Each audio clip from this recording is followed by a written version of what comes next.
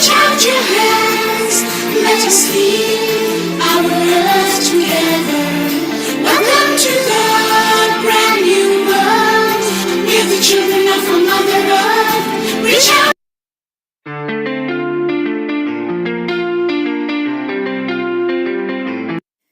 Global Namaste. Please join us this Sunday on a free global online episode, World Environment Day. Our Earth, our future.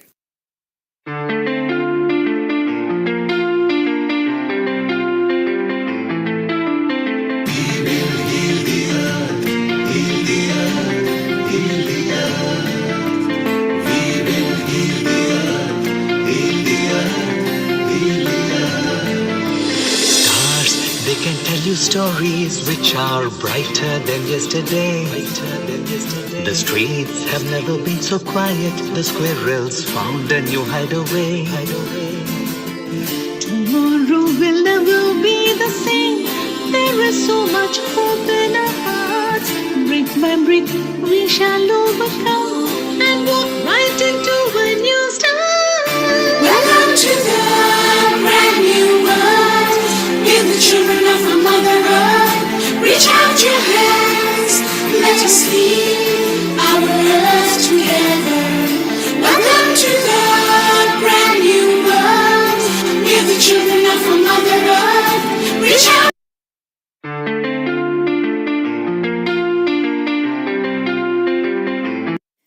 Global Namaste. Please join us this Sunday on a free global online episode, World Environment Day. Our Earth, our future.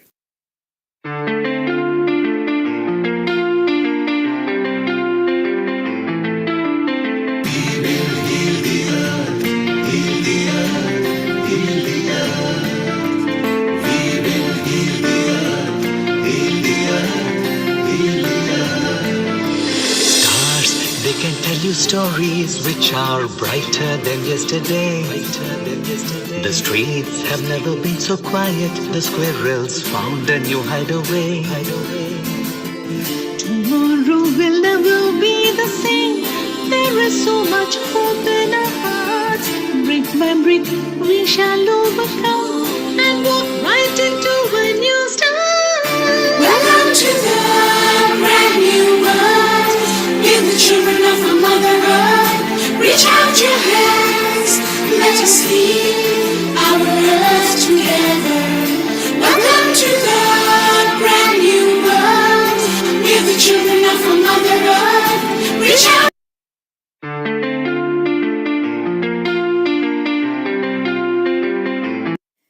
Global Namaste. Please join us this Sunday on a free global online episode, World Environment Day. Our Earth, our future.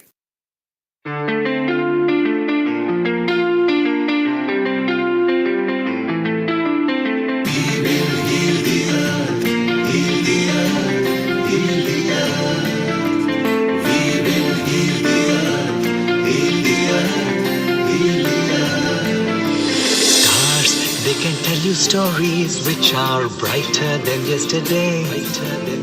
The streets have never been so quiet. The squirrels found a new hideaway.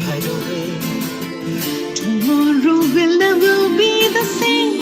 There is so much hope in our hearts.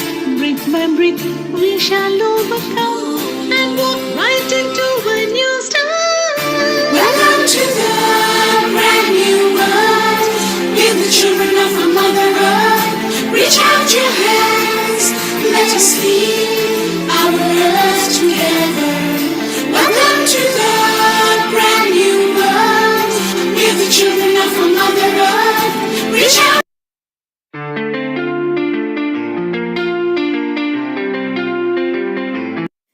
Global Namaste. Please join us this Sunday on a free global online episode, World Environment Day. Our Earth, our future.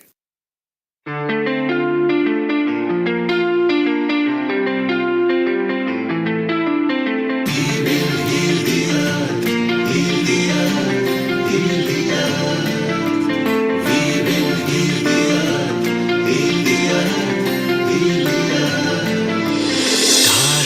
can tell you stories which are brighter than yesterday. The streets have never been so quiet. The squirrels found a new hideaway. Tomorrow will never be the same. There is so much hope in our hearts. Brick by brick, we shall overcome and walk right into a new start. Welcome to the brand new world. We're the children of a mother earth. Reach out your hands, let us lead our earth together. Welcome to the brand new world. We're the children of a mother earth. Reach out.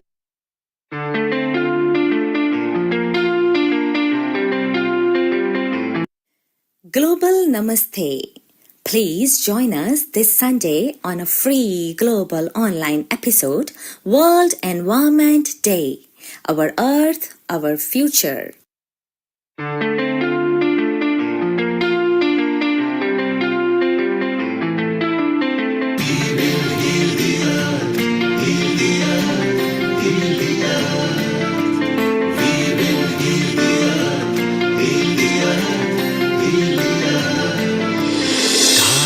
They can tell you stories which are brighter than yesterday. The streets have never been so quiet. The squirrels found a new hideaway. Tomorrow will never be the same. There is so much hope in our hearts. Brick by brick, we shall overcome and walk right into a new start.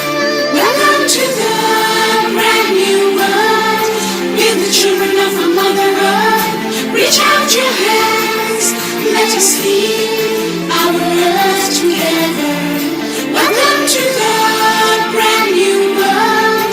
We're the children of a mother earth. Reach out.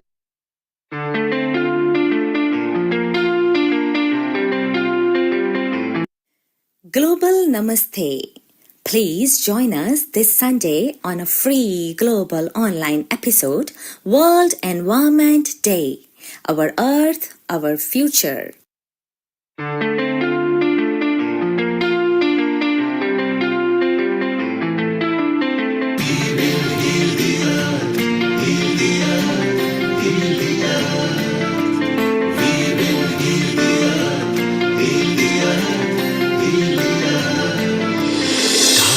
They can tell you stories which are brighter than yesterday.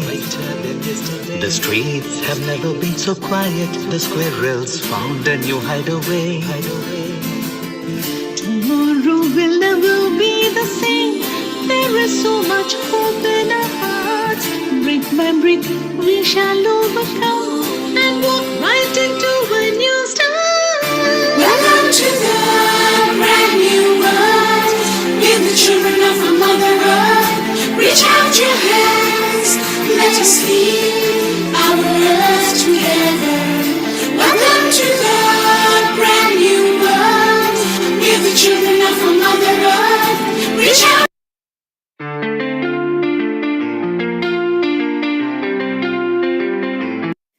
Global Namaste. Please join us this Sunday on a free global online episode, World Environment Day. Our Earth, Our Future.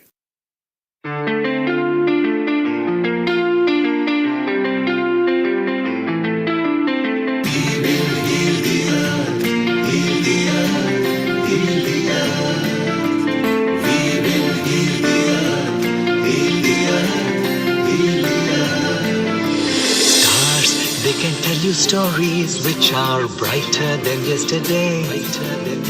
The streets have never been so quiet. The squirrels found a new hideaway. Tomorrow will never be the same. There is so much hope in our hearts. Brick by brick, we shall overcome and walk right into a new start. Welcome to the brand new world. We're the children of a mother earth. Reach out your hands, let us lead our earth together. Welcome to the brand new world. We're the children of a mother earth. Reach out.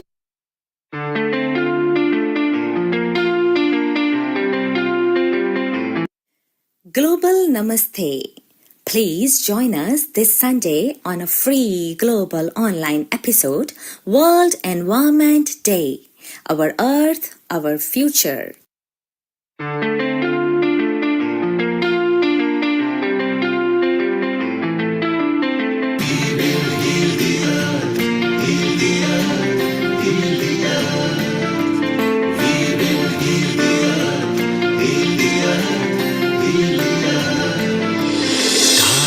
They can tell you stories which are brighter than yesterday. The streets have never been so quiet. The squirrels found a new hideaway. Tomorrow will never be the same. There is so much hope in our hearts.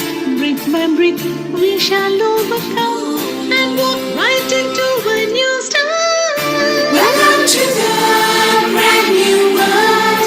Give the children of our Mother Earth. Reach out your hands. Let us heal our earth together.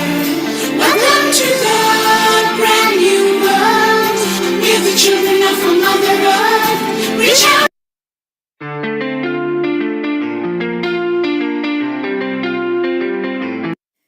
Global Namaste. Please join us this Sunday on a free global online episode, World Environment Day. Our Earth, Our Future.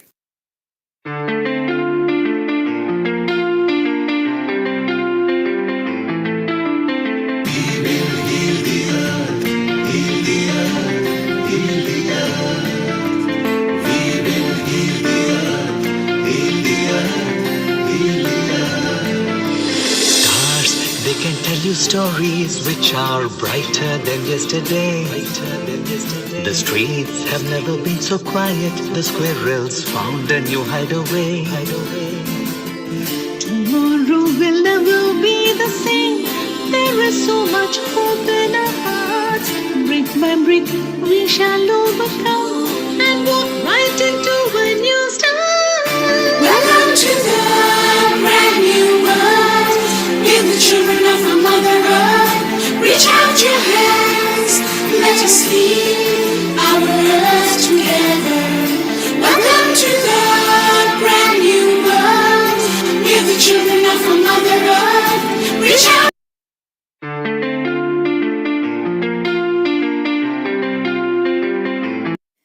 Global Namaste. Please join us this Sunday on a free global online episode, World Environment Day. Our Earth, Our Future.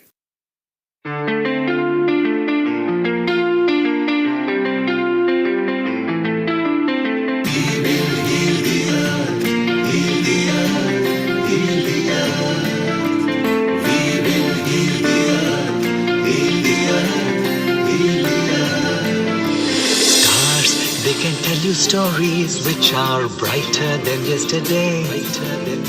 The streets have never been so quiet. The squirrels found a new hideaway. Tomorrow will never be the same. There is so much hope in our hearts. Brick by brick, we shall overcome and walk right into a new start. Welcome to the brand new world. Give the children of our Mother Earth. Reach out your hands.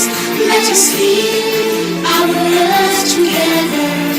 Welcome to the brand new world. Give the children of our Mother Earth. Reach out.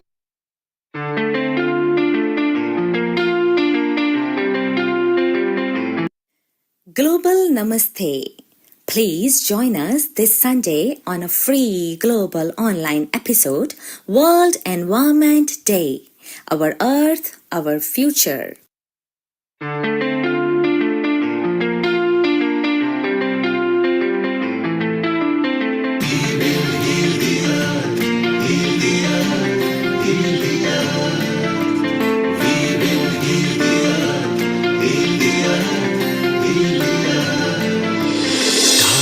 They can tell you stories which are brighter than yesterday. The streets have never been so quiet. The squirrels found a new hideaway. Tomorrow will never be the same. There is so much hope in our hearts. Brick by brick, we shall overcome and walk right into a new start. Welcome to the brand new world. We're the children of our Mother Earth. Reach out your hands, let us lead our earth together. Welcome to the brand new world. We're the children of our Mother Earth. Reach out.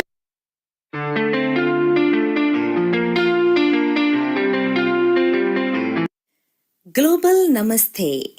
Please join us this Sunday on a free global online episode, World Environment Day. Our Earth, our future.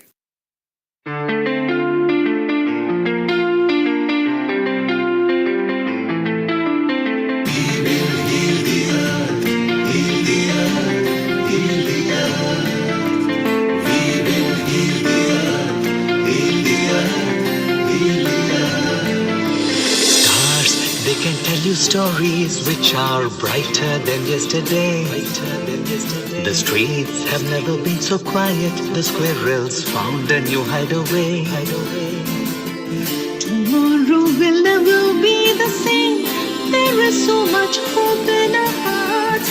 Brick by brick, we shall overcome and walk right into a new start. Welcome to the brand new world. We're the children of our Mother Earth. Reach out your hands, let us lead our earth together. Welcome to the brand new world. We're the children of our Mother Earth. Reach out.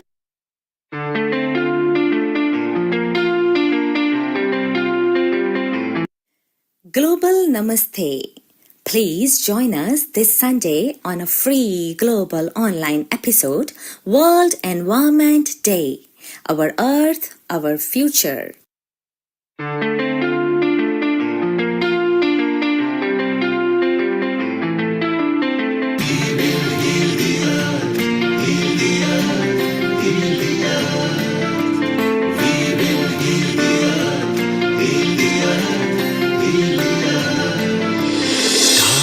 They can tell you stories which are brighter than yesterday.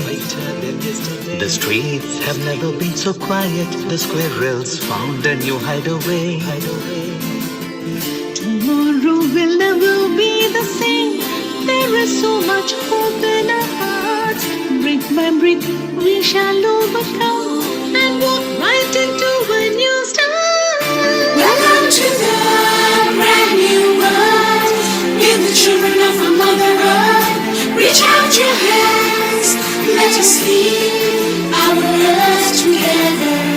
Welcome to the brand new world. We're the children of our Mother Earth. Reach out.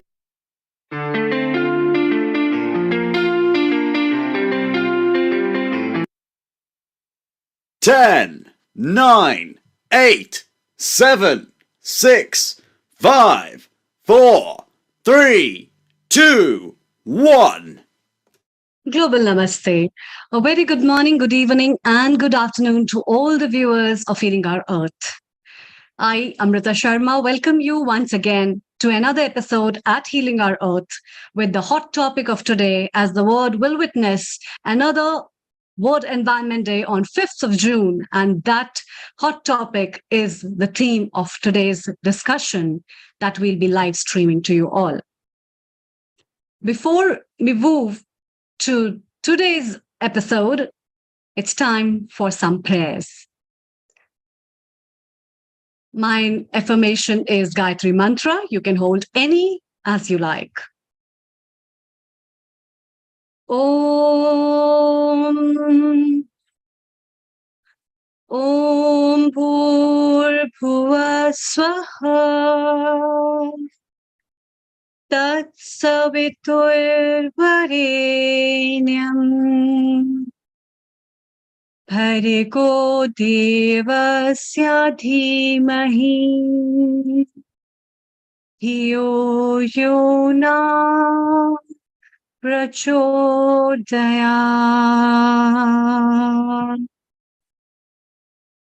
Om Bhurbhuva Swaha Tatsaviturvarenyam Bhargo Devasya Dhimahi Dhiyo Yo Na Prachodayam. Om Bhurbhuva Swaha Tatsaviturvarenyam Bhargo Devasya Dhimahi Dhiyo Yo Na Prachodayam. Om Shanti Shanti Shanti.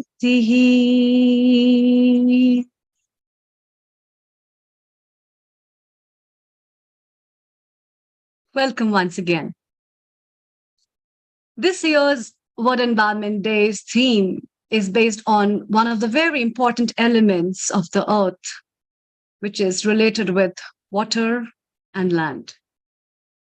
And today's episode is specifically based on finding out solutions, on working up strategies, combating up new ideas, and brainstorming on what better we can do for prevention of desertification, for building up drought resilience, and also how well we can restore our Mother Earth.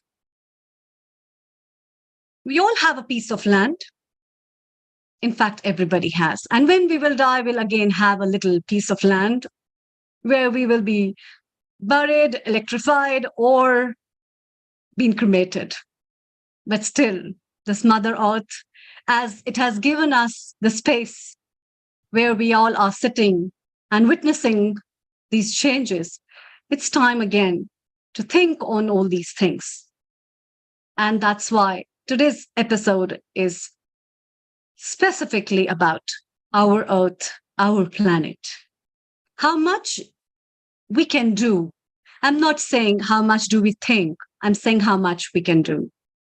It's very important to do karmas.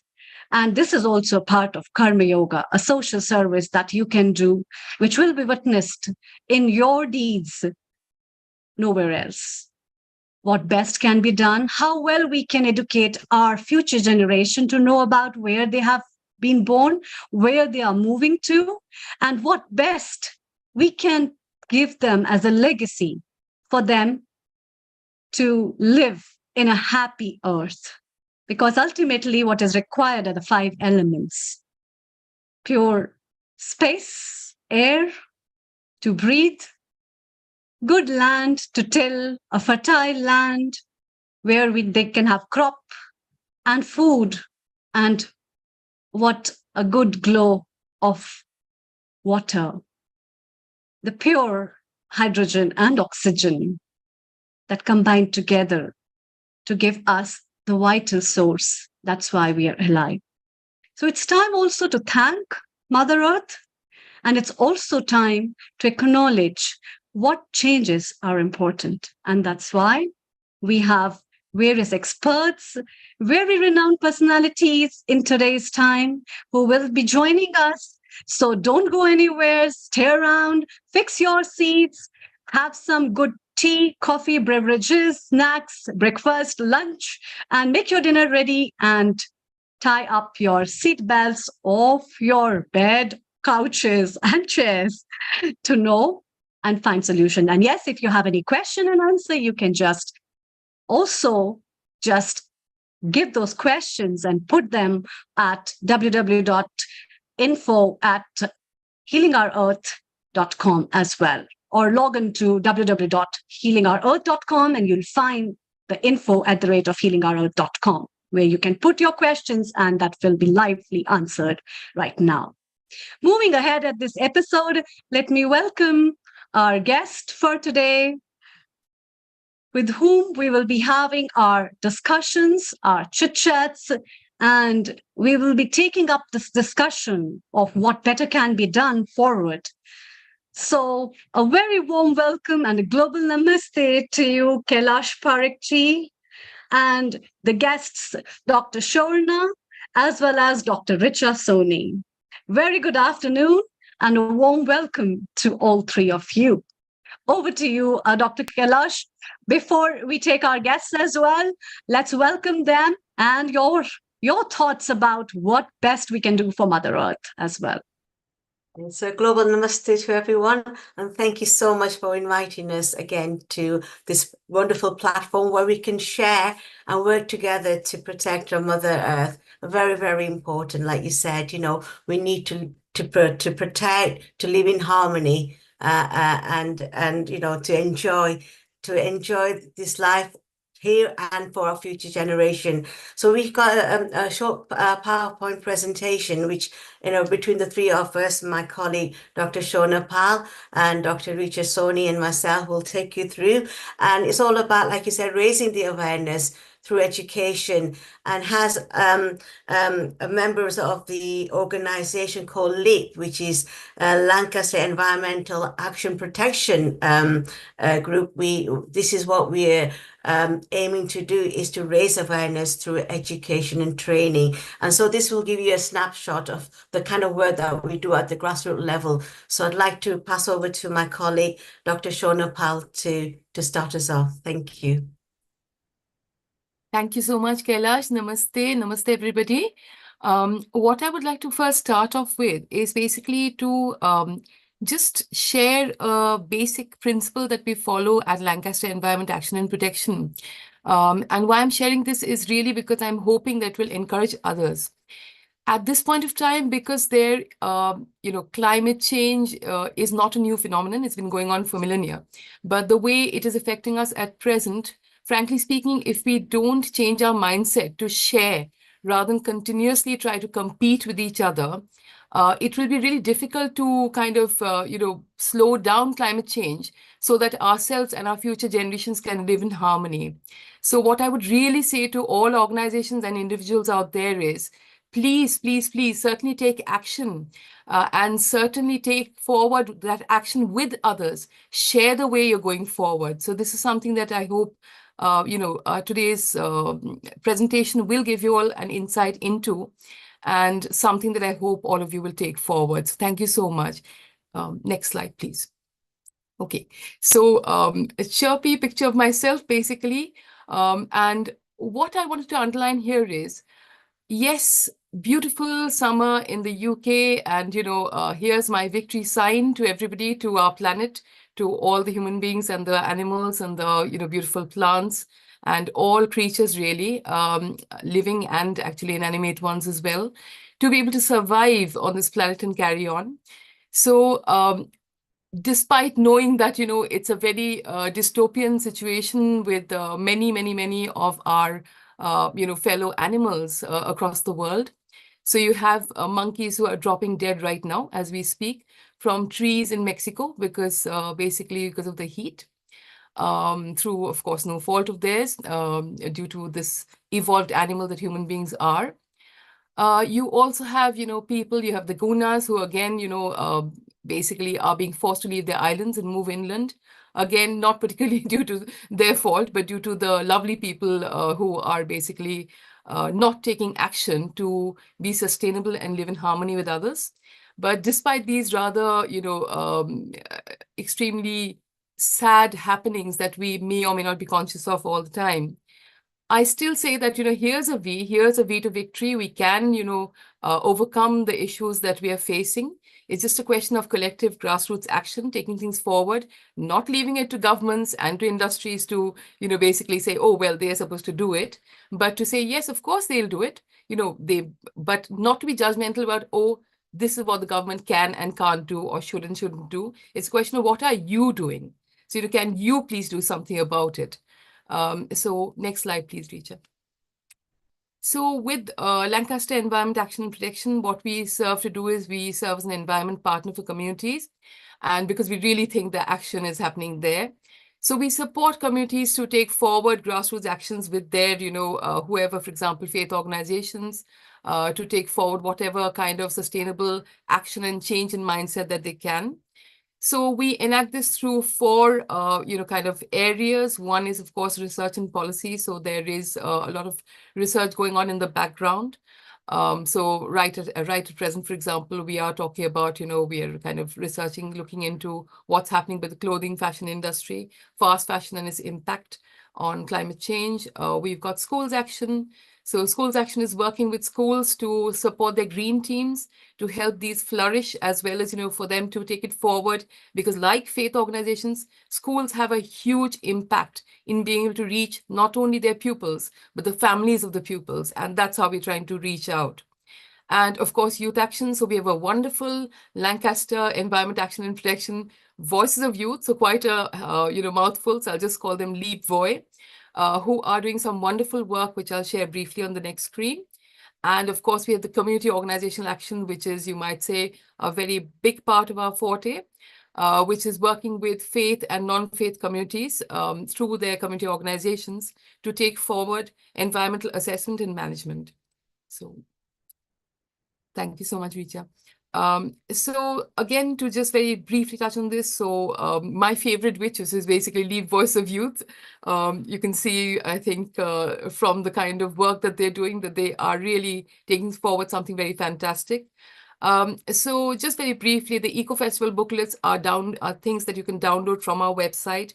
And our website is there at the bottom of the slide. So please do go ahead, share them as widely as you like, because as I was saying, this is not about competition, this is about sharing. And what these do is basically anybody, any person, any child, along with their family, even very young children, can take forward the activities in these festival booklets to celebrate festivals very, very, very economically and very, very, very sustainably. So that's something that we're particularly proud of. Of course, we have other, partnerships with UNESCO and with the Art of Living. And, we've had some wonderful national sustainable quizzes, which have been spearheaded by the Art of Living. And we've worked alongside with them, where our Lead Voice of Youth have basically been a part of that.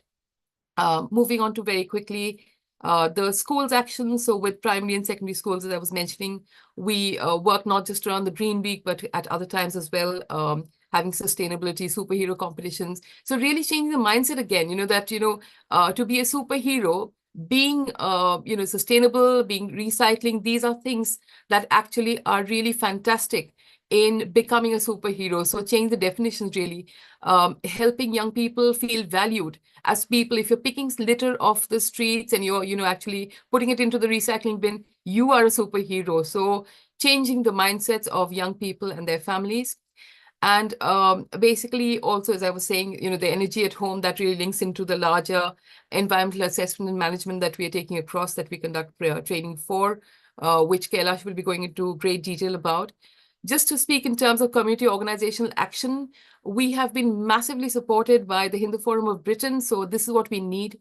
We can, certainly cough up the goods. We can make these wonderful toolkits, but unless community organizations take it forward, they're not going to go very far. And the Hindu Forum of Britain, basically led by President Mrs. Trupti Patel, has been massively supportive in, rolling out this environmental assessment and management training across to, many, many temples and organizations. So to take forward, look at their activities, celebrate what they're doing well already, and take forward or think about what other activities they can do. Again, the toolkit is absolutely something you can download free of charge from our website. Again, it's about sharing and not about keeping all the goodies to ourselves. You can always come up with new and good ideas to, take it further forward. You don't need to compete. And I think basically with that, I'll kind of wrap up. There's also some exciting stuff going around with Preston City Council with the climate jury that Dr. Parekh served on very recently. But I'm not going to go into all the, LEAP actions, because I think at that rate, we won't leave space for others to speak. So handing over, I think, Richa, I think the next slide is straight onto yours, probably, to Dr. Richa Soni. So a very wonderful, director who is an environmental engineer, and she will speak to you about climate change and why it's so important to all of us. Thank you so much. Namaste. Thank you, Sharna, and namaste, everyone. Quick introduction. Thank you for that, Sharna. So my name is Richa. I'll not go into much details about that. I would like to talk today about this year's Environmental Day theme and some action points from COP29. The purpose of Environment Day celebration is to raise awareness and promote environmental conservation. Now, this year's theme is land degradation, the restoration, desertification, and drought resilience. So all this bad things, maybe degradation, desertification, and droughts, why this is happening? I think this all is happening because of some human-led activities. And what we need to do is we need to stop them and stop actually the drivers which are causing that. Stop deforestation, reduce the waste, reduce pollution, because all these activities are actually leading towards climate change. I would say a lot of awareness is ongoing and people, they know what are the harmful effects. But at this point, in my view, what we need is to counter the climate change. So awareness is there, people are doing it, but now is the time to actually act. And for actions, we need to change our habits. We can't turn the time, we can't undo what has been done, but what we can do now is actually change our habits, because it is possible to restore the lands, undo what we have done, at least reduce the effects. But all this can be done if we have the urge to tackle to the climate change and have an urgency to understand that we need to change our habits. So some of the highlights from COP28 is that phase out the fossil fuels, enhance the global efforts. And I think here is when I talk enhancing the global efforts, and a very right way when Shona said that we should not all rely to governments, industries, what they are doing, but I would say every step count and every person matters. So all we should give is what is our contribution to bring this global change. We need to take the actions and see how we can help in nature conservation, think of practical solutions, share with our communities, and then find out how those ideas can be implemented. Now, as Sharna has already touched base, and Kailash would later on talk about LEAP's initiatives, I would like to point out that we at LEAP have got onto the job of playing our role and getting this work to counter climate change, roll further. We partner with communities across the UK to take small steps to bring this bigger change in people's habit and working towards countering climate change. And I'm sure that as we grow, our bigger strides will be visible to entire world. So we at LEAP are working towards having those ideas, those implementations where we can interact with communities, bring out that change. And I would like to hand over now to Kailash to talk about LEAP's recent work and initiatives in which we have tried to collaborate and work towards countering climate change by introducing a new toolkit for organizations. Over to you, Kailash. Thank you so much. Thank you, Dr. Richa. Thank you so much. So as you all know, my name is Kailash Parekh, and I'm one of the directors on the LEAP as well. And we work very closely with the Hindu Forum of Britain. So next slide, please. So I'm going to talk about the Environmental Assessment and Management Toolkit, which is part of the training that I mentioned earlier. As LEAP, we try to raise awareness through education training.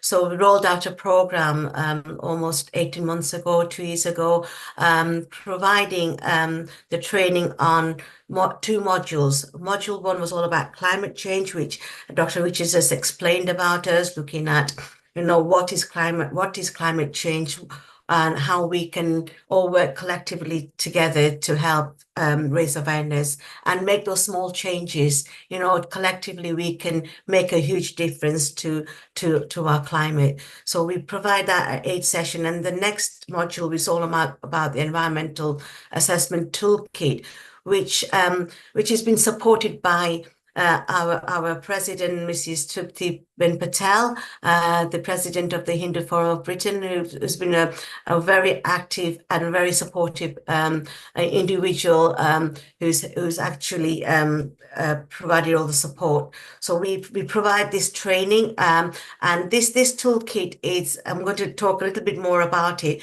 but it was actually designed by our co-director and founder of LEAP as well, Dr. Shona Pal. It is her brainchild, and it's a very wonderful toolkit where it's a live living document. So and it includes a versatile environmental assessment and management plan, which comes with the detailed guidelines, including understanding and formulating environmental policy from the plans, which I will explain more about in my next slide. So what is the impact of this grassroots climate action enabled by the Hindu Forum of Britain and supported by the LEAP? So temples all over the UK will start to use this environmental assessment toolkit. And it's basically to help us to look at the good practices that's already happening within our places of worship and how we can improve that. And it's a document that helps us to then focus on what we need to do, basically, what's happening and how we can make those small changes. So it's like I said, it enables us to reflect. So next slide, please. Sorry. So it enables places of worship to record the good work that's already taking place to protect our environment, and to make a plan of what to do more. And like I said, it's a living document, so you can change the plan when you need to. So it's live and it's flexible and it's a working document. You can take it anywhere, anywhere in the country, in the world, actually, and it's still a working document. And it prepares, all the committee groups to work together. And to also prepare ourselves for any climate emergencies. So again, I'll be talking about the climate emergency plan as well in my next slides. Over to you. So as you can see on here, this is the actual form. It's a very user-friendly form, and what it is, it reflects on and identify each aspect of your own organization's working and the use of premises, interaction with the community. For example, if you look at some of the points here, it says it looks as to reflect on how the temple, priests, staff, volunteers, devotees, patrons, and other visitors interact with each other, in the community space.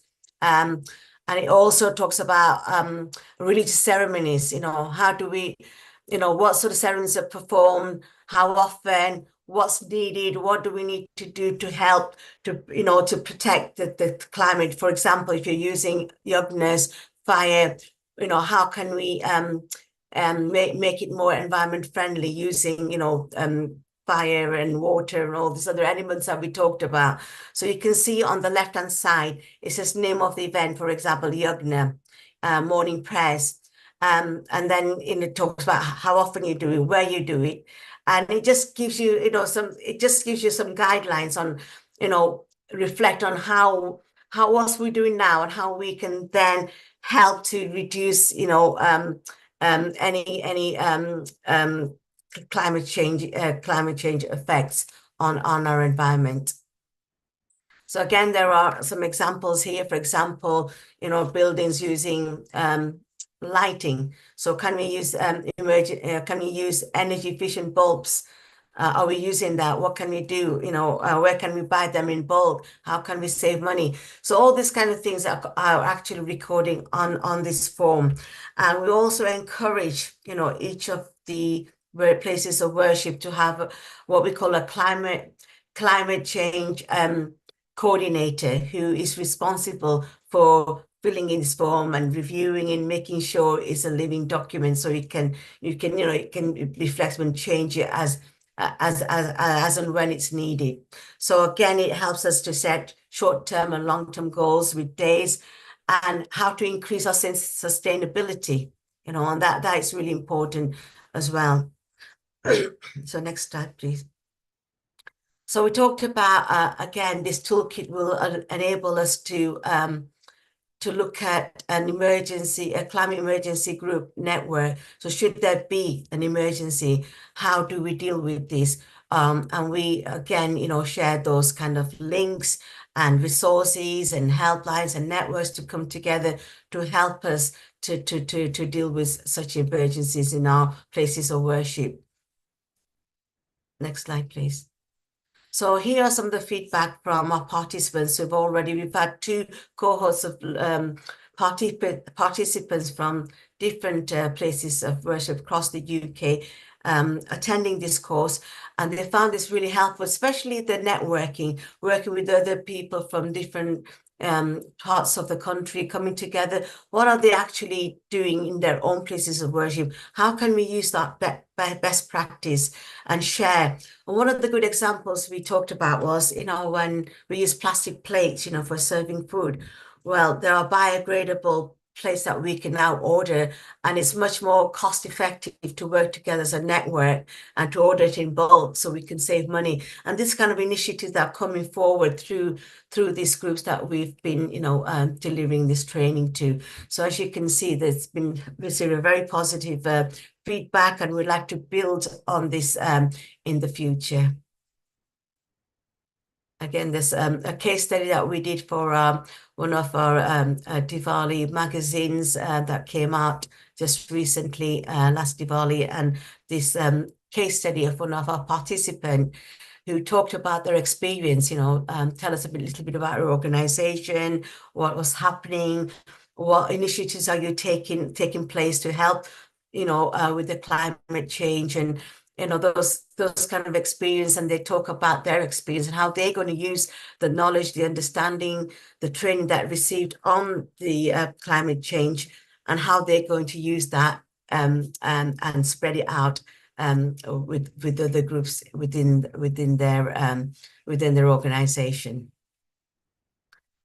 So I hope that, obviously this today's presentation motivated you, and hope that you can all start using the environmental management toolkit. It's free of charge, like Dr. Shona said. It's on our website. You can download it. It's easy to use. It's user friendly, and it'll help you to sort of reflect on what's already happening within your organization and what more can we do as an organization and work together as a team to protect our mother Earth. So thank you for listening.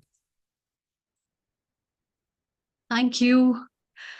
You have been doing a lot of work, in fact. So first of all, congratulations from all our Healing Our Earth family for such a wonderful thing. And in fact, from my point of view, Kailash, I think this is also one of the very important things, that the spiritual angle of thinking in every religion or every part of the society, and the norms and rituals people follow, and how does that impact the environment. We always think about the inner environment at that time in terms of spirituality, and wondering the God will bless us if we'll be having all these things. And there are a lot of rituals which have bigger sense. But it's time to think on what changes are important as per the present generation of when we are heading towards 22nd century. And we are thinking about what are we left with. So age-old traditions, age-old rituals need to be managed up in a better way to think about how we can make our Mother Earth and the God happy both at the same time, because it's all about working on a lot of things. So the kind of researches you have been taking is a wonderful start, and I think it needs a lot of other coverage in various universities and research centers worldwide, where these kind of things and topics must be taken over to measure what best can be the apt solutions for that. And it's time. We have Neil Kumar over here, our founder and director. Let's hear from him before we take up the comments from all of you. Over to you, Neil Kumar. Very global namaste as well. A global namaste to you, Amrita. You're doing a sterling job as usual. Kailash, Dr. Shona, Dr. Richa, how wonderfully you presented the outreach that you're doing, particularly providing a free toolkit. So there are questions that people would want to ask a bit later. What we are going to do now just in a while, over the next 10 minutes, we're going to bring Charles over here. He is also involved in something that he's going to tell us a bit more about for over the next 10 minutes. Then we are going to go back to the LEAP group, and we want to know more, particularly also our integrated health lead, Rajiv, who is from North, and our Oman representative here, Sai Chitra Narayan. So we'll have a discussion and how we can share this toolkit, like how Shona and Richa said. It's not about competition. It is just sharing with you. And that's what Healing Our Earth likes. Free share, free education, unite, love, and liberty. So stay around, ladies, digest yourself, have your cup of tea and something. We'll be back with you. And over to you, Dr. Amrita Sharma. Let's bring in Charles. And Charles is our regular contributor over here. So over to you, Dr. Amrita and Charles. Thank you, Neil Kumar. Warm welcome and a global namaste to you, Charles. A very good afternoon. I can see all greens around you, which is really lovely to see, in fact. But from just mere wallpapers and the screen share backgrounds, it's important to bring them on board practically as well. So, Charles, please tell us about yourself. And I can also see something written as Fly Greener. It's that Instagram page at the rate of no CO2. Wonderful. Over to you. Over the 10 next minutes, we have you. Please tell us more about yourself and Fly Greener. Thank you. Thank you so much, Amrita. Thank you. A big welcome to everybody. I'm really pleased to have this opportunity to speak with you all. So I'm here in the UK near London, and maybe today we've actually got the first day of proper summer. I mean, after all, it is June, but it is the UK, so anything can happen with the weather. So because it's so sunny, this is a great time for everybody to think, well, summer is here, therefore we need to think about holidays, going away, going on holiday, and me too, right? But air travel, whether you're traveling near or far, I think these days we all have a worry in the back of our mind about what's going on. We have a nagging worry, which is, we know that air travel creates CO2 emissions, which causes harm to our planet, to other people, and to other living beings. And this is on the news all the time. So basically, what can we do about this? What can we do about the problem of the CO2 emissions that we create? So I started thinking about this problem a long time ago now, and in 2015, I really got more interested in this and decided to, it was then I decided to do something about it. But the reason is that what's happening, and we can now see it just over the last 2 or 3 years even, we're seeing it much more. It's all over the news. So what's happening is that the CO2 emissions we're all creating are creating global warming. And the way this manifests in parts of the world, it manifests in heat, drought, fires, floods, worse hurricanes, and particularly frightening is melting ice and rising sea levels. Now, in the UK, you look out the window and you think, well, there's not too much happening here. It seems okay. But the point is that in other countries in the world, and I know that in India, you're getting crazily high temperatures of 50 degrees in places, 50 degrees centigrade. And this really means that people can't hardly go outside. People certainly can't work. So it's a big problem for us all.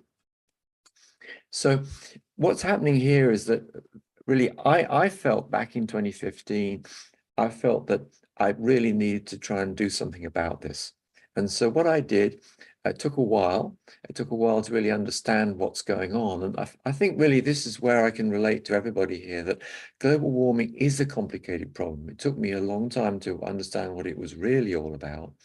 And after that, it was in 2018 that I finally got around to launching No CO2. And No CO2 is about planting trees. It's about making it easy for people to do something and take action.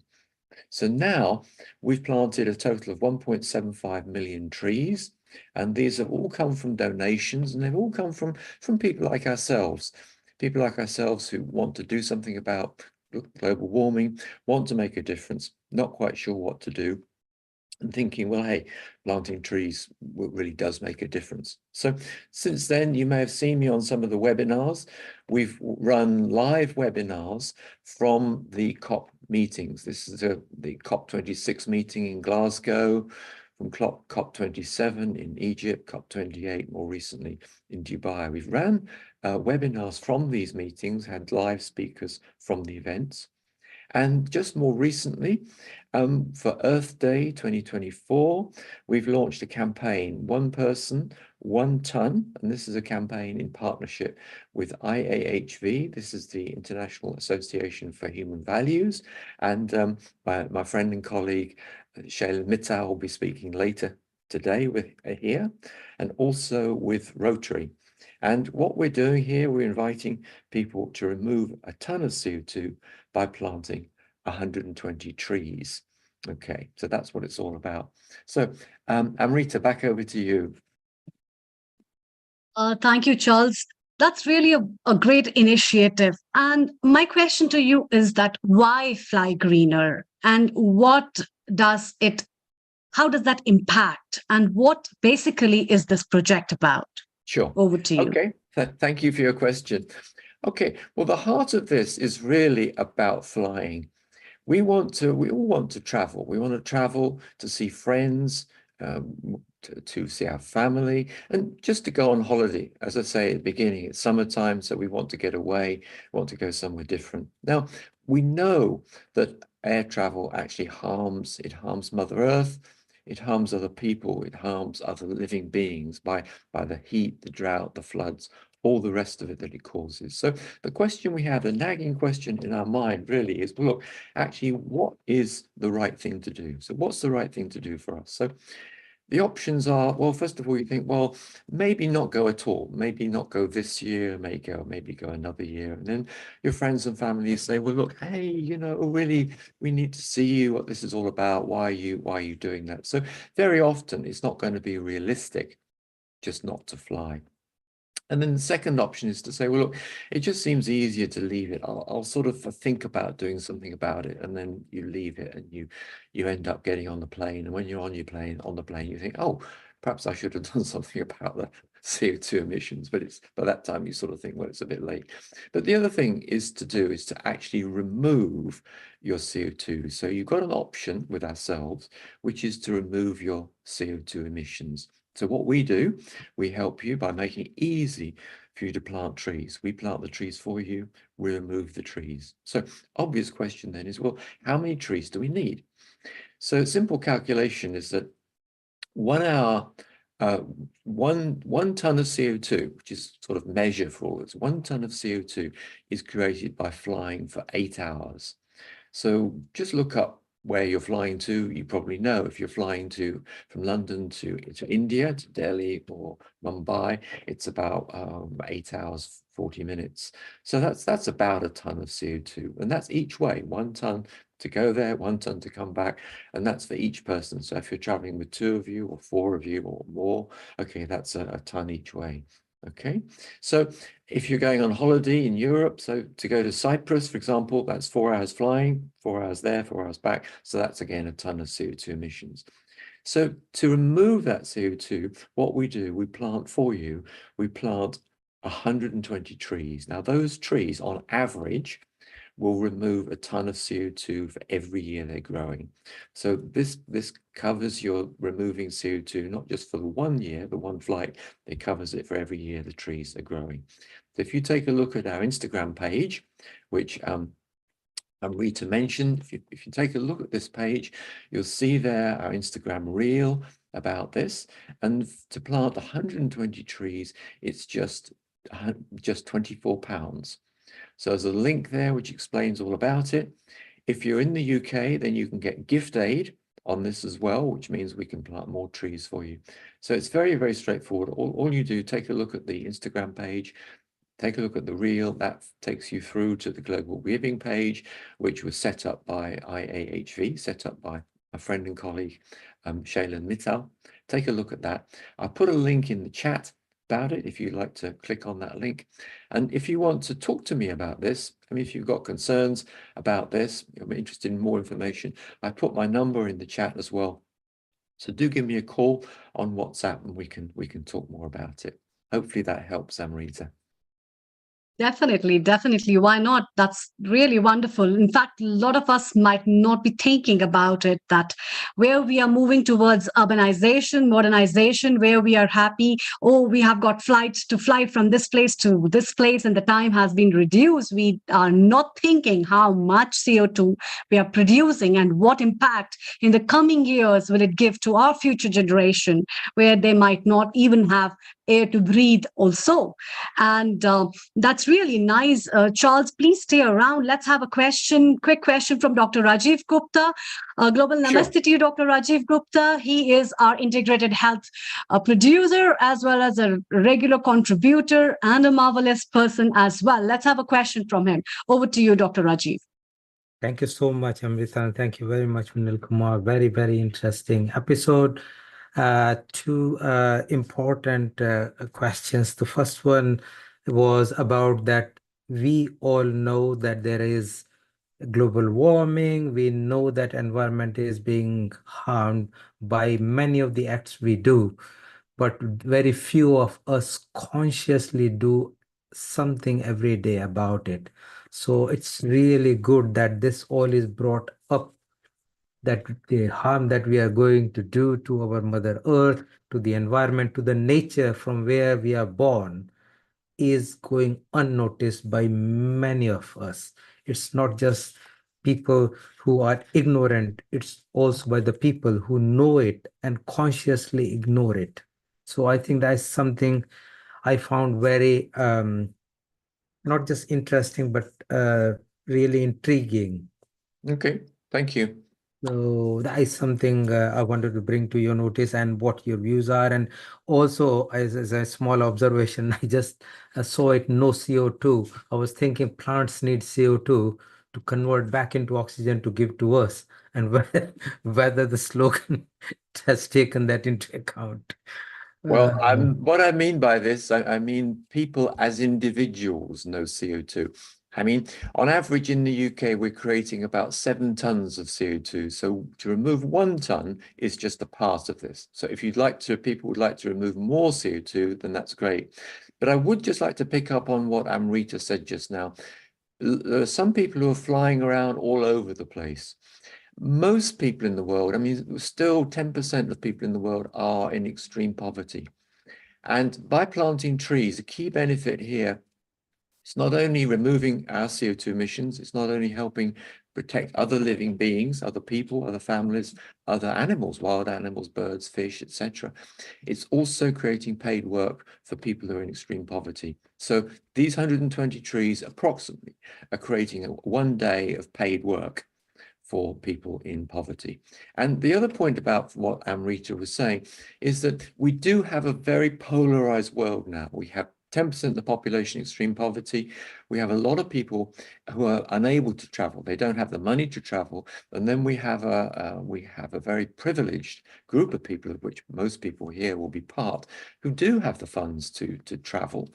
And where we are traveling, a key point for me is that really out of fairness to those people in the world who don't have this, who are basically, very often the subject of the problems that we're creating, which Dr. Gupta talked about, it's really only fair to do something about it. And this applies to so many of the things we're doing which damage the planet. So I'd really just like to put on the table the option for everybody of making a difference by planting trees, going through the links here. And big thank you to everybody here for giving me the opportunity to talk about this. Thank you, Amrita and Dr. Gupta, for your question. Thanks, Charles. Before you go, Yeah. I would like to just mention one thing, because we are bubbling hot in India. To be very honest, what is happening, everybody cannot afford air conditions. Everybody doesn't even afford a fan. And in India, we have got a lot of trees, especially the banyan tree, the peepal tree, where there is already a tree and they have built a concrete around for people to sit. And people have, through community service, put earthen pots for people to rest under the shade of the tree, which is considered to be much cooler. And it brings up a cool breeze. It gives good oxygen, as well as a feeling of a being in a very brighter way, which not at all anything can reverse back. And that's what is the primary solution that people are finding out. And you can see how people gathered by the evening when the sun sets over there, chit-chatting and relaxing and thanking God that we are under the shade of the tree. And Perfect. therefore, this also gives a very clear importance of planting trees and having all that around us. Also, very big thanks to you and a great initiative of Fly Greener. Before you fly somewhere, please think about Charles, what he has been saying, or if you get time, space anywhere, and you have land, please plant trees. That's a very big, a huge message. And travel with safety and plan your trip accordingly. That's very important. And let's take up a quick comment from Neil Kumar, our founder and director, and move around with to Oman, as well as with Dr. Richard, Dr. Shona, Kailash, as well as to Uganda. Over to you, Neil Kumar. Thank you. Thank you, Amrita. Charles, thank you very much for yet another initiative from you. You keep on flying, and as you take off, we wish you all the best. You are in a private Zoom room. The audience is in website, YouTube, Twitter. So if you could send your flyer to Vaishali and Amrita, we can put it on a social media. Here it's only the people who are contributors who are talking. So if you could send your flyer, let's make it viral on the social media so we get better exposure. Charles, thank you very much, and we'll see you shortly in some other episode. Thank you. Thank you, everybody. Thank you. Thank you, Charles. Thanks And for what we'll coming. do now, Amrita, what we'll do, Rajiv has got a comment, and as has Robert from Uganda. So we will bring them, and we want to go back to our LEAP organization because, they are offering toolkit and it's free. And we want to take a comment from Sai Chitra Narayan, our Oman coordinator there. Global Namaste, Sai Chitra ji. You were listening very intensively what the LEAP ladies were talking about. What are your comments? Global Namaste to everyone. I'm very happy to share one beautiful thing. Got around 300 students in my nursery, and we made each one of them to plant one sapling. And we had poster making competition where around 300 children participated. One plant, one earth, one future. This was the topic, like each one of us, if we can plant one, we can save one. I just wanted to just share one small song on 5 elements, which we used to teach to all the children, like from kindergarten to 5th standard. So can I go ahead? Yes, please go ahead. Yes. Oh, space, dear space, how can I live without you? Oh, space, dear space, we pray and bow to you. Oh, air, dear air, how can I live without you? Oh, air, dear air, we pray and bow to you. Oh, fire, dear fire, how can I live without you? Oh, fire, dear fire, we pray and bow to you. Oh, water, dear water, how can I live without you? Oh, water, dear water, we pray and bow to you. Oh, earth, Mother Earth, how can I live without you? Oh, earth, Mother Earth, we pray and bow to you. Oh, God, dear God, how can I live without you? Oh, God, dear God, we pray and bow to you. Let's take care of this planet. Let's take care of Mother Earth. Peace, peace, peace, peace on the earth. Peace, peace, peace for all the universe. Love, love, love, love on the earth. Love, love on the earth. Love, love on the earth.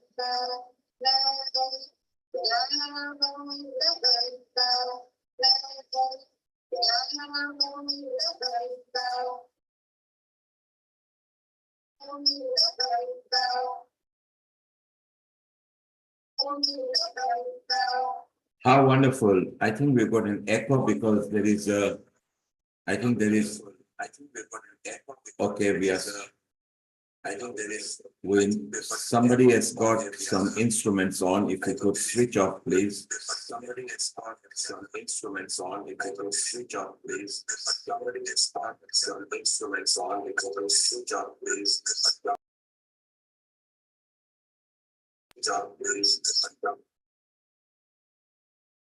Okay, Amrita, do you read me? Yeah, so that Yes. was Yes. that was beautiful from Saichit Raji in Oman. Yes. And Rajiv, you had a comment, and then we go to Dipti in Egypt.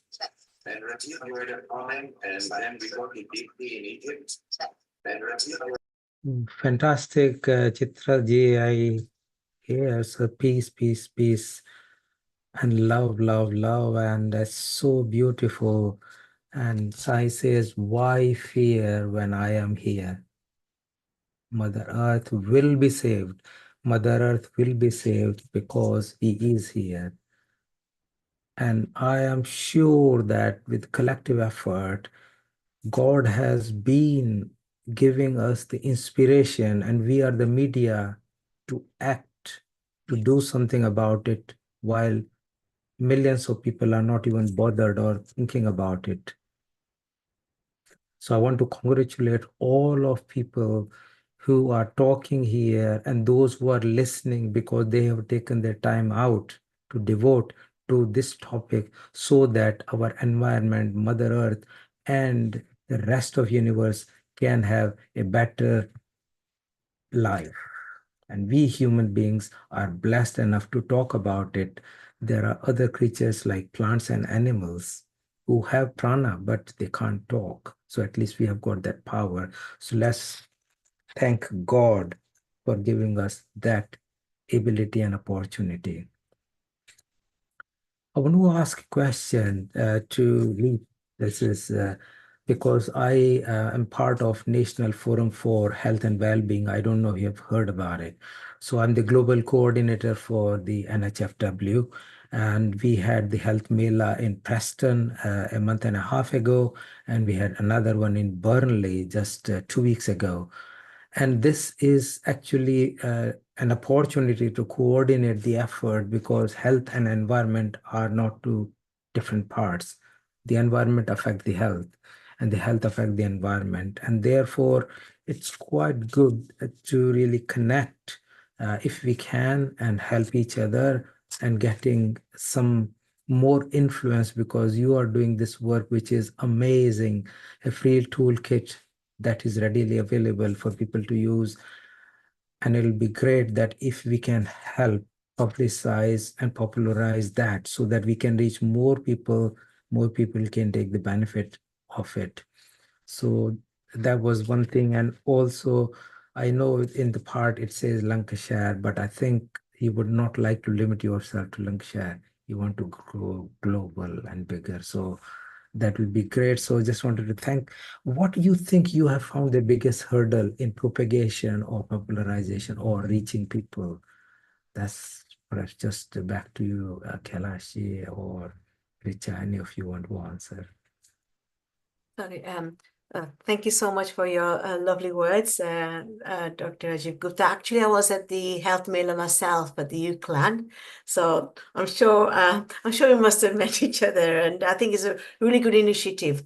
You know, we cannot separate health and environment. You know, it's so important. Everything, you know, we talked about the 5 elements: the water, the air, the fire. Everything plays a part, and as you know, those who study Ayurveda, that it's all about balancing those 5 elements within our own body as well as the environment. So I think health and environment go together really well. One of the hurdles, like obviously, our LEAP is doing our very best with the Hindu Forum of Britain to reach out to all the organization across the UK, and we want to raise the awareness.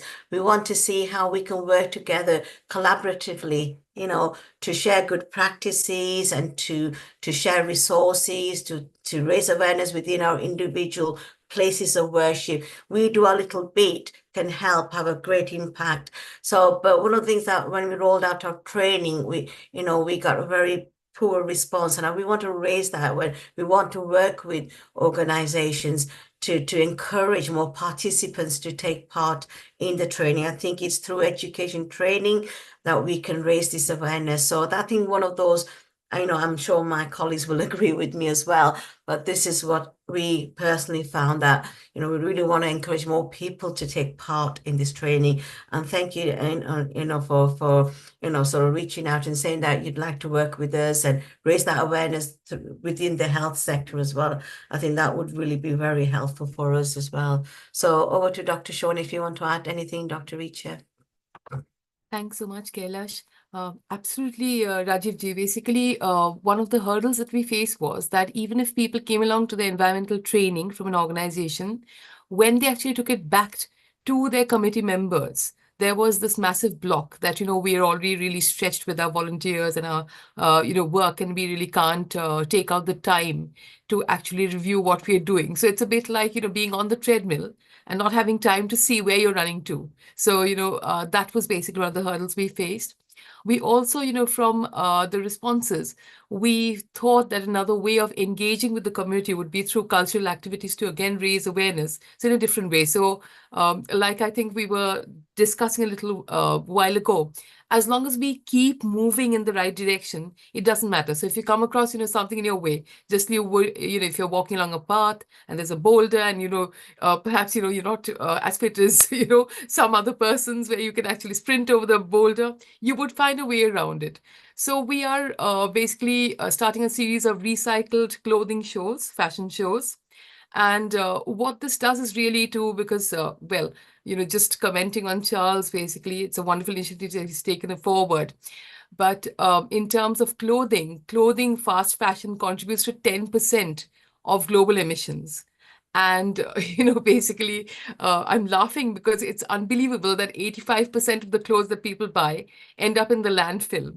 So it's just because of this completely strange mindset of, valuing the wrong thing. So again, coming back to basics. So we are kind of approaching the problem from different areas, taking the environmental, assessment and management, but having a little bit of a preamble by starting with the recycled fashion show and saying that, okay, you don't need to buy new things to be fashionable.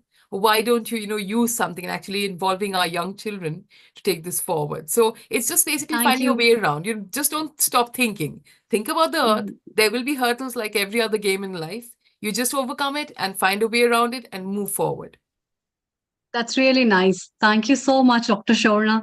It was a good input. Let's take up a comment from Dipti Kataria ji from Egypt, who is again a wonderful soul, a regular contributor at Healing Our Earth. And for over 2 minutes, can you, Dipti ji, please give your comments, and we call you again and we take over with Charlene and then bring you back again with all the panel discussions. Over to you. Global Namaste to everybody. It was wonderful listening to you all. Wonderful, knowledgeable people. It's always a pleasure to be here. Apart from whatever has been mentioned and said, there is something I want to, put my lines through is humans. I was just going across these lines. Humans literally means the word is coming from humus, and that means living soil. So we are living soil ourselves. And actually, if we talk about, if we just consider our civic issue, if you look after our civic issues, most of the issues, many of the issues would be resolved, like the basic pollutions, I would say, instead of, making leaps of things at particular places. If we look after our civic issues, things will be taken well care of. I was also reading rivers, if we look after well, can be reformed in few years, but we have to we have to think very seriously about the soil. We just have 80 to 100 crops left on this planet, which is like 45 to 60 years more left on this planet to grow crops, because soil is being destroyed so badly. As well as along with this, this, since in Bharat and elections are on, and every country elections are constantly on. So I always feel that ecological issues should be raised as an election issue as well. Along with this, as per our Indian culture or Indian Sanskriti, I would say, there's a word in Hindi or in Sanskrit, it means aparigrah, which is very much popularized these way by the name of minimalism. So I personally feel this is the only way towards the environment, save the environment. Everything else will fall into its places when everyone thinks and everybody starts to live as minimalistic life. And I mean, as one of the previous speaker was talking, the clothing issues, I've been to that place in Chile, there's a desert, Atacama Desert, where the piles of used and unused clothes are there, and they are creating big pollutions. I mean, I'll not talk about the pollutions because we have many experts here. I just want to say that we need to work hard on saving the soil. One of the speakers was talking that how many trees he has planted. This is the new way further. We have to start the vegetation in our planet. Otherwise, this land is going to, the biomass, I just wrote down this 80% of biomass insects have already been disappeared. And we are going to see a very painful and serious food crisis in coming ways. And only the powerful person or powerful country will have the food. You can think about it. I mean, how dangerous it sounds, how scary it sounds. Soil is not just producing food, it's also a carbon, it sinks the carbon. It's a big water soak. It's a basis for 35 to 40% of topsoil is basis for 80% of life on planets. So along with others, the vegetation and minimalism, which is aparigrah, is the next move forward. And at the same time, we always say we have been doing, somebody is doing, but nothing has been happening. I have so much faith in our culture and our transcripts. In Gita, there's a shlok called Karmanyavadhikaraste ma phaleshu kadachanam. Doing your job is only thing which is in your hand. What phal would come, leave it for the time to decide. So let's continue our work. Namaste. Thank you. Thank you, Deepti ji. Stay around. And we'll have your comments again. Let's move over. It's time to welcome another guest from UK. A very good afternoon to you, Shailene. Global Namaste. Global Namaste. Thank you, Amrita ji, for having me over. And thank you, Neil ji, for the opportunity. Thank you very much. What have you lined up for us today on this topic of World Environment Day with the theme of land restoration and drought resilience? Over to you for over next 15 minutes. Thank you. Thank you. So I'm going to speak about tackling poverty and global warming through volunteering and Seva project. So before jumping into that, quick introduction of myself. During the day, I work for HSBC Bank as part of their wholesale risk compliance. And I'm also part of the bank's climate action committee. My second hat I wear is I'm the board member for 13 years for International Association for Human Values, which is a global nonprofit that has service projects around the world. They're all humanitarian service projects for community intervention. They are based on volunteering and for uplifting human values such as compassion and love and respect. I'm also a trainer for Art of Living Foundation for individuals, for Sudarshan Kriya, for courses and all of that. Personally, I have a 14-year-old daughter. I live in London in Uxbridge with my wife. My hobbies, I like to write poetry when the emotion gets intense. I also collect different kind of coins, and I facilitate climate fresque workshops, which is the science of climate change. and I'm passionate about restoring and uplifting human values in the society. Yeah, so that is in a nutshell, but we're going to jump into what is our organization, International Association for Human Values, doing and what it can offer to the audience, yeah, in terms of climate change and global warming. So would I be able to share my slides? Okay. Actually, my partners in green crime have already spoken here. Charles Appleby, I think Stephen Severus was also here, no? And Dr. Shorna as well. Are you able to see the screen?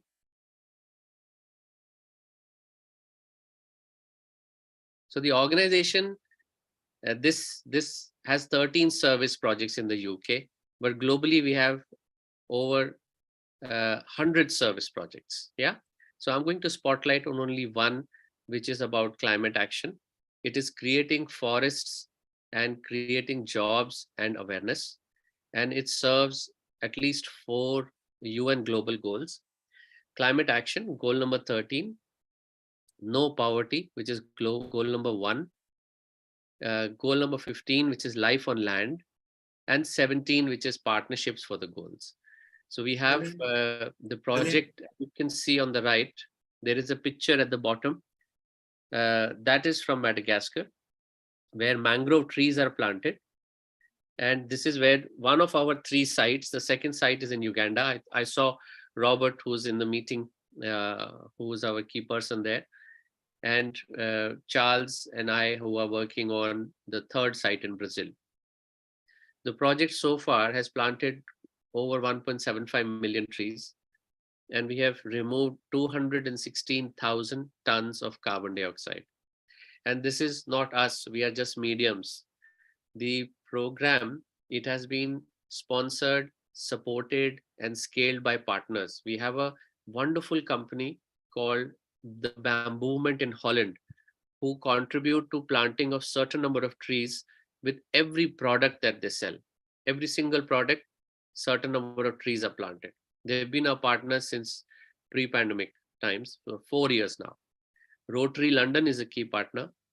We have generous donors, and we have done initiatives with British Hindu Foundation and LEAP with Dr. Shorna Paul, who was speaking a few minutes earlier. We organized green quizzes for the children. So children put the quizzes together, they moderated it, and children participated. In terms of tree planting, I think Charles already spoke about this. Our project is one of the most cost-efficient projects, reforestation projects of the world. 20p, so £1 plants 5 trees. And if you go to NSPCC or some other organizations, their costs can range between £2 to £5 for 1 tree. And the campaign 1 ton, 1 person that Charles spoke about plants 120 trees. So I'm going to move on, but every slide has got my contact at the end, my mobile number, as well as the email of the project. The main thing that we want to foster and offer to the audience is to volunteer their time and skills. We all have spoken about how important it is and how many more people need to get involved, and we offer the perfect platform for people to volunteer. So besides tree planting, our second initiative is this climate change book. As you can see, that picture on the bottom right is me and other Art of Living volunteers and teachers distributing. We went from school to school before the COP26 Glasgow hour started. Early morning, we would be at schools at 8 a.m. We would give them the books. These books are in 4 languages. And this book is the complete piece of education on climate change. It talks about causes and effects, all the science terminology, what happens, what are the solutions. So it really makes children aware and empowers them. When there is awareness and knowledge, they are able to do more and tackle eco-anxiety a little bit better. So we would invite any of you who are linked to schools to help distribute these books. It's a wonderful resource which we have invested in the last 7-8 years. Every year it is updated. So we print a new edition of it. There is also a digital edition, so we use less paper. Rotary has been a wonderful partner in that. I'm going to quickly jump to the 1 person, 1 ton, but Charles has already spoken about it. And Dr. Hani Kalaria, who's been a key contributor, she used to be a presenter here. She is she as a partner. Rotary is a key, one of the 4 organizations in this campaign. And Saving Our Planet from France, and Charles Appleby, who spoke earlier. 4 organizations have come together to run this. So whether it is Fly Greener or Drive Greener, the idea is let us remove the carbon dioxide as our footprint is created, right? So we are also spotlighting this on actual World Environment Day on 5th of June on Wednesday. We are running 2 sessions at 5 p.m. and 8 p.m. You're welcome to join, and I'm happy to circulate the details for those who would like to listen in. We are going to focus more and more on these campaigns, how more people can get involved. Yeah. Any questions thus far? I'm happy to, only I've been speaking. I thought I'll take a little break. Okay, so we press ahead. I'm a facilitator for this workshop called Climate Fresk. It is based on the IPCC's Science of Climate Change, which is IPCC, for those of us who don't know, is the UN body of 2,000 independent scientists. It expands as Intergovernmental Panel on Climate Change. And this workshop, it's basically a game of cards. There are 5 rounds in it.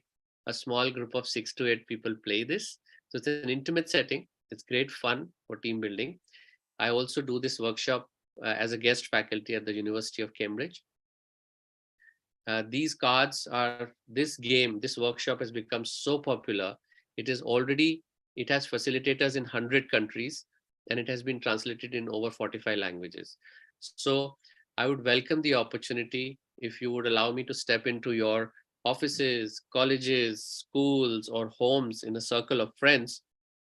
I'd be very happy to facilitate this game. And we have, I don't know if we'll get the opportunity to share this, but there is a wonderful song of the change of climate, which is very peppy. I'll put the link here. And a very touching story in a 4-minute or a 6-minute YouTube on reforestation, how lives of women are being transformed in communities such as Nepal, where they are empowered and they are able to live a life of dignity because they have jobs through the reforestation project. So the reforestation is adding so much value to the community. It is very noble. It is just very touching. And it's things like these that inspire me to continue to volunteer and support these kind of projects. I would also highly recommend watching this series called Getting Warmer with Cal Penn. It's a Bloomberg original series, 20 minutes of podcasts. You would be able to catch up, get a lot of technical and practical knowledge on all aspects related to environment and climate, whether it is what hydrogen solutions are being made, what cryptocurrency farming does to global warming, how plastic is recycled, what are the latest innovations in that, all of those things. Is brilliant, and he's funny, actually. Finally, youth internship. So our project from International Association for Human Values, it has a youth wing. We are offering 13-week internship program for the youth in the age bracket of 18 to 30. If they would like to volunteer under various causes and projects, such as Climate Action Now, disaster relief, and mental health for youth. We have 2 interventions. One is called Sky Campus, which is a program where youth are empowered in the universities to take care of their well-being. And another one called Wild TP, Youth Leadership Training Program. So this one is in the communities and more in the global south. And youth can, Shalin, could you please make your screen full screen mode? yeah, Sorry to interrupt. no problem. Is this coming up? And is it better? Yes, yes. Thank you so much. No problem. And youths are encouraged to apply simply by sending us an email. They can go and check the website, and my contacts are also here. We would really encourage youths to come up and participate. Not just youth, even grown-ups like us. My appeal to all my friends and everyone I meet, I say, give 1 hour. Whether you give 1 hour on a daily basis or 1 hour a month or weekly is totally down to your inspiration and availability. But we should all give 1 hour to the society or to the environment. Yeah. Finally, this is just a slideshow to show my visits to COP26 and COP28, and now we are preparing for COP29. Besides doing advocacy and striking partnerships, I met amazing people from all over the world, like-minded as well as youth. Especially, I have to give a shout out to 2 organizations. One of them is called JVE.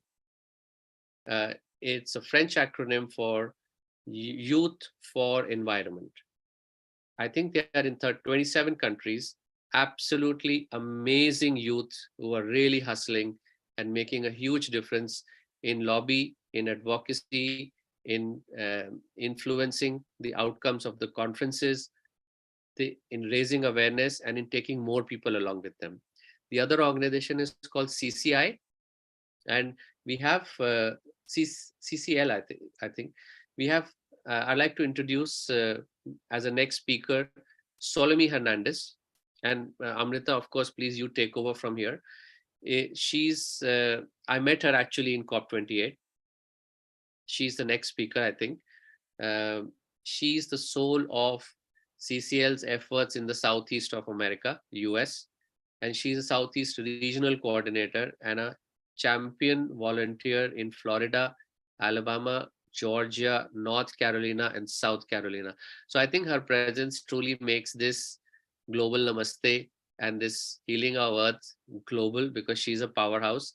She's drawn her roots from her education in political science, as well as she's a community organizer. And she's been a delegate for the United Nations Framework Conference.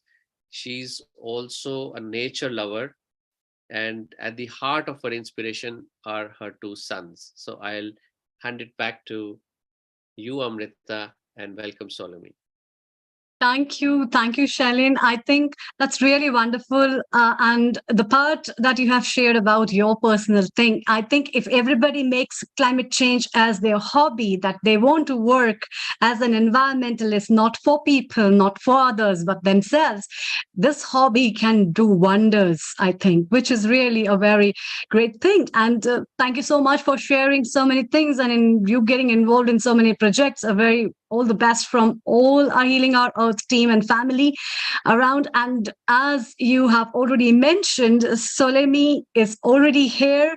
Very good morning to you, Solomí. A lot of things already Shalin has told about you, and that kicks off my heart to say, oh my God, what a wonderful delight to have you today at our episode.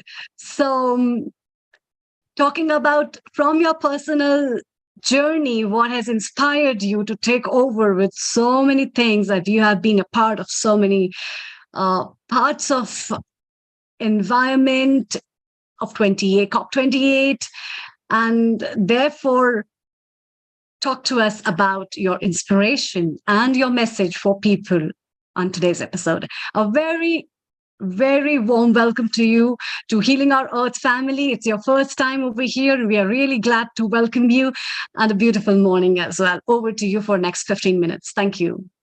All right. Thank you so much for the kind invitation. We have been talking about issues and solutions. I'm going to be talking about how civic engagement and public participation builds political will. So, Shanil, I have some slides. I can probably share them too. You can share them for me. So I am joining today from... Sorry, are you able to share them on your computer, because I'm due to leave and I won't be able to move the All slide. right. All right, let me go ahead and You do can share the this. screen as well. By the time, so let me tell us more about your inspirations and your journey in this walk-off environment. I'm gonna go ahead and use my slides because most of the things that I have to share, I got pictures. I love pictures. So hold on, let me just a minute and let me go ahead and share a second. Oh, wait. All right, we got the second screen. It's really nice to listen to people and to get so many opinions. And here we move with Solemi Hernandez. Over to you. All right, thank you. So I work for Citizens Climate Lobby, and I started with this organization as volunteer. Could you make it full screen? Is it full screen, please? Excuse me. Is it not full screen? Can you see the full screen It or is. not? Just make it full screen. Yes. It's not? It is. It Okay, is. okay. But okay. Thank you. But you can see my probably my whole tabs on the top. So I started with this organization inspired by their mission of creating political will for a livable world by enabling individuals breakthrough in exercising their personal and political power. I had my own personal political power breakthrough when I won a scholarship in 2018 to go to Washington, D.C. for the summer conference and lobby day. For me, that was a transformational experience to be among 1,000 people behind my picture. I was there lobbying at the same time for climate solutions. I thought that I was part of a great group of committed people that wanted to change the world, and I was being part of that change. So I decided to go back to school, study political science, to learn about how government works and get the skills necessary to be an effective advocate. I graduated in 2022, and I started as a staff with CCL in 2019. And now I can be a hyperactivist and being involved and do this full time with as many organizations, as many great people that I get to meet just like you with these events like this. Let me go ahead to the next slide. So we also have a sister organization, which is Citizens Climate International at the international level. And we have a ton of chapters everywhere in the world and here in the US. And the mission is that constituents or community members meet with their elected officials to push forward climate solutions or legislation that we want to be enacted. And part of our international work with Citizens Climate International in public participation and civic engagement is participating in the COPs or Conference of the Parties. But I want to talk about a little bit about what COP is because it's a very complex process. So we have the United Nations Climate Change Convention with the United Nations Framework Convention on Climate Change, or what we call the NFCCC. The Conference of the Party, which is COP28, COP29, what we had in Dubai, or what we're going to have in Baku next year, is a 2-year annual meeting with 198 parties. Imagine that. 197 nation states plus the European Union that are signatory to the 1992 United Nations Framework Convention on Climate Change, or the UNFCCC. The COP agenda is actually 5 processes. Parallel processes happen at the same time with these 198 parties. We have the Conference of the Parties, that could be conference COP28 or COP29 in this case. We got the meetings of the parties in service of the Kyoto Protocol. We have the meetings of the parties in service of the Paris Agreement. We have the subsidiary body for implementation and the subsidiary body for science and technological advice that is happening right now in Bonn in June. This is a midterm process that happens in June every year in Bonn to get prepared for COP29. We to our delegations and our partner always tell our observants or party members or participants of the COP to embrace complexity and unpredictability of the process, because and to study the process and get comfortable with a dynamic that change, shift, evolve, and out of our control. So you can ask Shane, I mean, it's just crazy. Things can change from 1 minute on another one within the negotiations. And this is a natural product that happens when you bring together diplomats for 198 parties and observers for thousands of organizations to focus and discuss about 5 detailed structural processes for implementing a treaty that mandates transformational action. We observers, and there's parties, there are many constituents, interact officially with the UNFCCC process through defined constituencies. Some are named in the convention or other ones are named in the Paris Agreement, but all which have a representing, they have a stand as representatives of stakeholders across the youth. One of these examples of the constituency is Jongo. It's the youth constituent. We have the women's constituents. Another way that the first time I am an observer since 2019 for the COP, the COP of the Conference of the Parties. And when I went the first time, I realized that all the knowledge that was being shared there and the opportunity to engage with decision maker wasn't accessible to the people. My people in my community that someone mentioned before don't have the financial capacity to participate, but they are the ones in the ground doing the work. So we and a couple of the friends decide to organize to build a platform where people could access through their phone, through their computer, anywhere in the world, and they could tune in to all this new information because they also have climate finance opportunities, new technologies. Oh, I learned so much with the new things that they can do now with the AI to accelerate climate solutions. And all of those things, transfer of technology, are things that, you know, our people in our countries that cannot do the travels can be there. So our first try, it was a failed thing. We just can like live stream one event. The platform was terrible. But 3 years ago, we have a wonderful platform where we can live stream around 600 events that are happening live in the UNFCCC, panels, talks, you name it. We also, there's also different pavilions that have their own agenda going parallel and talks. So we have partnered with some of them. There's so many. In the future, we want to work with all of them and bring all the information that is being shared to everyone in the world.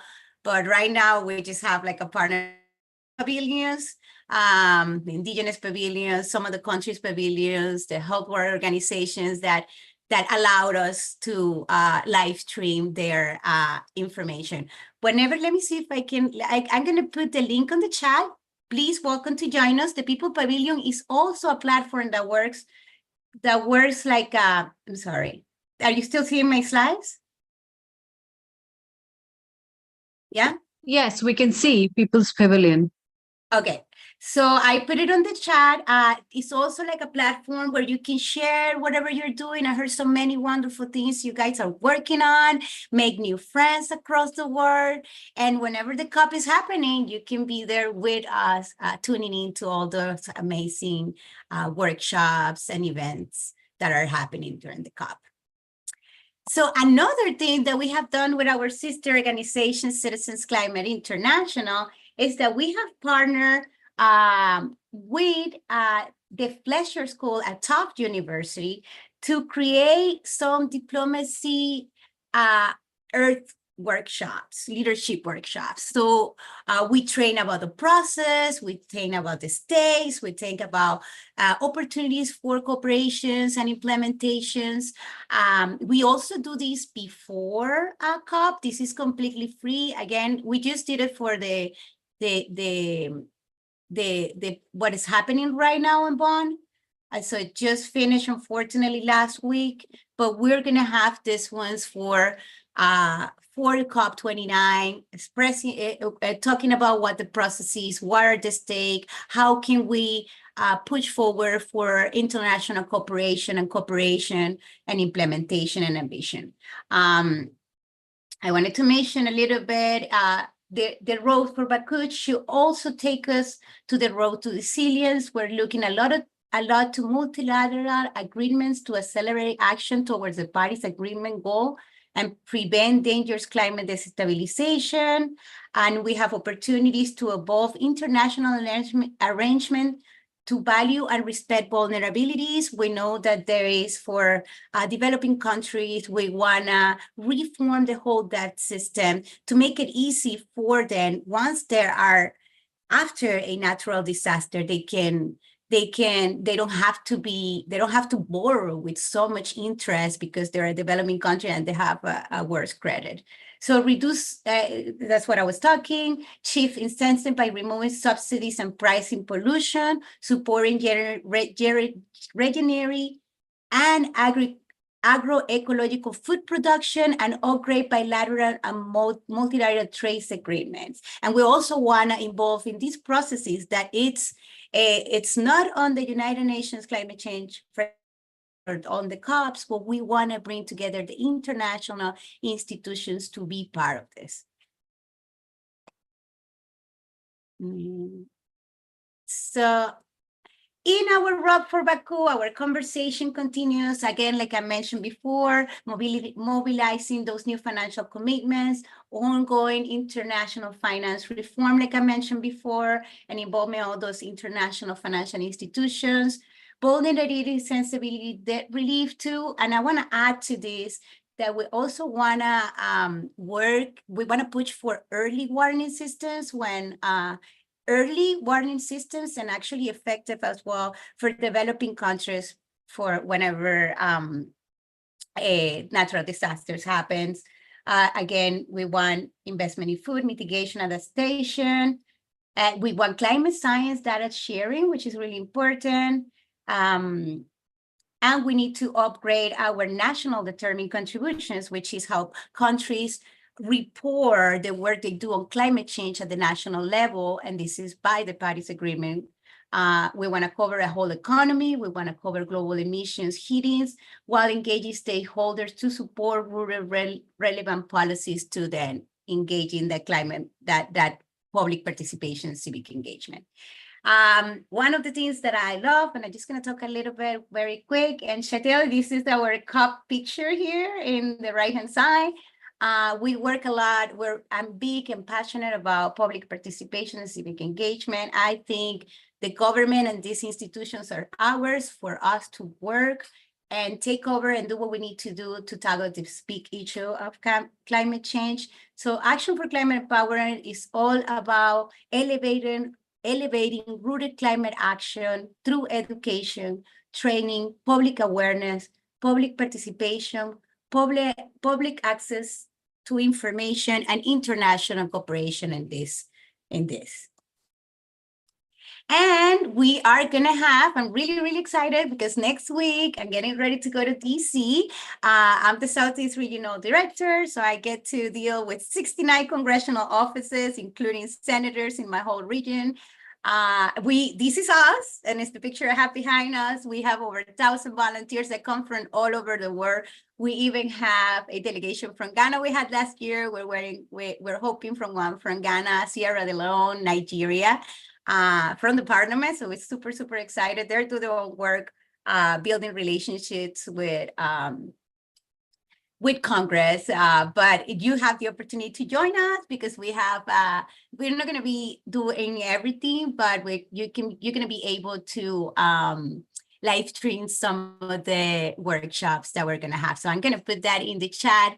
And I want to finish with the song that we did last year. Let me put so you can register for our conference and catch some of the sessions online in the chat.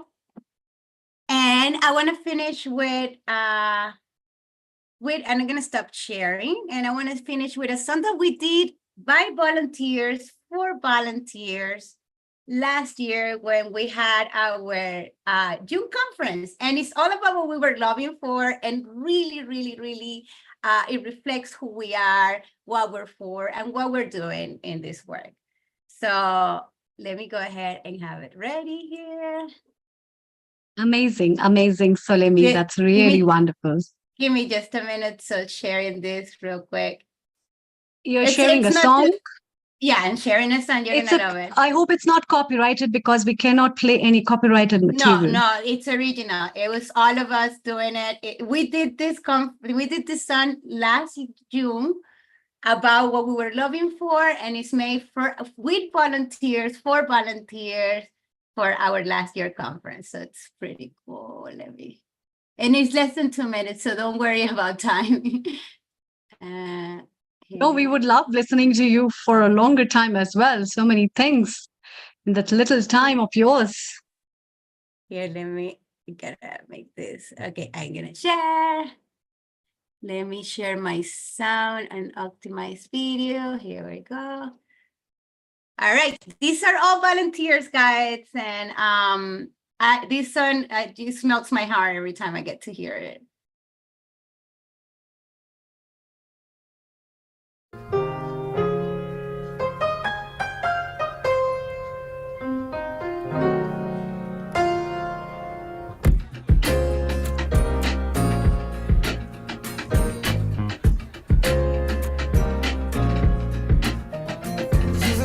Yeah, using our minds, saving the world by protecting the climate. Less pollution is the way that we align. Market-based solution, get gone in no time. 'Cause heat waves, wildfires outside, our time is up.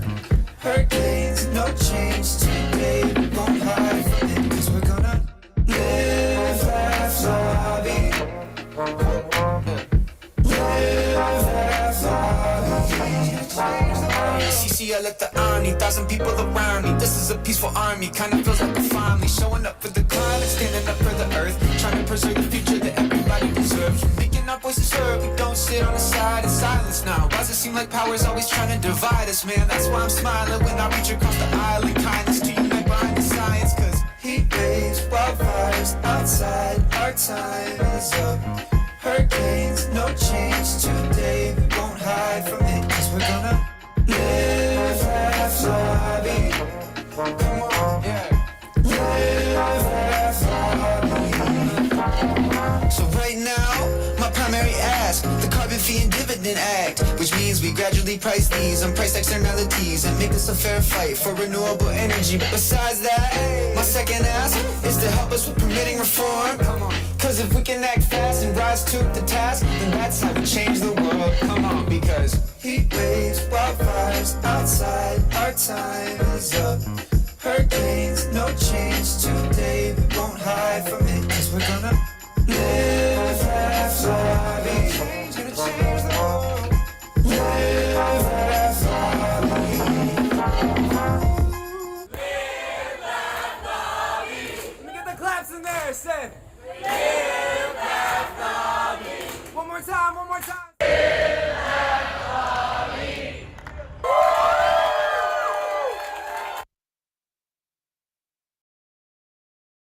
Thank you. That was beautiful, Solemi. You are now part of Healing Our Earth, and you can bring this kind of outreaches. We love it. You need to keep in touch with Amrita and Vaishali so we can put it in social media for you. In fact, say hello to Vaishali here as well. She's our resident beauty expert and an anchor and a host here.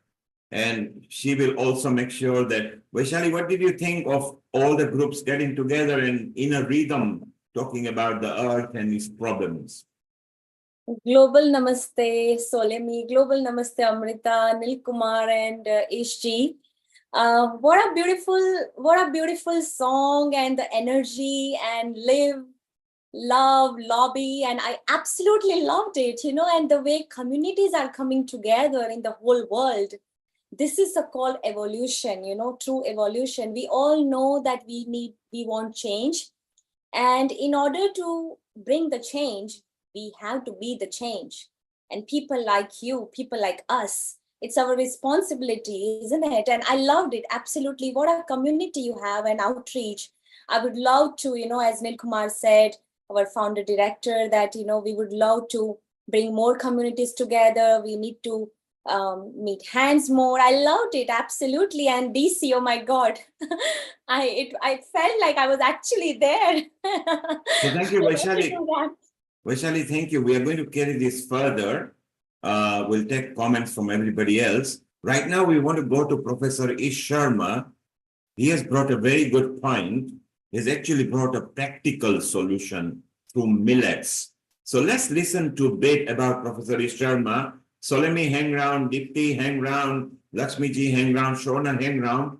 We will chit chat. Let us see how even millets can help the earth. So over to you, Professor Ish Sharma, and Dr. Amrita, take it over. Thank you, Neil Kumar. Salim, it was really wonderful. All the very best and best wishes. I hope we see you again and again. You keep rocking up the world with the same way. A global namaste to you, Professor Ish Sharma. Professor Ish Sharma is an Ayurvedic expert, Healing Our Earth regular contributor, Ayurveda episode producer, as well as he's presently serving at University of Mauritius on Ayurveda chair. And he has been a vibrant Ayurveda expert, as well as also talking about so many remedies related with environment and health solutions. So it's time to hear him, what solutions he has through millets to talk on drought resilience and land restoration. Over to you. Thank you. Thank you, Thari. Thank you very much, Amrita. Thank you very much, Neil, and global namaste to all. Environment is becoming like such a challenge that maybe one strategy might not suffice. We have to think from multiple directions. And that is where our food can be a very important contributor. What do we select to eat? For example, becoming more and more vegetarian is surely going to protect environment. That is one thing. The topic for today being millets. Millets have been in use by mankind for millennia. There have been excavations like from civilizations which are like thousands and thousands of years old, and excavations could find pots filled with millets, proving that millets were very much in use ab initio, since very beginning. And millets can serve a very important cause when it comes to protecting environment as well. The United Nations declared 17 Sustainable Development Goals, which are 360-degree, all-inclusive, where every person from like every nook and corner, every strata should be uplifted, and then only these SDGs will be fulfilled. So making small changes in our own life will surely contribute to all the SDGs, including environmental protection. Millets, interestingly, serves more than one SDG. It can cater to SDG number 2, that is zero hunger, SDG 3, good health, SDG 12, that is responsible consumption, and finally SDG 13, which is protecting our environment, the topic of the day. Ayurveda did tell about millets, and those are called as kudhanya. Kudhanya means not the most superior food, not the most nourishing cereal. Why so? Because these do not give as many calories as given by rice and wheat. So these were considered inferior. But nowadays, we all are unfortunately suffering from calorie overload. Starvation is killing lesser, and overeating is killing more people. That is where a food which renders lesser energy, lesser calories, will surely be highly appreciated. And that is how we can see, like 100 years back, having a car was a luxury and cycling was not considered a status symbol. Wearing cotton was not a status symbol 100 years back, but we have come full circle now. Cycling and wearing cotton is surely very much appreciated and is adorned by all, maybe rich or poor alike. When it comes to health, maybe if I can give a small backdrop, environment is the biggest health risk factor as per WHO. This climate change is number one, and non-communicable diseases are listed at number two by World Health Organization. So climate change is a bigger health concern even than non-communicable diseases. This is by the WHO report 2019, where they have enlisted like top 10 health risk factors, and climate change is number one. How can millets serve against this climate deterioration? Millets are seedy grasses, and these do not require watering or cultivation, whereas wheat and rice are very water intense crops. Rice, for example, will be requiring 3,500 liters of fresh water for growing just 1 kilogram of rice. Now we are left with very little fresh water. From the total water available on planet Earth, 97% is in the oceans, 2% is permanently frozen in glaciers, and only 1% water available for all life form, plants, animals, humans. Only 1% is available for all of us. And from that, if we all keep eating rice, and rice only, you can imagine with 1 kilogram, you are consuming, if not wasting, 3,500 liters of fresh water. Millets will be saving water. They save time. Millets take half the time than what is taken by wheat or rice. Millets classically develop, mature somewhere around 60-70 days, which is half the time. We can take more crops and we can ensure zero hunger, the SDG number 2. Millets are C4 kind of photosynthesis crops. Now C4 is a special photosynthesis. The plants will be consolidating, absorbing more and more carbon dioxide, and will be releasing more and more oxygen. So this is the biggest change millets can make to the environment by adding more oxygen and absorbing more carbon dioxide. Carbon footprint will be reduced.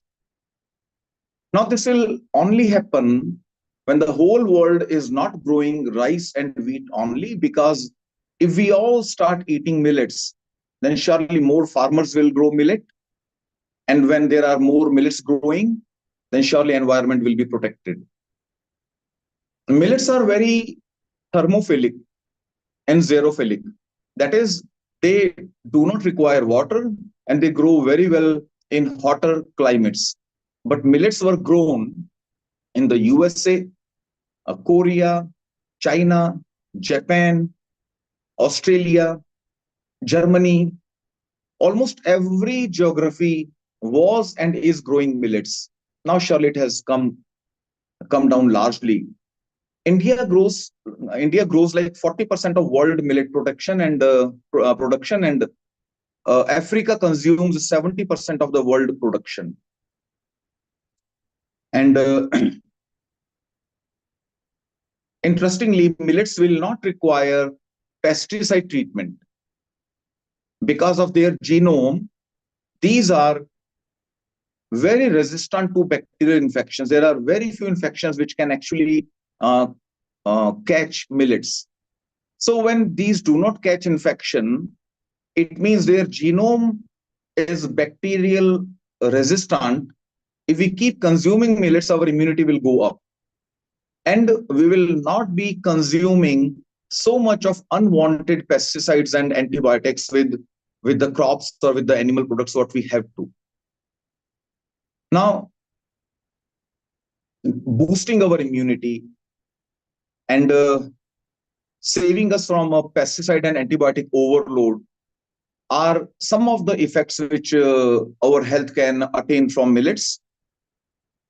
The best component in millets which contributes to our health is the richness of complex carbohydrates.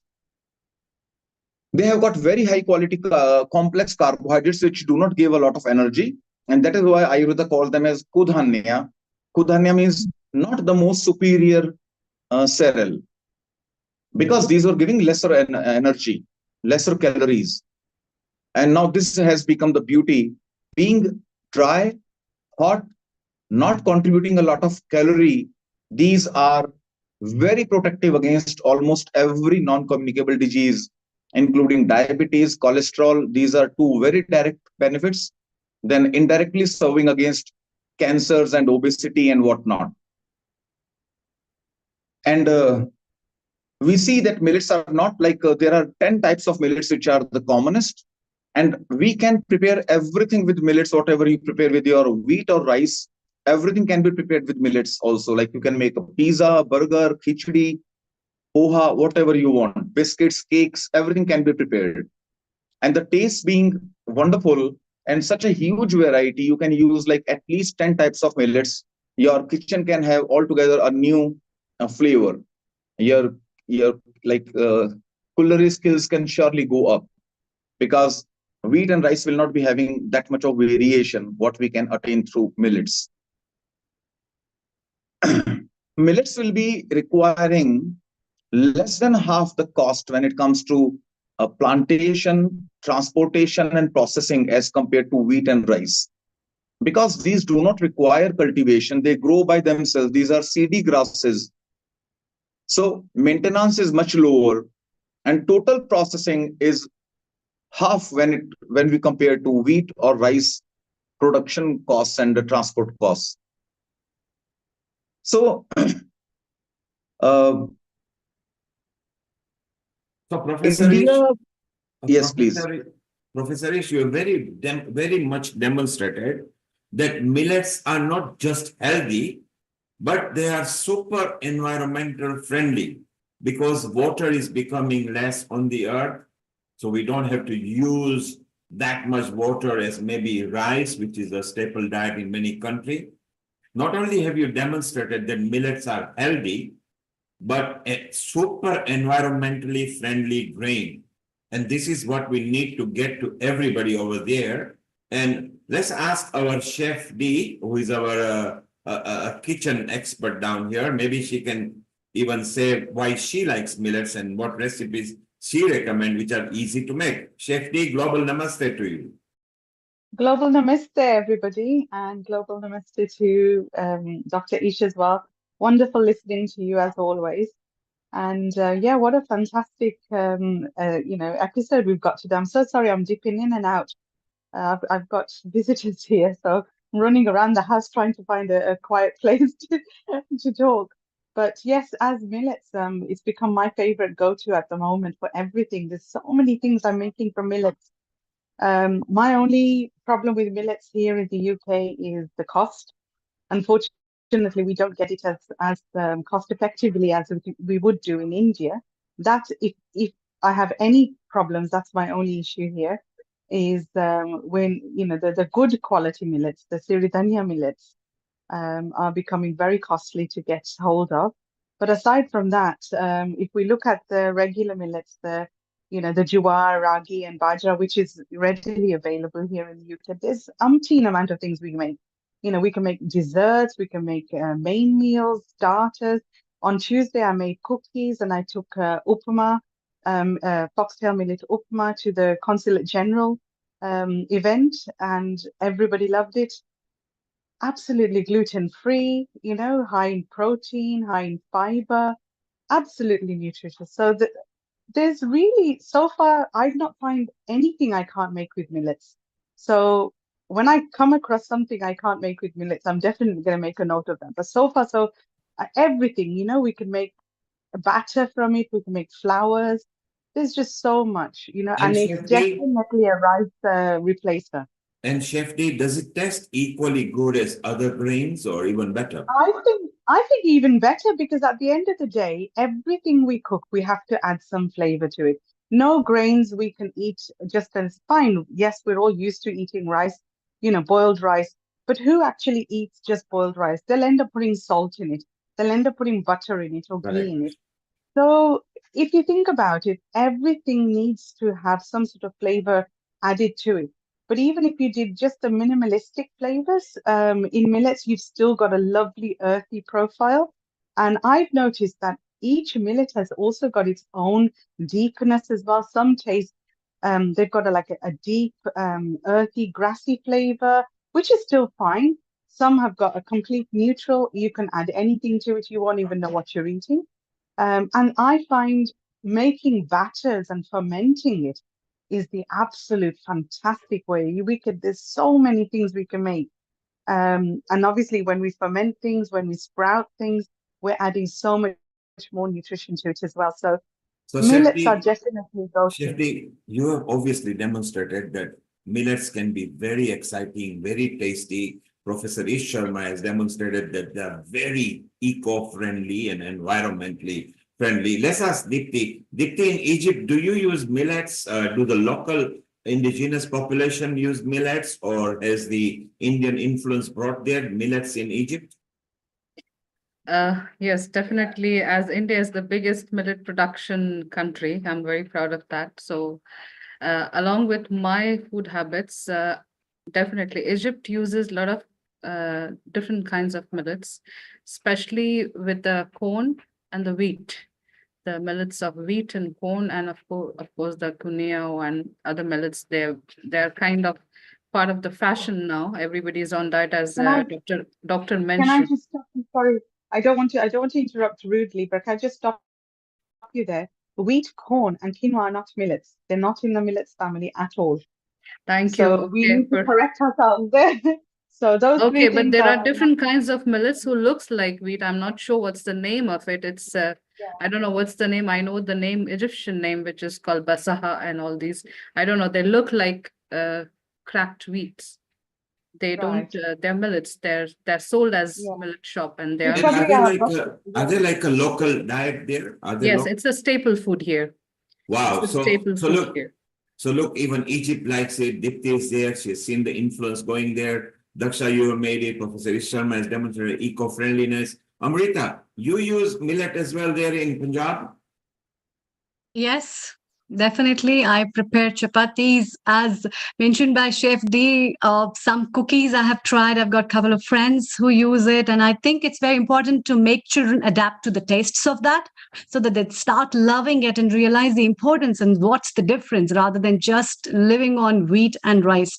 And it's very important to give children the taste of different grains for our survival and everybody's survival. Thank you. So the beautiful part is it's not just eco-friendly, environmentally friendly grain, but it's tasty and healthy.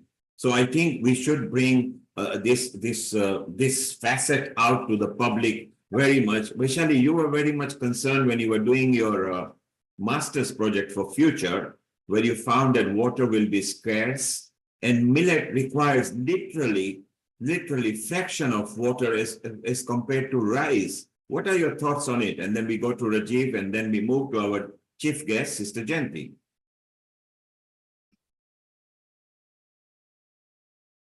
I absolutely love this idea, and yes, millets is. I have been using millets since childhood. In fact, since generational, we are Gujarati, and like in Kathiawar, we use it. The number one millet that we use it is called pearl millets. So it's a bajra, and we make bajre ki roti, like rotla and good organic jaggery. We add ghee. So, oh my God, it's so mouth-watering. I absolutely love, the bajra roti of pearl millets, and I add loads and loads of ghee. And on that, I add jaggery. So still I eat it in the morning, and it's very, very healthy. Like Ishji said, that it is on the lower side of a glycemic index. So it will not add carbohydrates much. I'm sorry, I don't know the exact terminology. I didn't remember that you mentioned in glycemic index. Yeah. Yes. Kudanya, you said. Kudanya. Kudanya. So I absolutely like it, and pearl millet is something that I have been using. However, I don't use much like a proso millet, and some called it sorghum, that jawar, I guess. I'm not much into, honestly, like Chef D and all, much into cooking.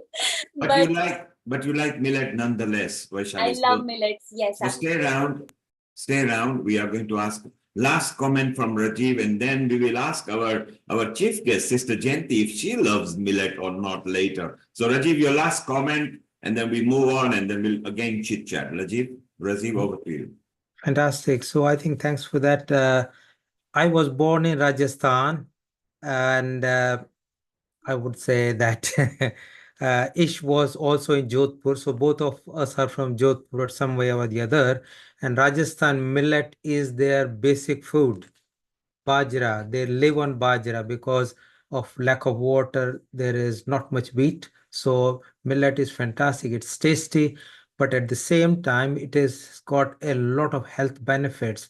It is very helpful for controlling blood sugars because of the low glycemic index, but also it has got both soluble and insoluble fiber. And the insoluble fiber is very good for growth of bacteria. It acts as a prebiotic. So that's very good for the gut or the constipation. It's very good for all intestinal diseases, inflammatory bowel disease, very helpful for irritable bowel syndrome, and also very helpful for the heart diseases because it prevents atherosclerosis. And for the best, it is anti-aging because it has phytates and phenols that protect against the damage in the cells and the damage because of high blood pressure. So lots and lots of health benefits. And also it has got niacin, which is one of the vitamin B, and that's very good for brain function. So it's all healthy cellular division. So I think that's very, very positive, and we all are controlling. It's very good for the environment. So it's good for health, good for the environment, good for whole thing. And thanks, my wife is very keen on millet. She cooks millet. I have no choice but to eat millet.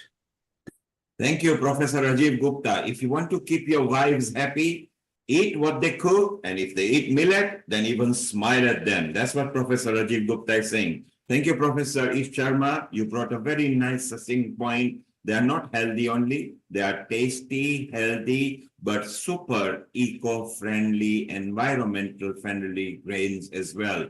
Well, Dr. Amrita Sharma and Vaishali, let's move over to our special guest here, and maybe we'll ask her if she likes millet and her points for environmental friendly tips and everything. So over to Amrita and Vaishali.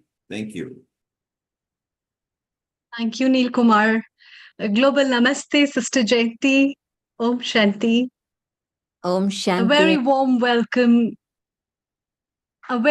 welcome to you at another episode at Healing Our Earth. And before we take over, a very happiest birthday to you, Sister Jayanti, as you move over to the century beyond, just like Dadi Janki. We are so truly blessed to have you with us.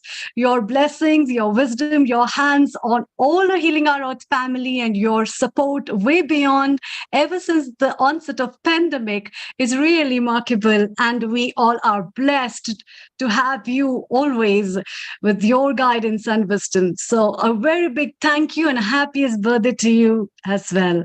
Vaishali, your wishes, and then we move to Sister Jayanti. Over to you. Global Namaste. Om Shanti, Sister Jayanti.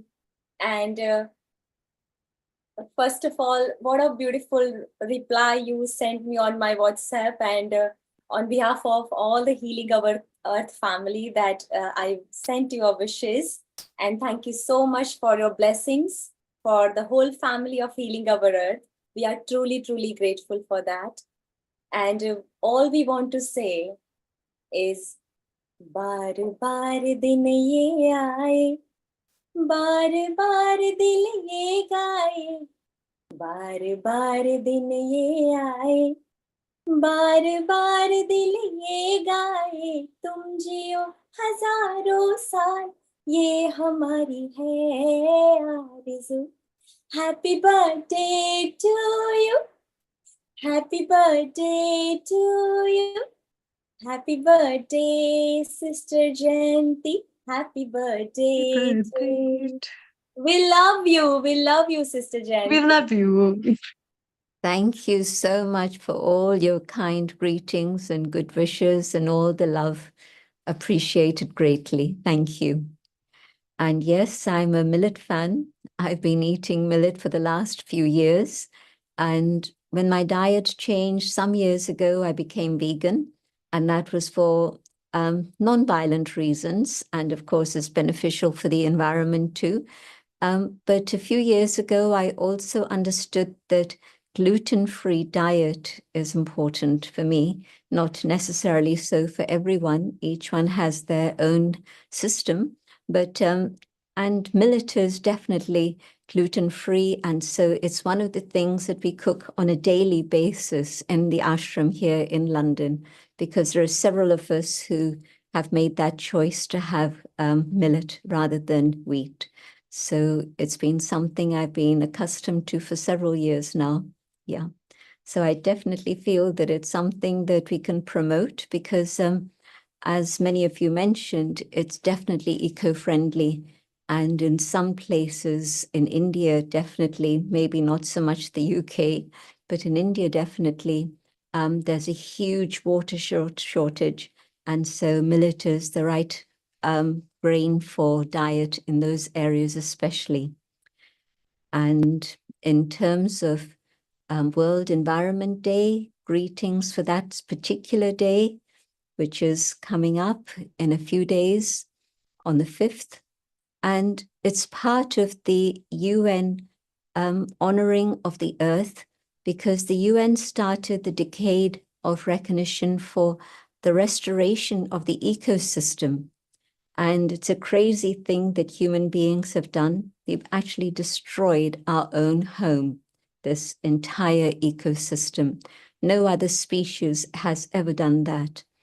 And yet we're the ones that are blessed with brains, intelligence. And so maybe there's things that we've forgotten. And I think we've forgotten that we are custodians, we are trustees of this earth, and we have a responsibility to look after it and care for it and support nature. What we've done instead is to plunder, and absolutely we've had violence against nature and destroyed our own home. And we're seeing the results of all of that now. And so it's so important to begin with children and to instill in them this awareness of how sacred nature is and how food comes not from a little package in the supermarket, but it actually comes from earth which is around us, and maybe even in your apartment, maybe if you have a garden, if you teach the children to do a little bit of planting, it'll be a wonderful experience for them. I remember being 9 years old and planting dhania seeds. And when I saw the dhania plant come out from the earth, very fragrant, I thought it was a wonderful thing. I got so excited, I remember. So we were planting dhania seeds and also fenugreek seeds. And so methi and dhania, these are some of the ingredients we use on a daily basis. So that was my first experience. And that was when you plant these seeds in summer and you make sure they have enough water, they start sprouting within a week, within 10 days. And so it's a very instant result that you can observe, but it gives a great thrill and excitement when you're a child. But it makes you aware that the earth is actually that which nourishes us and takes care of us.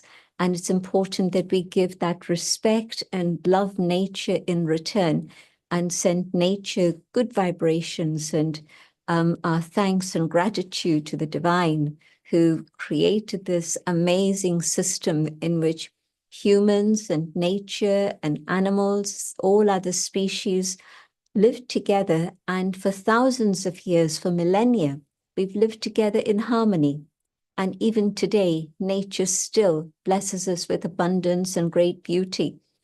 But we've come to that point where now we need to have an understanding and care about what we need to do in return for nature.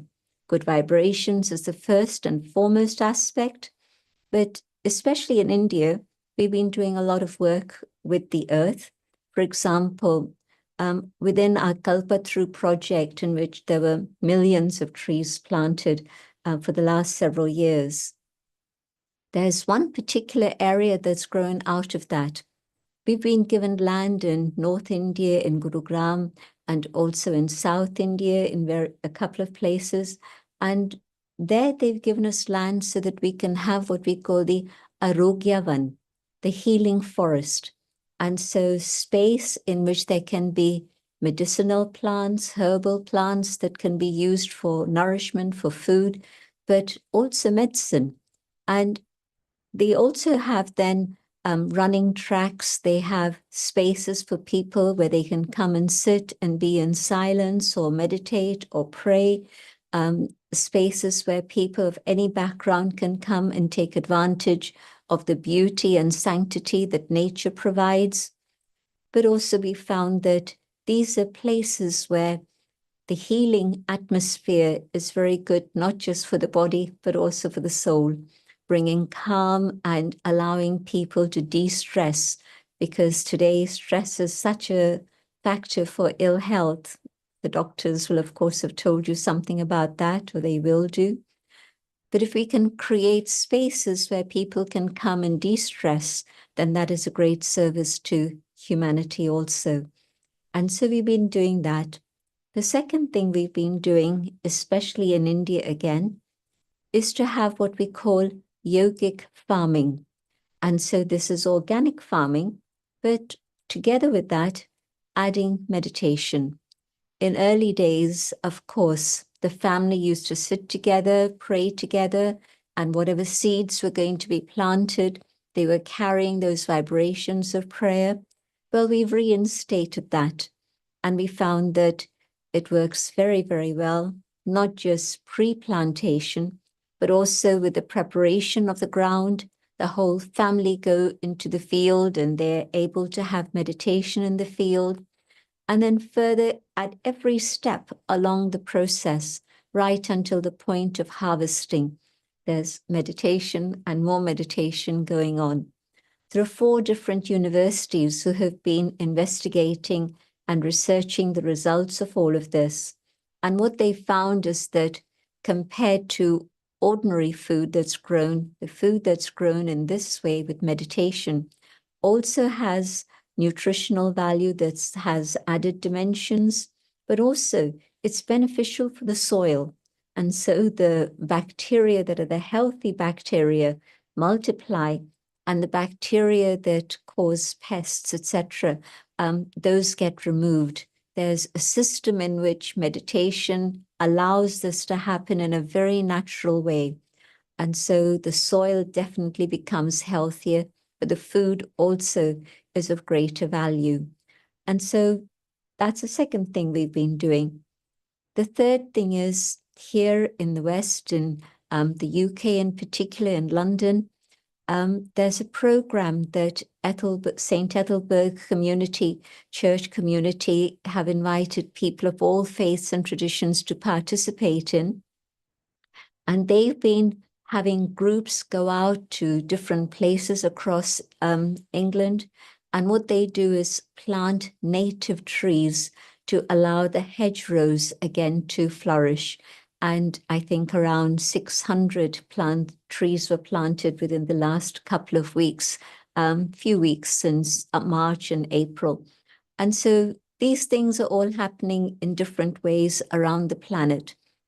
But I think that the basic understanding that human beings are part of this eternal cycle in which nature and humans work together under the awareness of God's love.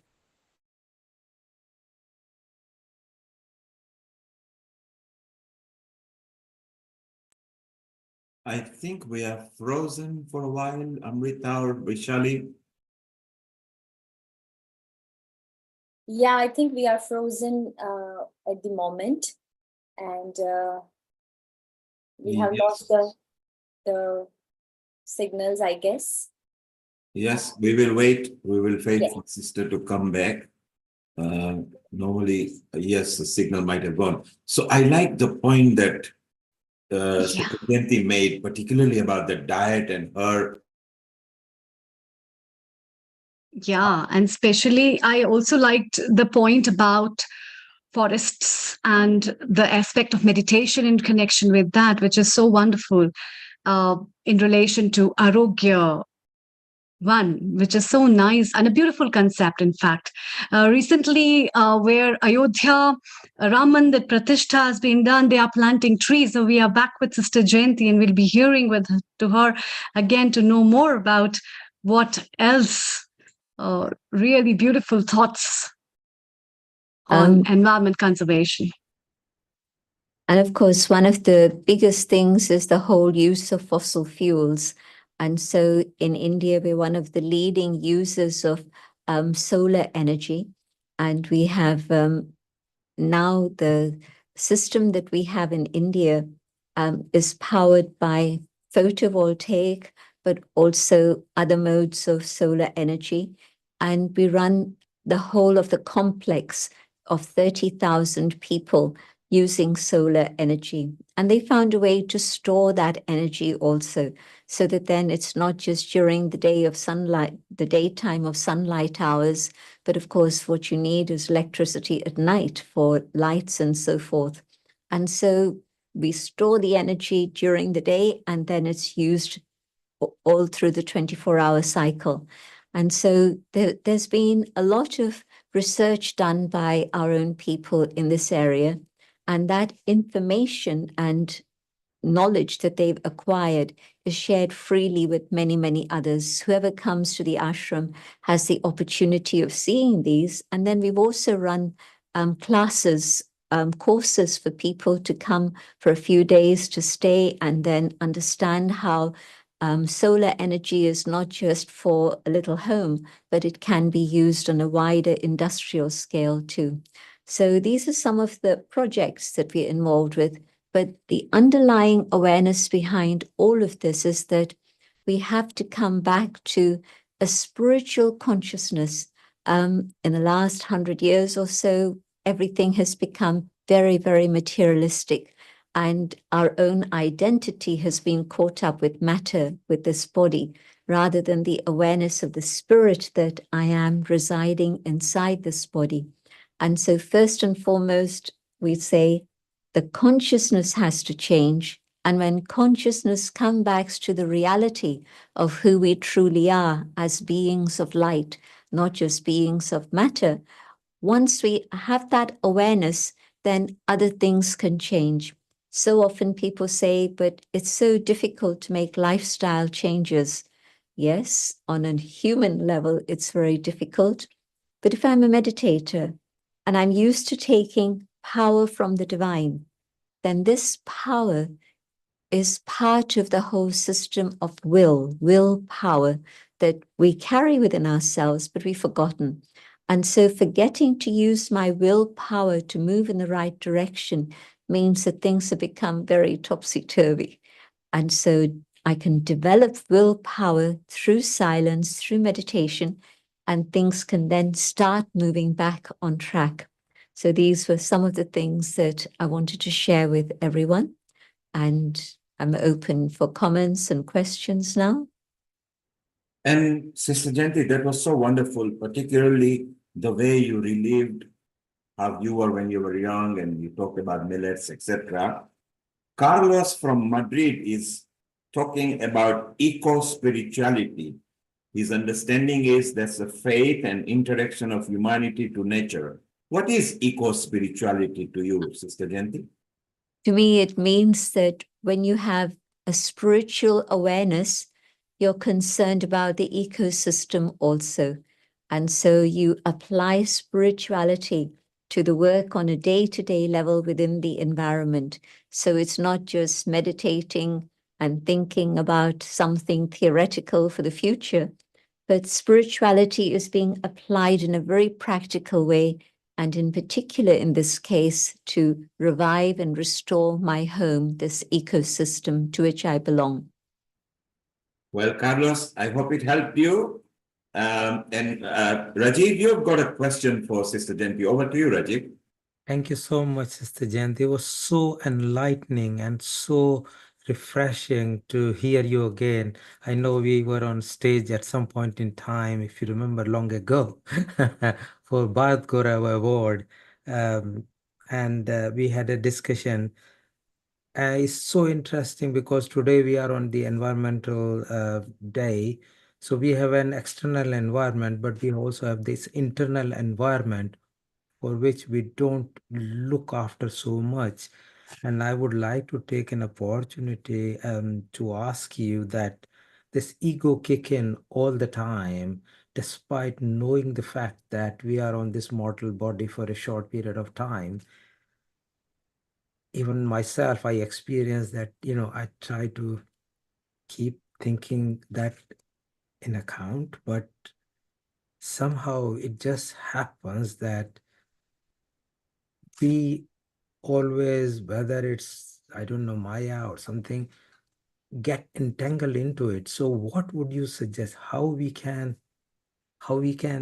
keep that spiritual environment clean all the time, which is our internal body, and keep it free of this so-called junk called ego or Maya, in very simple practical words that people like us professionals or day-to-day living people can do? In the awareness of being, that being of light, the soul, there's a very lovely expression in Hindi, Swaraj. I'm not talking about political state, but I'm talking about the inner being, the self, being the master, the sovereign of this physical chariot. And in that awareness, I have a responsibility not only to the spirit, but the spirit also has a responsibility for the physical body. And so diet is maybe the most important factor in this. If I eat healthy diet, that for me in a simple way means plant-based diet on all levels, food and drink, absolutely. So in the awareness of spirit, I know that I have to fulfill this responsibility because I'm here on earth at this moment, not only for myself to do good karma, but also I'm here to be part of this transition and this transformation that the world is going through. We're definitely moving from Kali Yuga to Satyug. And so in this transition, each one of us has a very, very important role by bringing about transformation of consciousness. And so I want to keep this body healthy and strong so that it can support me in this task that we all have to share in. And so I think that if I'm aware of this and I make sure that I keep my diet clean, but also I keep my mind clean, because we've seen how maybe 95%, maybe more or less, different doctors would give a different percentage, but the mind, the psyche has an impact on the soma. And so the whole area of psychosomatic illness is something that has been studied way back in the early days of the Copper Age, thousands of years ago.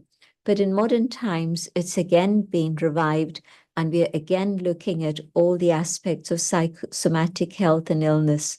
And if my mind, my psyche is kept clean, pure, free from anger, lust and greed and ego, attachments, all these things, then the impact of that on the body is that the body can have strength and last.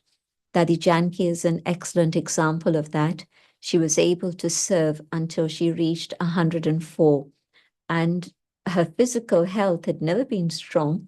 So it's not that it was a special blessing, but even with a very fragile physical system, with the power of yoga, the power of good wishes, and most of all, God's love, she was able to continue to serve until that time.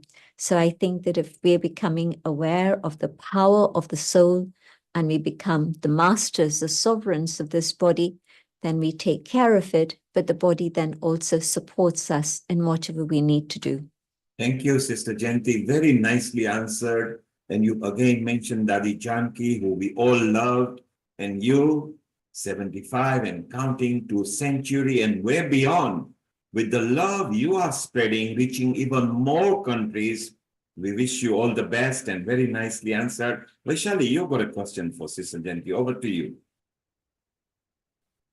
Yeah, Sister Jayanti, first of all, what a beautiful explanation, and yogic farming and solar energy and whatever you explained to us. What clicked to me, and my question is related, the way you said that it's not easy for humans to change to bring a change in a lifestyle. It's not easy for humans. However we want to do, it's becoming tougher for us as a human because human body has limitations. And you mentioned that, but divine energy pushes you, it helps you, it actually holds your hand, and it will put you exactly at the right place. It will give you the willpower. You also explained the willpower. So my question is, because we have an audience from all the religion, all the countries, all the continents, and the supreme power has no religion. And what you explained here, I would like to know that what is a universal way, a simple tip, if you would please give us that how to connect with that divine energy, a simple tip, a simple way, a universal sound or any technique that we can get in touch with our own divinity. And that way we can bring the change within us first, and then we can bring to the humanity. Thank you. Over to you, Sister Jayanti. It's very, very simple. First step, coming back to the awareness of the inner being, that this body is my property, but within this body that I call I, the inner being, am a spark of light, just a tiny spark of conscient energy shining in the center of the forehead. And if I can come back to this awareness and hold this, next step is to know that there is a being who is a supreme. And here we've shown you a tiny point of light, which is a reminder of that form of the inner being, the soul. There's also the form of the supreme being. And so when I connect with the supreme being, just simply knowing that the divine is a being of light, the source of all positive attributes. That's it. It's not a question of belief. It's not a question of mystery or magic, but experimentation. Experiment with this idea of being the energy here and connecting with that supreme source of light. And I'm sure that in this awareness of the soul, the awareness of the supreme, the divine being is able to surround me and give me that experience of divine light, of love, of truth, of joy. And it's available for everyone, anyone, whatever their age, whatever their physical condition, can do this. Thank you, Sister. Sister, we say hello in Ghana to Grace Lopez Charles. Global Namaste to you as well. Namaste to you. Om Shanti. Om Shanti to you. Thank you that you joined us as well. And whenever Sister Jayanti comes, she brings sparkle and light and a glow to all the audience, particularly those who are listening on the YouTube, Facebook, Twitter, website, and they're really enjoying that. Dr. Lakshmi Vyas, would you like to say hello to Sister Jayanti here? Privileged to say hello to you. I wish you a very happy birthday on this occasion. And I liked the Gurugram subject that you mentioned and how you do the farming, as well as yogic farming was something new that I've heard. And both of them, gave me a lot of energy, to follow this system of whatever we were talking about millets. So putting all these together, I'm sure the consumption of millets will really help a lot of people. and it will also make us much more healthy. Thank you, Dr. Lakshmi. So even the spiritual souls like Sister Janti are saying millets are good for you, they are healthy for you, they are eco-friendly. Sister Janti, it's almost time to say Om Shanti to you. Maybe for a couple of minutes we can have a nice spiritual silence or your chant or a talk, because we love it, before we move to India sector with the advocates and Rotarian Lal Goyal. 2 or 3 or 4 minutes, please. Let's have a nice, soothing, silent voice from you that people hear to and to listen to. Sure. Just carry on sitting comfortably, and I'll share my thoughts and invite you to follow these ideas. I let the body relax. I focus in the center of the forehead. And as the body becomes calm, I become aware of the inner being, the being that I truly am, the being of light, infinitesimal spark of energy. I am a being of peace. This is my natural state of being.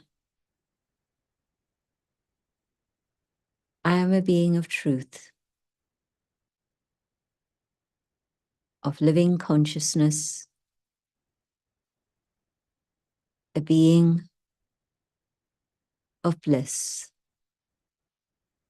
Sat, Chit, Anand Swarup. This is my original state of being. And in this awareness, I connect with the divine, the supreme, the being of light,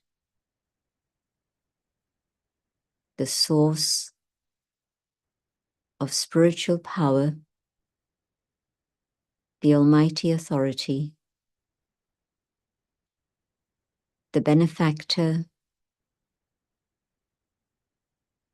the parent of the whole of humanity, the one who removes darkness and brings light.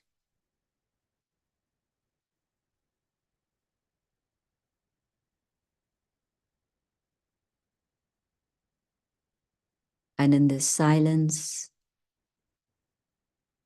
experiencing this divine connection,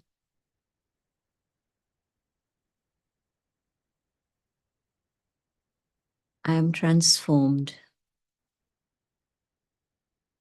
and able to return to my original state of purity.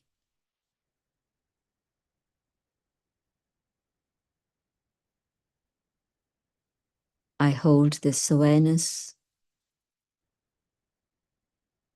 and I come back to the physical dimension, but now recharged,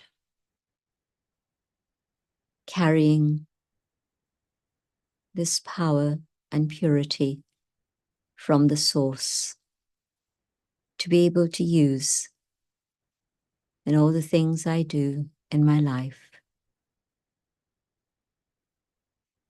Global namaste to all of you, and a big, big thank you to our brother Neil Kumar, but also the whole team of Healing Our Earth.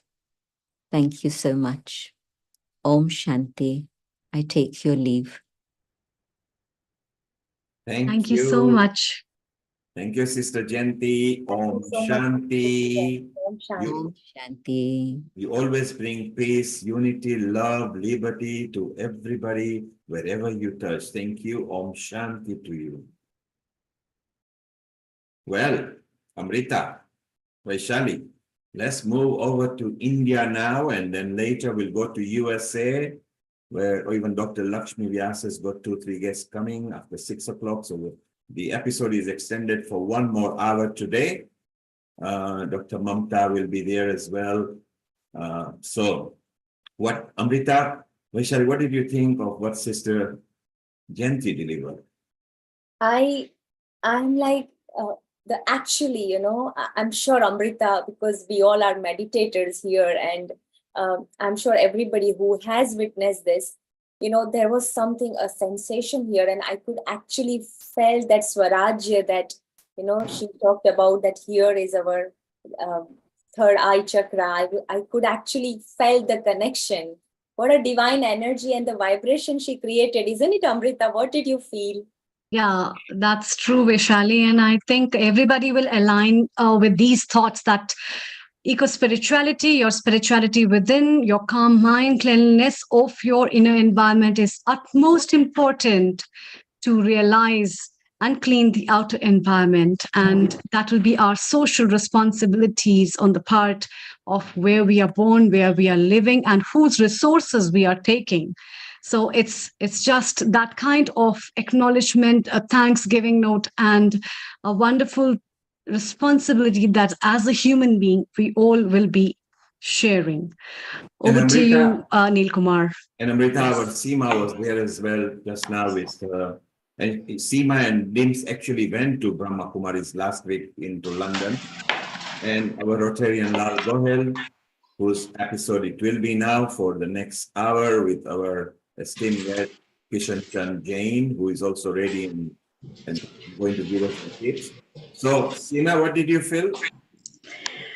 Oh, as with Sister Jayanti, it's always very blissful. I joined it towards the end, but like Amrita said, you know, when we meditate, as we take a shower every day for our body, it's very important for us to take a shower for our inner mind as well, you know, to refresh, recharge, you know, so we can be more present in the moment. So very beautiful, wonderful session. Okay, Seema, stay around. We'll be with you. Let's now, we left America, we left Ghana, we left London. Let's go all the way to India, where our Rotarian Lal Gohel, who was with us in London just a week or two back, Vaishali, was he not? Oh, that was an amazing experience, and meeting Lalji for the first time in person was a great experience, and what an energy he shared with all of us, and the aura, and we discussed so much about the possibilities, and the experience was amazing. Yeah, I'm sure the same experience that Lalji felt meeting Healing Team.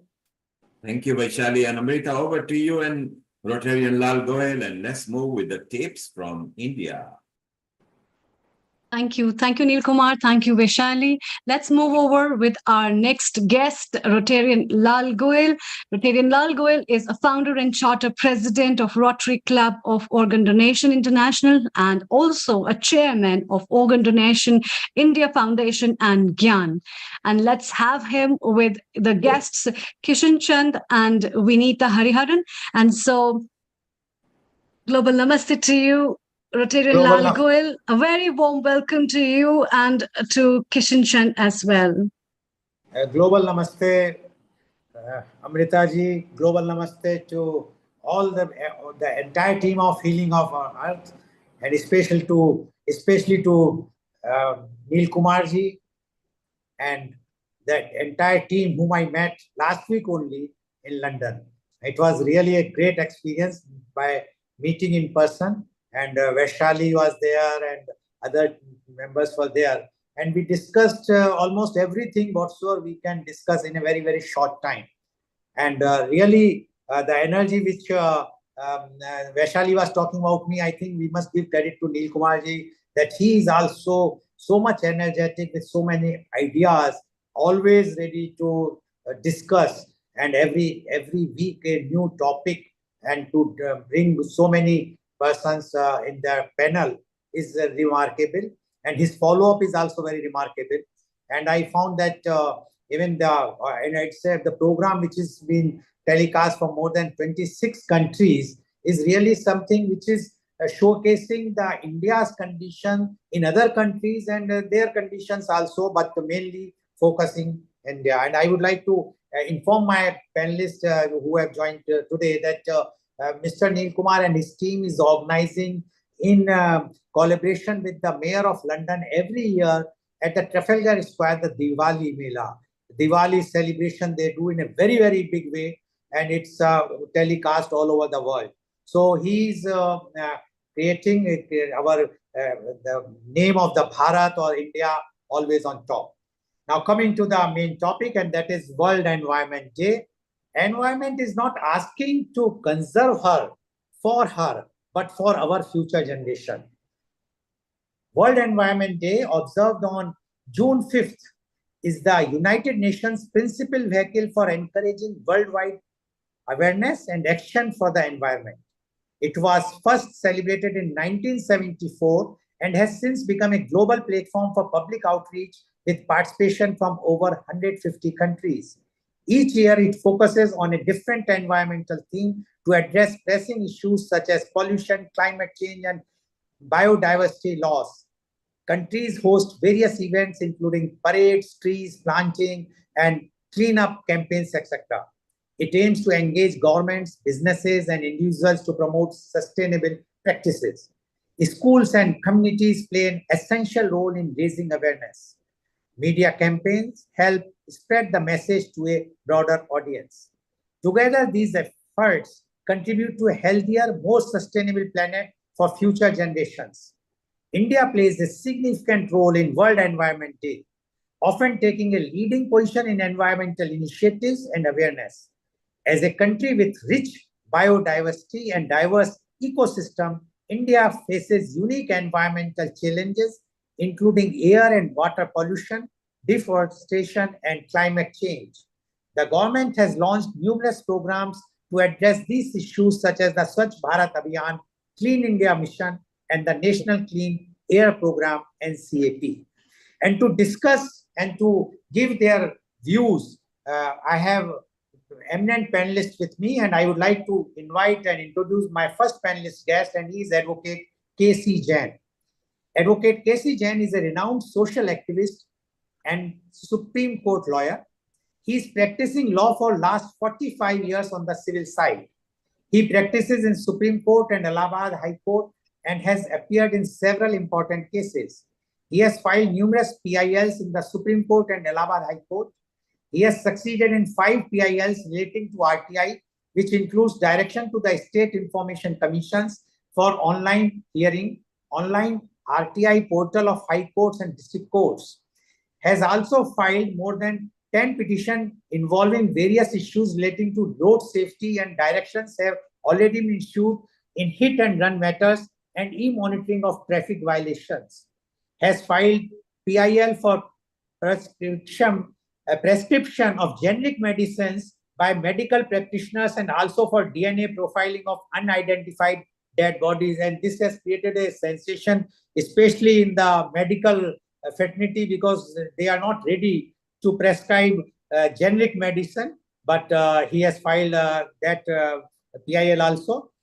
He has also filed a PIL relating to environmental issues, have also been filed, which included petition for removal of silt and garbage from river Yamuna in Agra. His large number of articles were published in law journals and newspapers. He is avid nature lover and has done plantation of native species. Welcome, Advocate K.C. Jain, on this very, very important international show organized by Healing Our Earth, an NGO working for the benefit of this earth. And this is the main thing, that is the environment. And we all know the condition of environment. And as you are based in Agra, and you know more than us who are sitting in that very, very cool temperature. I was in London and I was in Edinburgh city, lakes and Lake District and Center Park, where the temperature was between 7 to 15. But here in Agra and Delhi, the record has gone to 52.9 degrees. So this is change which has come, because when I was at Mathura, I left Mathura about more than almost 40 years now. At that time, the temperature was touching about 40, but now it is touching 50 or crossing 50. So environment is very, very important. We would like to know your views on World Environment Day. Advocate Casey Jenkins. Thank you, Mr. Dal, for inviting me and giving me a wonderful opportunity to share my views.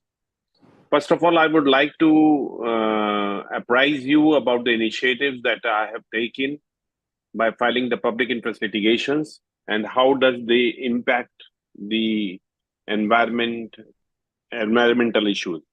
The first petition which I would like to refer is about the agroforestry. Agra, being a part of the Taj trapezium zone, is treated as ecologically sensitive area. Here, the trees are not allowed to be felled, but it has affected the other way also. Private people are not coming forward to plant trees because they know that they will not be allowed to fell them. Facing this difficulty that even private people won't come forward, and how we would add to the forest cover, green cover, I filed a petition in the Supreme Court and succeeded, where they said that agroforestry should be allowed and those who plant trees can fell the trees. That way we would be adding to greenery and also make a profit. The farmers can earn profit. So this is the first initiative of promoting agroforestry, which is a worldwide practice of growing trees and felling them on the getting right. Another important thing is that online hearing by the information commissions. We are traveling from one place to another for attending the courts. It is leaving footprint. We have to travel by automobile, by plane, or by train, and then staying at one place. This all has its footprints. If we can have online hearings, if we can appear before the judge or the information commissioner without traveling actually and sitting from our home, we can put our submissions to him. It would save the environment. So that initiative that has been taken, that now the Supreme Court has directed that we can appear online, virtually, and appear before the information commissioners who are in UP, they are at Lucknow, and in other states also in the capital towns. Another initiative taken by me was for buying tickets for seeing Taj in night online. Unfortunately, the orders of the Supreme Court earlier passed in 2004 were that you had to go and buy the ticket physically. Now that has been changed with the petition being filed by me, that now you can buy it online. Similarly, another application for online filing of the applications under the RTI Act. You have to physically send through courier, through postal department, an application along with a postal order or money order or some draft. But now you can file it online. You can make online payment also. So that is a environment-friendly method of moving an application. Another important initiative is desilting of Yamuna. Agra is situated on the river bank of Yamuna. Taj is also located on Yamuna bank. But unfortunately, the river Yamuna has become very shallow. The riverbed has risen because of the deposit of silt, garbage, and ultimately the depth of the river has gone down. It has reduced substantially. The water storage capacity of the river has it has become very less. Therefore, we need to remove the silt, garbage, and the plastic that gradually got deposited on the riverbed, and ultimately this water body will store more water, which will percolate and which would recharge the groundwater. The Supreme Court has given directions that yes, it is required to be carried out immediately. We hope that River Yamuna will become in a better condition. Such a big water body would be able to store more water. Another important thing is e-monitoring of traffic, motor vehicles. Now the policeman is to stand there in a normal course to create challans, to find out what violations the automobile is causing. But now the Supreme Court has directed that it has to be done electronically. The cameras that would read the number plate automatically would help to find out the violations also in case that concerned automobile so causes. These initiatives ultimately will help to reduce the carbon footprint. Some other initiatives that have already been taken, but we are awaiting the outcome, is the standard operating procedure for plantation. We carry out plantation, but that does not survive. Mortality rates are high. What should be the standard operating procedure for plantation? What should be the standard operating procedure for permission to grant felling of the trees? That is important aspect. And another important aspect and initiative which we have taken by moving the application and petition in the Supreme Court is that the commercial vehicles which are not to load or unload goods in the city should not be allowed to enter in the city either in daytime or in nighttime. So these are the initiatives that I have taken. Coming to the how we can reduce carbon footprint. Again, I would say that judicial proceedings or whether they are administrative proceedings, we should go for online hearings, e-filing, emails, e-messages. Instead of physically attending the courts, we should virtually appear.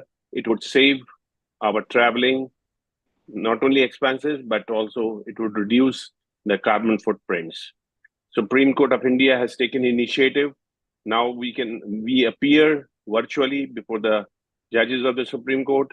The Supreme Court has also directed that all the high courts and the tribunals functioning under the central government, virtual hearing is obligatory. They are to provide virtual hearing, and those who opt for that can appear virtually. So that would help to reduce movement of automobiles, trains, planes, and we can conveniently appear online. For instance, in UP, we have the capital town Lucknow, where the government people sit. If we are to meet them, we travel by road or by plane. That all is leaving carbon footprints. We should have the meeting virtually. We have meeting for 10 minutes, but for have that meeting of 10 minutes, if we have to physically travel, it takes the whole day. Another thing about plantation, I would like to point out that we should go for native species of plantation.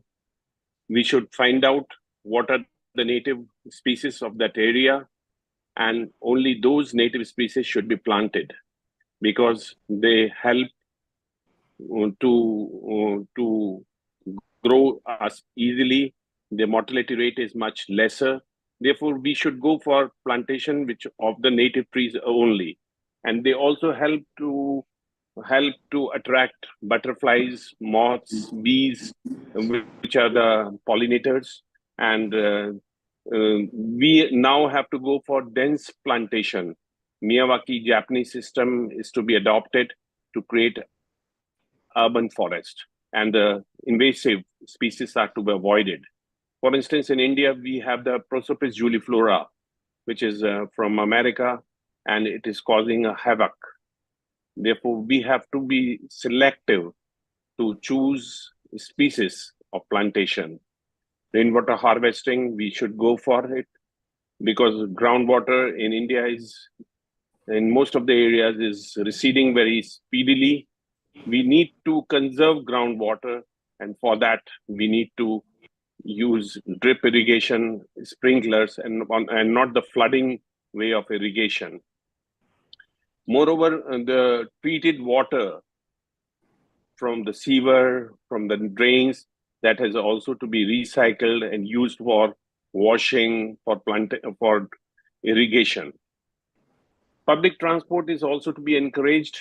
We have to, there is in fact explosion of automobiles on the roads of India and all over the world. Now we have to restrict the use of automobiles. We have now to think of public transport, because ultimately there is carrying capacity of the roads, carrying capacity of the infrastructure.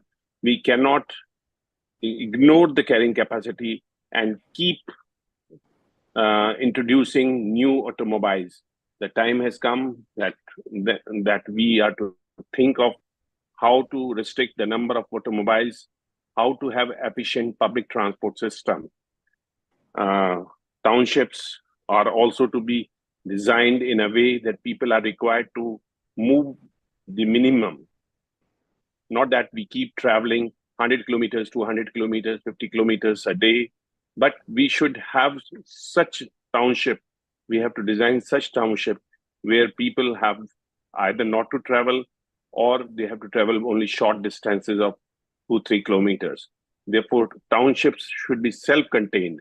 These are some of the ideas I wish we need to consider and brainstorm and to implement them.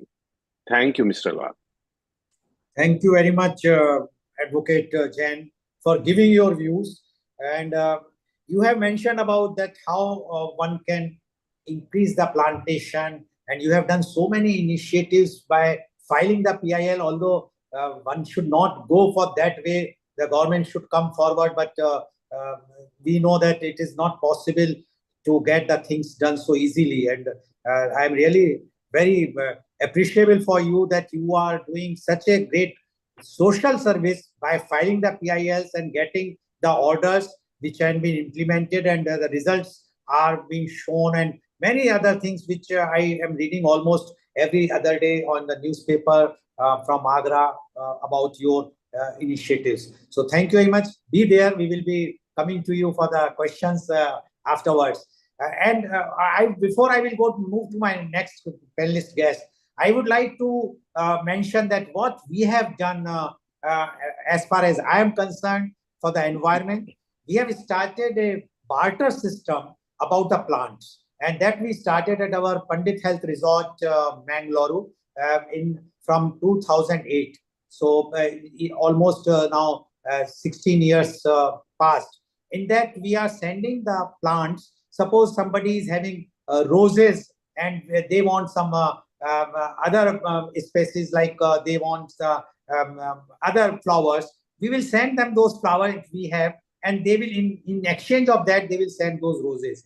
Now we are not charging anything, neither we are paying anything. Only the cost of the postal cost that they are bearing when they are sending and when we are sending. And it has succeeded like anything, because it is going all over India.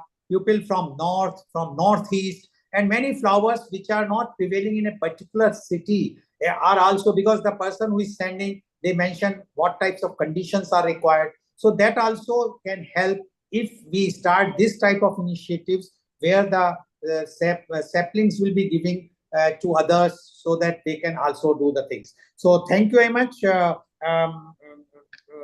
Advocate K.C. Jain. Now, I would like to invite my next and introduce my next panelist guest, and she is Ms. Vinita Hariharan. Ms. Vinita Hariharan is the national level public policy expert.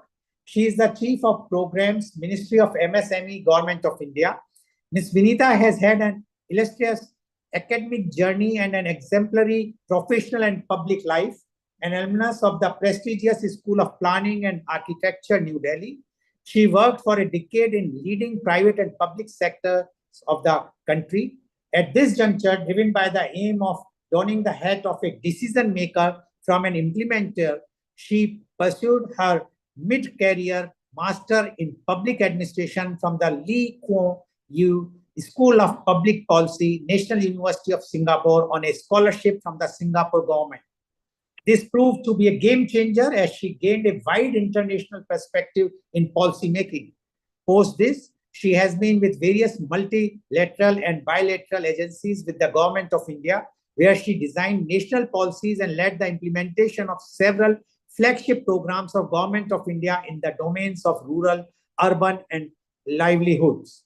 Pradhan Mantri Awas Yojana, Shyama Prasad Mukherjee Urban Mission, formalization of micro enterprises being some of the key flagship programs designed by her. She is currently with the Ministry of MSME as Chief of Programs, handling externally aided missions. Ms. Vinita is a public speaker and a thought leader in diverse issues of nation building. She is on the board of studies of leading global institutes and a mentor to social foundations that work towards empowering women and the girl child. Ms. Vinita was recently given the Women of Excellence Award from the Indian Achievers Forum for her outstanding contributions to the field despite all hurdles. Welcome, Ms. Vinita Hariharan on our show. Ms. Vinita Hariharan, you have heard Advocate Jain, how he has to go to take a route to file PILs to get the policies changed. And you are in the government department and you are heading some departments where you are making the policy, you are involved in the policy making. When we are talking of environment, and you know, although you are from Kerala, but you are mainly in Delhi because of your work, and you have seen the temperature is going up like anything. It's burning. Its conditions are very, very bad. Don't you think the government policies should, you have to take some more proactive things that in spite of going to Supreme Court to get some policies changes, if the government, which is doing lots of things, no doubt about it, under this our present leadership, but still we require so many drastic changes from your side. So first we would like to hear your views on World Environment Day, and definitely afterwards, if you can reply this thing also. For Ms. Vinita Hariharan, please. Thank you, Lal Govilji. A pleasure to be on your show after a long time. And I am really grateful for all the points that you've given. And also to my earlier panelist, Kishan Chandji, very relevant points on what the citizens can do in terms of protecting our environment and to be environmentally conscious citizens. I think he drew out a kind of a charter for citizens, so to speak, which is the ideal scenario. And we are moving towards that, definitely, surely, but slowly but surely, we are moving towards the goal of being an environmentally sensitive country. So if you look at the the theme of the day, which is World Environmental Day of 2024, the topic or the theme that they've chosen is restoration and resilience is the theme for this World Environmental Day, this year's World Environmental Day. Which is again reflective of many of the policies and programs that the government of the day has been running over the last decade in restoring and providing resilience to our various alternative systems, be it the alternative systems of conservation, alternative systems of water consumption, alternative systems of healing like Ayurveda and yoga. It taking reference in the last session that we just had on the meditation and the yoga. So this present government has been extremely aggressive on alternative systems and on renewable energy and the circular economy per se. So if you talk of the circular economy, it's important to reflect on the plastic waste management crisis, which is a very, very imminent theme in this entire umbrella of the environmental awareness that we are talking about globally.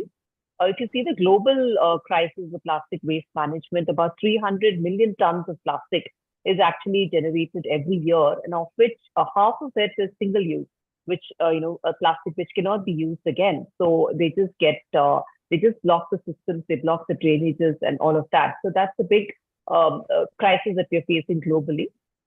And of the 300 million tons is what the plastic is produced, and the waste generated, the plastic waste generated, if you see, more than about 250 million tons of plastic is generated annually, and 12% of this is part of the municipal solid waste. Only about 9% gets recycled, and much of this plastic waste actually goes into being disposed as landfills across the globe.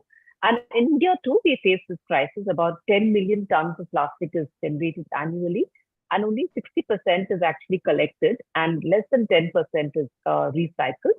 So this is what the crisis was for our rivers like the Ganges, and which actually gave way to the big project, which was Namami Gange, which the government of India ran because of the collective degradation of the river basin and the disposal of plastic waste and all of the other solid waste and liquid and the plastic waste was generated over so many years. So all that collective waste has to be cleaned, and the river basin had to be new energy and new life had to be given to the river basin, and that was Namami Gange, which has achieved much more than what I'm talking about. It has achieved revitalization of the basins, the coastline, and a lot of cleansing effort has already taken place in this particular program of Namami Gange. Apart from that, talking about plastic waste management per se, we have the plastic waste management rule of 2016, which was brought in by the present government, which actually mandates the municipalities to adhere to solid waste management and plastic waste management framework of recycling and the circular economy principles, and also mandates what are called as the polluters, importers, and brand owners, which is like companies like Coca-Cola and Unilever, to be responsible for all the plastic that they generate, to collect them and recycle, and to be responsible for the entire life cycle of plastic that they produce and generate. So that is a big rule that has come in India, which is the extended producer responsibility, which actually mandates a lot of all the brand owners that by 2025, not less than 25% of the plastic has to come from recycled polymers. And by 2027, not less than 50% has to come from recycled polymers. So I have seen how big companies like Coca-Cola and Unilever, etc., are working tirelessly, relentlessly in actually restructuring their manufacturing capabilities to actually produce bottles and produce products which consume this kind of plastic, which is made of recycled polymer, thus giving a lot of employment opportunity, a lot of business to MSMEs who are actually active in this space. So there are several MSMEs now, with 500 to 600 medium, small enterprises and startups in this space of plastic waste management, particularly. So if you talk about this, apart from the plastic waste, of course, we are, we have been blessed with so many resources, from the mountains to the forests to the ocean.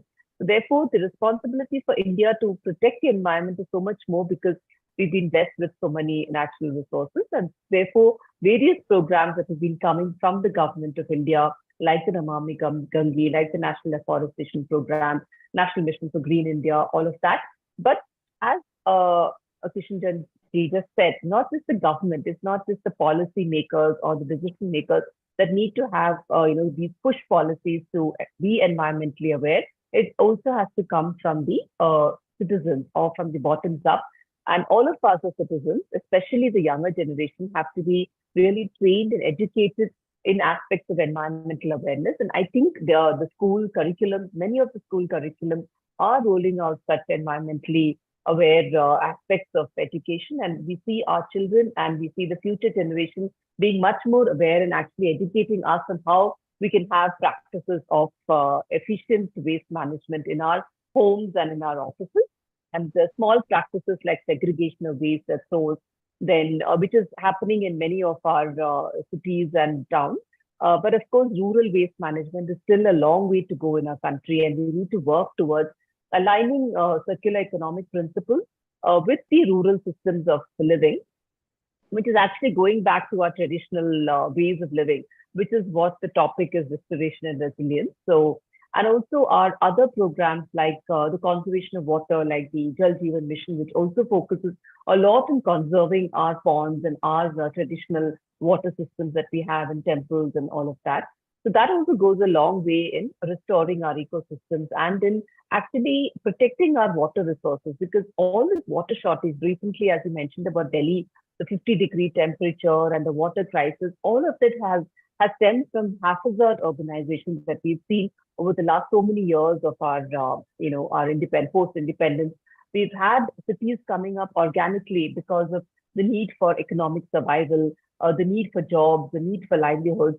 So we had rapid industrialization and rapid urbanization. And today, India has cities which are one of the most urbanized in the globe, but they're not necessarily, cities which have been following the principles of ideal urbanization, like the bylaws or the urban planning principles, like what Kishan mentioned, the walk to work principles. All of that needs to be again readapted. So therefore, we have the smart city mission, which is about making cities more efficient with minimum intervention, like using technology to improve our traffic systems, using technology for various other aspects of our working, like work from home and all of that. The digital revolution that you see in India is also going a long way in actually moving towards achieving our environmental targets, I would say. And also the international cooperation treaties, that's very important as well. All the agreements that we have signed recently, the Paris Agreement, we are actually exceeding our targets in terms of our renewable energy targets, sourcing our energy from renewable energy sources. So the nationally determined commitments also, we are in a position where we are actually exceeding those.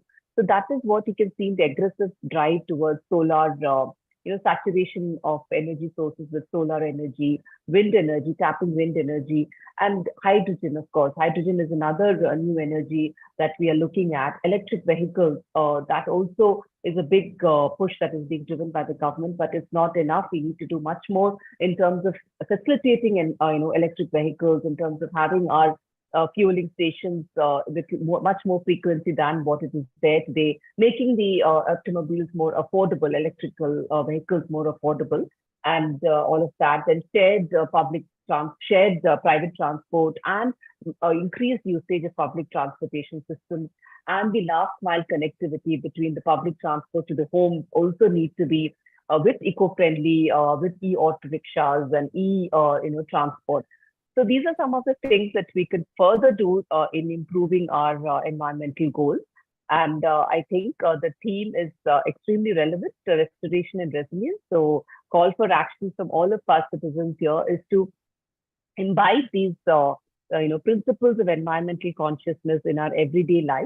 Like we spoke about source segregation at source, conserving our energies in our homes, and also trying to use electric vehicles like the blue electric taxis, which are available in India quite to a large extent. So at least let's try to be responsible citizens by doing all of that.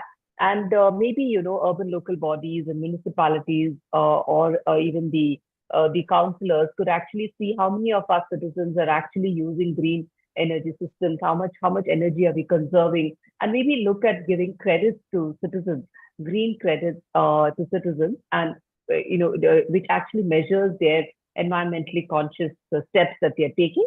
And that can actually go along. They can actually maybe redeem it for rewards, or they could probably get awarded if they are really very, very conscious citizens, maybe awarded by the mayor, and then further on, by the higher authorities of the country. That will go a long way in encouraging citizens to be environmentally conscious. And so with all of this, I would like to end my presentation. Thank you, Lal Goyalji. Thank you very much, Vinita ji, for giving your views and rather putting forward what steps the present government has taken in last decade to save the environment. Before I will go to Neel Kumar ji to ask I just want to tell my own experience in UK in the last week, where I stayed in the Centre Park. Now they have 6 Centre Parks. It's a privately owned by the private equity people, and there it's a forest for 350 acres or so, definitely given by the government only to them, where they have developed eco-friendly things where one can go, stay, enjoy. No pollution, nothing. Don't you think such type of forest it's in the city, it's not far from the city, it can be developed in India by giving some initiatives to the private participants, private parties, so that people can go and spend time. At least they will have more forest thing Even in Singapore, where you studied, your masters you have done, you have seen so much emphasis on foresting. In India, why we are not giving, the government is not giving that initiative so that the more and more forests can be put on near to the metros or to the big cities. Definitely, Golji, is a very relevant point. Urban forestry is an important and upcoming theme globally. India too, we tried with greening vertical gardens in the metropillars. That was the extent to which we could go in terms of urban forestry, and also having the terrace gardens and the multi-story apartments. On top of that, we used to we've actually implemented some of these urban forestry measures in those apartments, but those are really private driven measures and not so much of the government. So agree with you, the government can imbibe these in the policies that they disseminate, especially the urban planning principles. We can make that a part, like rainwater harvesting has now become an integral part of the building bylaws. Similarly, we could have this urban forestry measures also imbibed in our bylaws. And do you agree with in the Glasgow summit last year or 2 years back, where our Honorable Prime Minister has declared that 2070 India will be a zero emitting country? Yes, definitely. The measures that we are taking, we are going really aggressive in terms of sourcing our resources, energy resources from renewable energy, and we are already kind of surpassing our commitments in the Paris Agreement. So with this kind of pace, I think definitely we will move towards a zero emission country by 2070. Okay, thank you very much, Mr. Neil. Over to you, Mr. Neil Kumar. You have questions? Please ask the questions. Thank you, Rotarian Lal Gohel.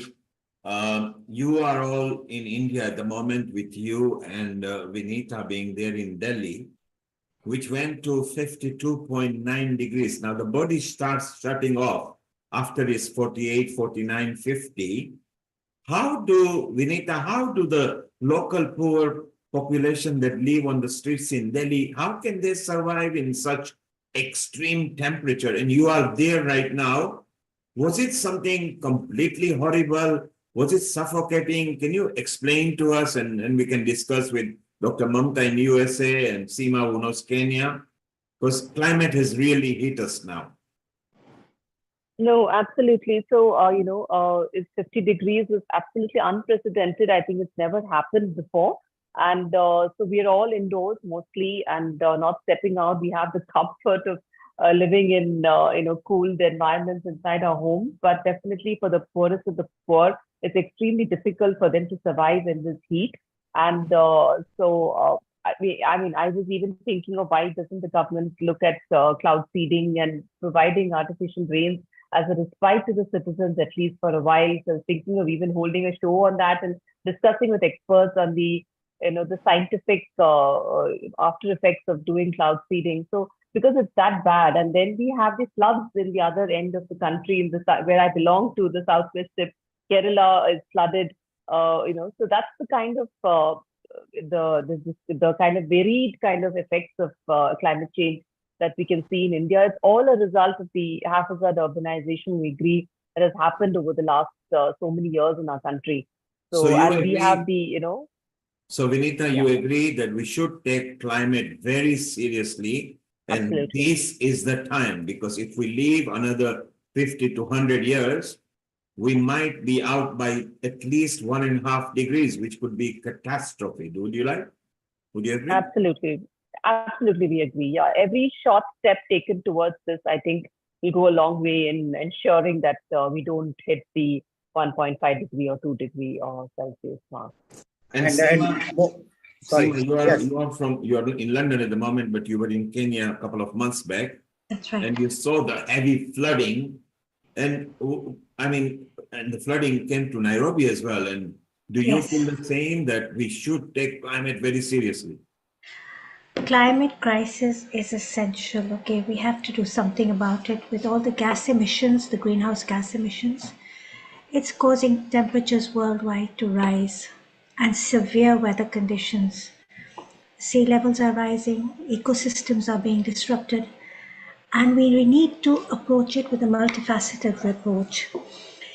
We need to transition to renewable energy, and enhance carbon sequestration. Now, I am part of the International Association for Human Values, and we are planting trees. We have a great project known as Climate Action Now. Trees absorb more carbon dioxide. So my question to you, Vinita ji, is how aggressively is India moving on planting trees? You know, because So planting trees, how aggressive is India? Vinita, can you shed some light on it, please? Yes. Planting trees is a national afforestation mission is there, which actually talks about, for every tree that you fell for causes of urbanization, you actually have to replant it somewhere else. So that's a mission that's being driven. But all of these on a large scale, and if you see many of these pilots are again driven by private sector, like the civil society and the NGOs, and as at large scale by the government, I would agree that we need to do much more in terms of planting trees.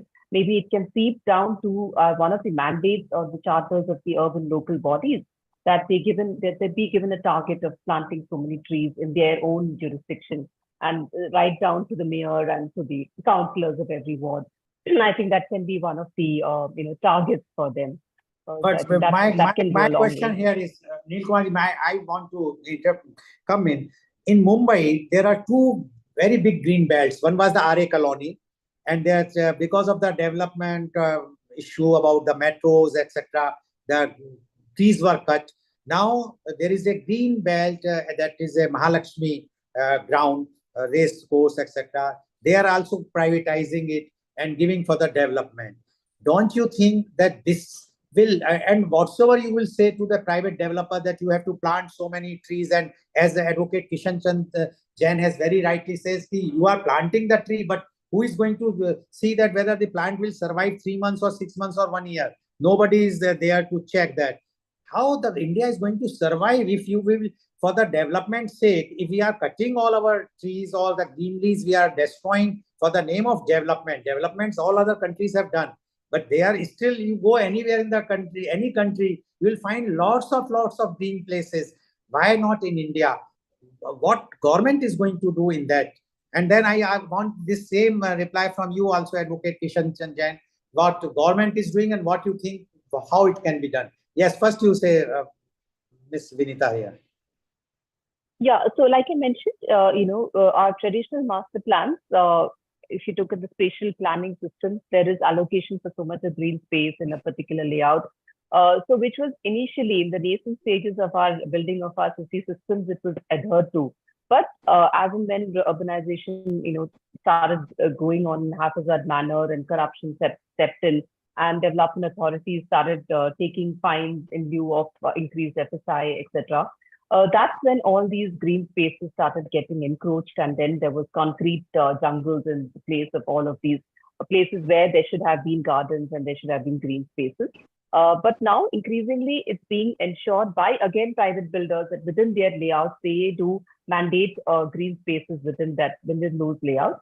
And in the new cities, now our brownfield cities is very little that we can do. We cannot destroy Mumbai. We cannot destroy all of Mumbai and rebuild Mumbai. So there are satellite towns coming up. There is, there are other satellite towns, Navi Mumbai, where a lot of these planning principles are deployed. We have New Raipur. We have a lot of satellite towns coming up in India, which are following all these urban planning principles. And slowly, we could adopt measures like urban forestry, as you mentioned, to make our living cities more green, which is the need of the hour. As we all have agreed, the 50 degrees in Delhi is absolutely, it cannot be tolerated by any citizen. And they're saying that because of this heat, the organs of a human being is going to be affected. The kidney will be affected. All other organs will be affected. What is going to happen after 5 or 10 or 20 years? How the people are going to survive if this heat temperature will be increasing? What do you say about this, Advocate K.C. Jain? Do you agree what Vinita ji has mentioned? The government is taking so many proactive actions or for this thing, or you think that is still lots of things to be done? In my opinion, the urbanization policies in India are most effective. why the unauthorized colonies are coming. Barring some towns like Noida, Greater Noida, Maholi, or in Delhi also in some part, that there is planned development. Otherwise, you witness unplanned growth of urbanization where no green spaces are left. What to say of the master plan planning? Master plans are prepared, they are brought into force, but the green spaces that are earmarked in the master plan, they are never developed. They are encroached and unauthorized colonies come up. Unless the government has a policy to acquire that green spaces earmarked in the master plan, we can't see the new green spaces. The small areas that builders are leaving within their colony or within the multi-storied complex is not sufficient because that area is comparatively very small. Big patches of green spaces we can conceive only when the government come ahead, acquire that land and develop it into green patches. Coming to the plantation, in UP, we are doing plantation of crores of trees, saplings, 25 crores, 35 crores. And probably for the year 2024, it is 35 crores saplings that will be put in. Question is not only putting plants, question is their survival and which species you are planting. You have to plant such species where the mortality rate is least, and that is only by adopting and going for native species which are hardy and which can survive in that particular climate. For instance, there is too much of heat, therefore we have to put those plants which can bear that heat, or there are some plants which need more water, therefore we cannot put them in water deficient areas. Selection of sapling and trees species, number one. Secondly, taking proper care. You plant it, but you don't care. You don't water it for the minimum period of 1 year or 2 years or 3 years, which they require proper care. Therefore, nothing should be done for paper's sake, for record purpose, but there should be a genuine effort. As far as you mentioned that trees are felled, cut for development purpose, if we can have compensatory afforestation in an effective manner, then we can cut some trees for road widening. Ultimately, we need highways, we need expressways, we need metros. For that, we have no option but to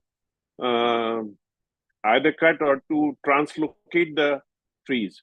The Supreme Court is insisting for translocation and also designing development or carrying out development in a manner that there is need for least number of trees to be felled. That the Supreme Court is taking care, and the policymakers also need to take care of the fact that they need to fell the minimum number of trees. But there should be genuine effort, not only namesake or paper sake. Thank you, Advocate Kishanlal. You mentioned very good point. You mentioned why, how, and what, and now to bring outreaches that can make it sustainable, less water usage. People need to take responsibility. So it was a very good point that Vinita, you mentioned, and Kishanlal, Advocate mentioned, and Rotary Lal, you brought in. Let's leave India. Let's stay here. Let's go to Nigeria with Sister Agatha there. And we go to USA with Dr. Mamta Saha and see what efforts they are making and if climate is affecting there. Global Namaste and welcome for the first time, Sister Agatha. Dr. Lakshmi Vyat introduce. If you could unmute yourself while you are doing that. Yes, and how are you? Yeah, hello. Yes, we can hear you loud and clear. Carry on. Yeah. Yes, I am fine, and I believe we're all fine. And how is Nigeria? What projects Nigeria are trying to bring to alleviate this problem about climate and eco-friendly earth that we need to have? Anyway, the fact remains that nothing much has been done over here. to address the issues of climate change. Instead, the impact is increasing by the day. It is actually increasing. In fact, I wasn't around in the country. I just came in last night. And by the time I came, I realized that many roofs has gone off. So the neighboring houses, and they are working today, trying to put back the roof, trying to bring back the zinc and the rest of them. And because of the kind of wind that we have not been experiencing before, and all that boils down to climate change, so it has been so disastrous, over here. For instance, drought is getting on and on and on. And if you come to Nigeria around March, April, you will just feel like running back, because it will look as if we are suffocating.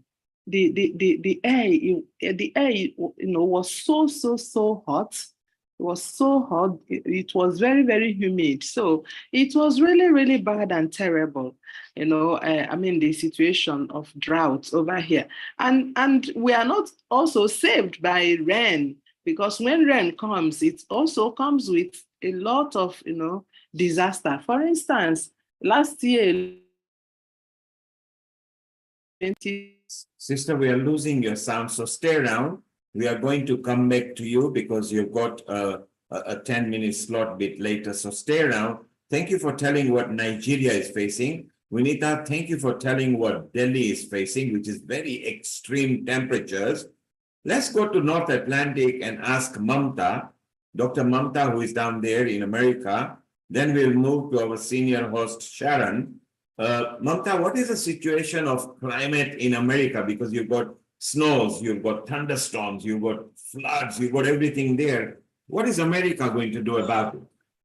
If you want me to really speak on these things, I would like to take with my presentation, because my presentation is totally, what I'm looking at since I have come to this panel is everybody's talking about the effects of the climate change and not the cause for the climate change. Okay, and I think Mamta, we are going to come to a slot. Important. We are going to come to a slot a bit later. This was just a quick comment to see. We are traveling continent just to see what you are facing. And then later you can tell us about it, okay? Okay, no problem. All right, thank you. So isn't it wonderful that we've gone to all the continents and they're all facing, right now, today, they are facing climate issues. So we need to know what's going on. Sharon, Global Namaste, welcome. Amrita, let's take it over, introduce Sharon. Sharon, you've got a nice video lined up for us, and later you got some speakers, and we'll bring back Dr. Mamta and Sister Agatha in about half an hour or 35 minutes from now. How are you, Sharon? And a global namaste to you. Global namaste, Neil, and everyone in our beautiful audience.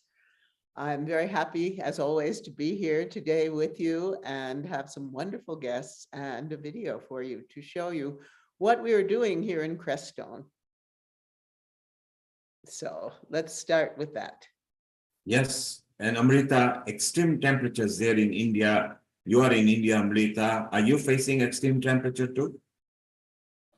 Yes, we are facing extreme temperatures, and I want to just share a very personal experience that I experienced very recently.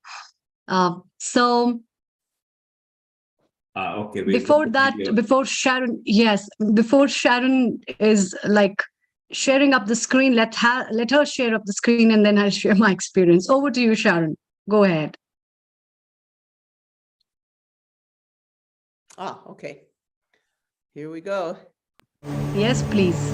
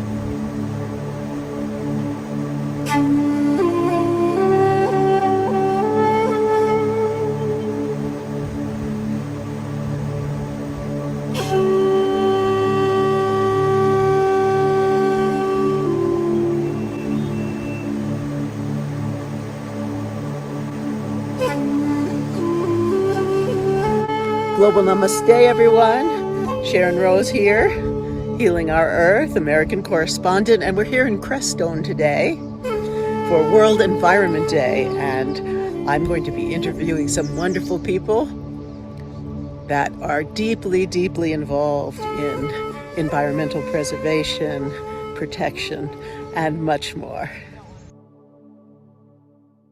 Global Namaste, it's Peter May in Crestone, Colorado, USA. And here's an update for our project and our perspective on what we've been doing for the past year plus. As a firefighter, we noticed that things like fires are getting much bigger and stronger and more intense. And so we took a look at that and we started to see that a lot of fuels had accumulated on particular sites around where we live. And we're asking and partnering with nature to help us. And we began that last year with the mushrooms, the mycelium. Mycelium can eat the wood. And what we're also finding is that the fire can actually bring back the mycelium. And once the mycelium is in place, it seems to draw more water or hold more water or both. And we're also partnering with beavers and the effects of beavers to slow down the water so it has time to soak in to the surrounding areas in the riparian zones. And then we're also partnering with the mother trees. The mother trees partner with the mycelium, and they tend to distribute the water and the nutrients all around the forest wherever it's needed. And so as you can see, it's a big partnership. And it's very exciting because we're seeing plants come up that may have been thwarted or stalled or smothered for a long time. And just by removing the dead wood, they're coming to life. And what we just did in the last several weeks was we took away that wood, and now we're spreading the native edible oyster mycelium to hopefully grow into mushrooms to help also take care of the wood, to decompose the wood. And we've also put in numerous beaver dam analogs, which can then help to slow down the water and hopefully invite the beavers to come back, because we don't have to be this, we don't have to be so alone in this. You know, oftentimes we get overwhelmed. And so in the sense of restoring the landscape, we often try to do it with our money and our machines, when actually nature and the components of nature such as bees and beavers and mycelium are often overlooked, but they can help us. And I think each of the animals and plants for that matter can have a role in what we're doing. And so we're embarking on this. We've begun the Biodiversity Initiative, which is we've taken lists from over 30 years of observations here. We put it together in a booklet. We pass them out, and we're inviting people to see if they can still find these species. We're also doing an iNaturalist online that you can check out. It's Saguache County. And if we can't find them, or we find them in such limited numbers, we're going to ask the question, why? Is it because of lack of water? Is it because of lack of fire, maybe? Is it because of something we're doing as a species to maybe stop? And we already know that because we seem to not have supported our beaver population for a number of years, and we are learning that they are the important water steward for North America. And we've also put out fires when, because we have values that we don't want to burn, but at the same time, we've also stunted the way nature rejuvenates itself. So this is quite the task of joy, because when you get to see nature respond, it is like it's coming to embrace you, maybe just a little embrace from little plants, and then as they get bigger and bigger and bigger.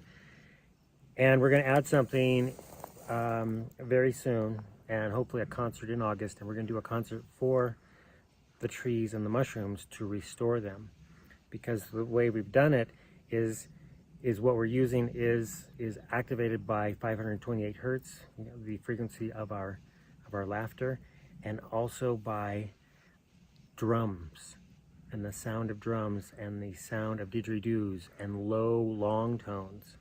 The mycelium seem to be really, really restored and rejuvenated by that frequency. So hopefully mid to late August, we're going to be hosting a concert that for the folks locally, but we also want to film it.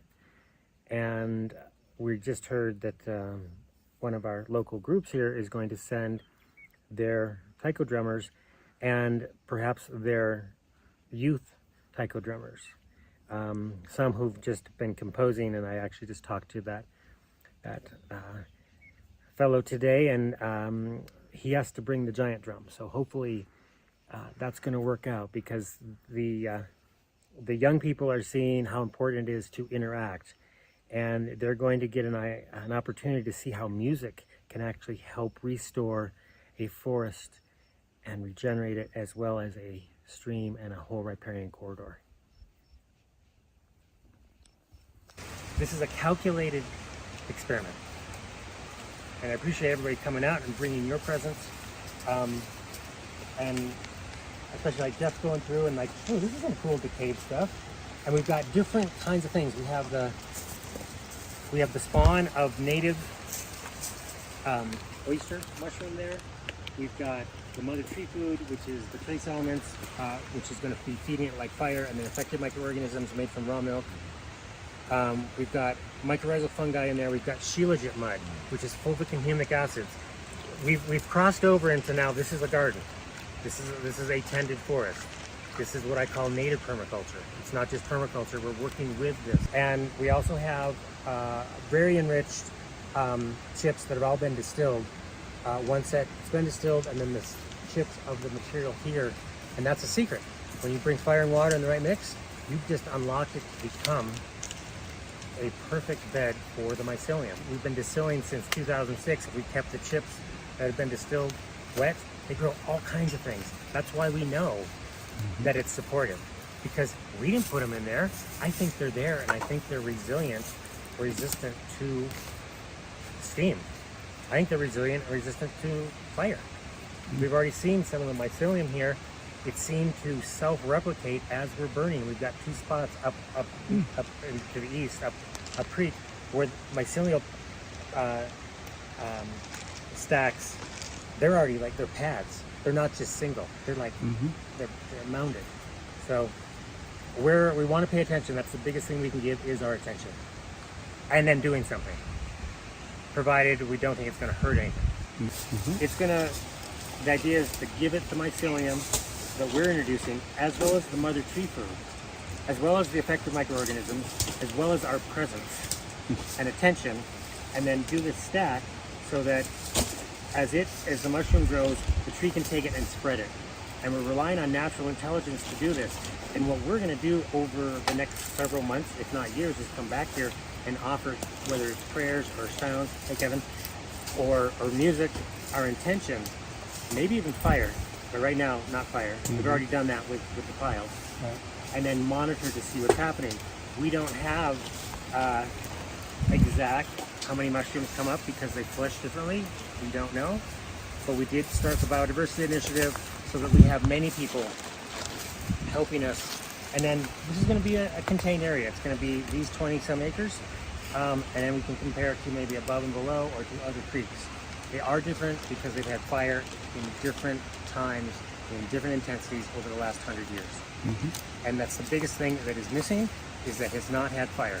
And that's why we had to go through maybe 25 to 50 years of stacked up wood, which is this right here. Nothing happened to it.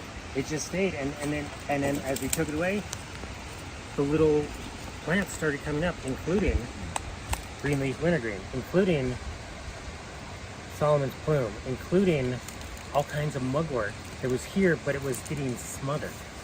This region may also have been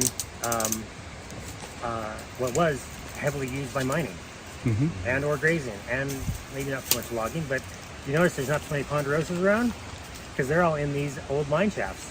You can see them, right? That's why they're not a big component of ponderosa. So this is a calculated experiment. And I appreciate everybody coming out and bringing your presence, and especially like Jeff's going through and like, oh, this is some cool decayed stuff. And we've got different kinds of things. We have the spawn of native oyster mushroom there. We've got the mother tree food, which is the trace elements, which is going to be feeding it like fire, and then affected microorganisms made from raw milk. We've got mycorrhizal fungi in there. We've got shilajit mud, which is fulvic and humic acids. We've crossed over into now this is a garden. This is a tended forest. This is what I call native permaculture. It's not just permaculture, we're working with this. When I feed my gooseberries, they become the size of blueberries. Nice. Okay, and they're not. And we also have very enriched chips that have all been distilled. One set it's been distilled, and then the chips of the material here, and that's a secret. When you bring fire and water in the right mix, you've just unlocked it to become a perfect bed for the mycelium. Frederick and I, when we've been distilling since 2006, we kept the chips that have been distilled wet. They grow all kinds of things. That's why we know that it's supportive, because we didn't put them in there. I think they're there, and I think they're resilient, resistant to steam. I think they're resilient and resistant to fire. We've already seen some of the mycelium here. It seemed to self-replicate as we're burning. We've got two spots up to the east, up creek, where mycelial stacks, they're already like, they're pads. They're not just single. They're like, they're mounded. So where we want to pay attention, that's the biggest thing we can give, is our attention. And then doing something, provided we don't think it's going to hurt anything. So. All right, so he is prepping that cottonwood there, And right? Jeff, what did you do? You put down... I put down some of the distilled chips because you're talking about doing that first and then doing some From of that these bag? From that bag. Okay, so that's the mycorrhizal that I've generated. If you go get some from that black bag, Yeah. and just a handful, That's just the distilled. that's just distilled. Okay. These are distilled with a mycorrhizal culture that and mycelial culture I've been growing at my house. And then they've got lots of good already broken down cottonwood that acts like a great sponge. So this is, all this is, I mean, we've got so much good material right here. And since we're filming, and it's important for you guys to know, we have no idea, but we're told that through science and scientific studies, that the mycelium and the mushrooms can put up sesquiterpenes like these trees, and they can provide the nucleus for clouds that bring rain and snow. If we are seeing a decrease in mycelium and mushrooms and also rain, maybe there's a correlation. And what brings back both of those is fire. Again, this is like liquid fire. It's not fire. We're not burning today, because we're out of prescription for what we normally do. But we are bringing back, and when I fed my pinyon pine, she produces nuts every 2 years instead of every 7. And then she went ahead and fed all of the younger ones, and they are all producing nuts. And it's like, it's really this stuff allows an interaction with nature, kind of like the movie Avatar, where you plug in your tail. We're doing this all together as a community. We're doing regenerative forestry. We're restoring the stream and bringing back the mycelial networks, and looking for biodiversity that we've tracked over many years, and we're seeing if it's still here. So you can check out e3ecologic.org and join our team, because we want to spread this. The warning pulsed through the forest, passing through tree roots, carried by the web of fungi.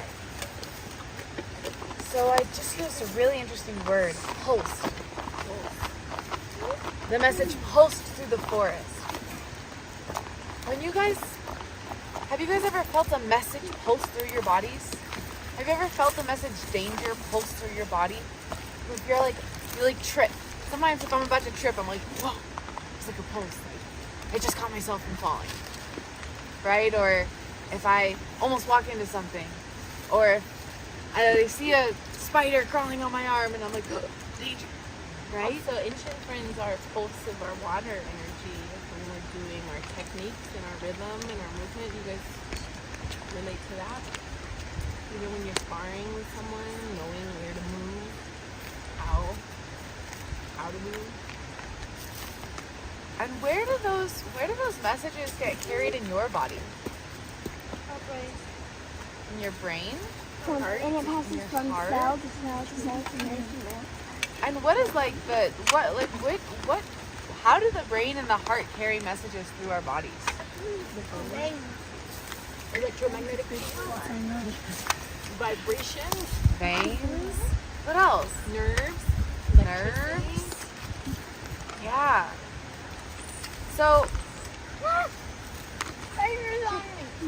and there's a butterfly on Juniper. Have you guys seen the shape like this in the human body? Blood cells. Arteries. Looks a little bit like the nervous system, right? It also looks a little bit like our veins. Yeah? Other than the bugs. So it's interesting. So our bodies carry messages through our nervous system and our blood. Very similar to how things are happening underground. So it's almost like our skin is very similar to this earth, and underground, there's under our skin, there's all these messages being carried, right?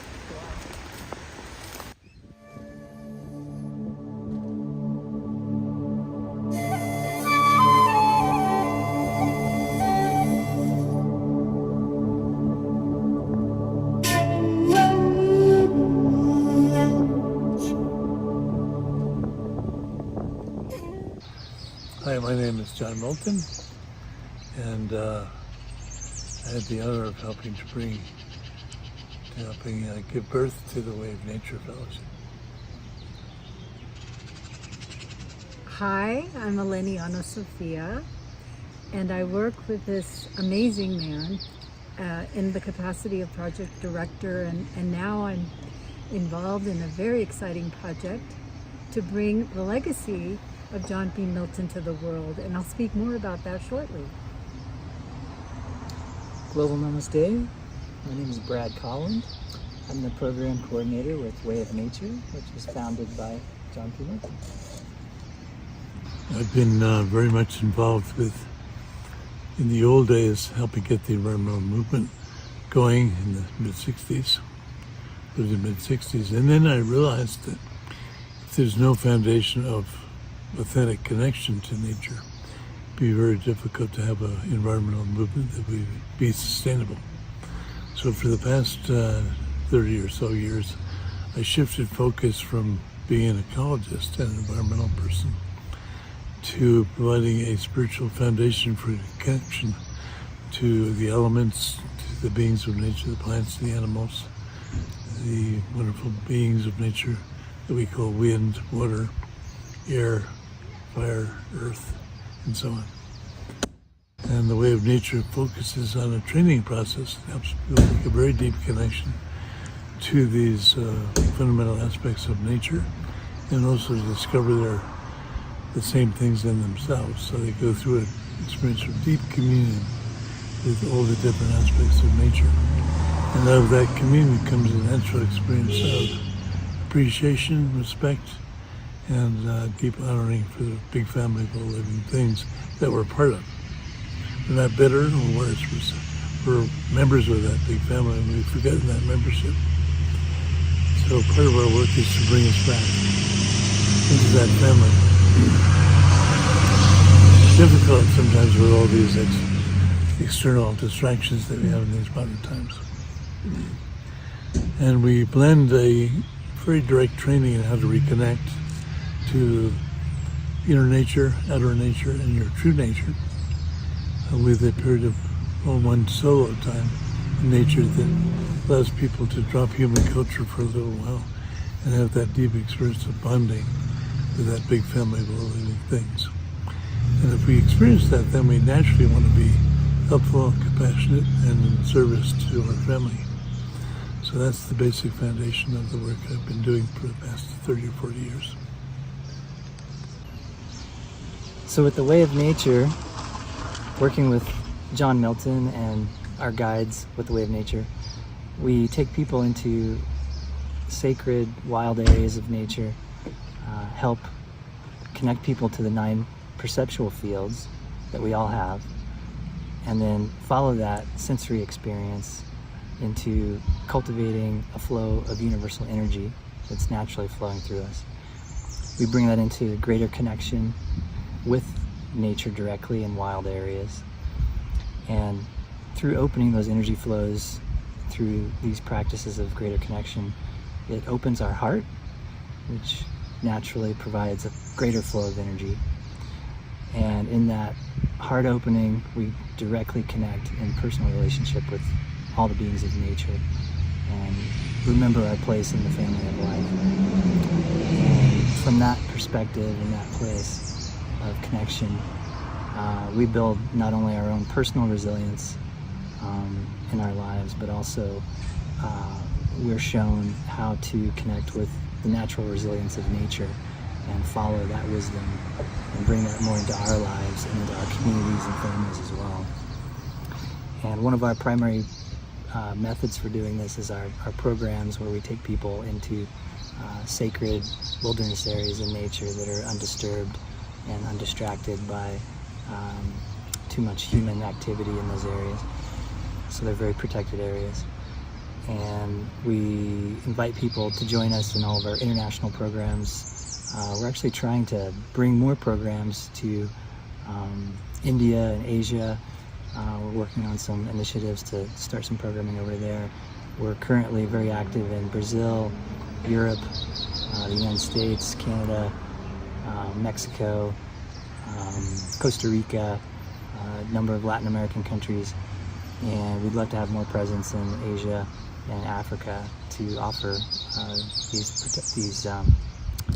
these programs. Global Namaste, everyone.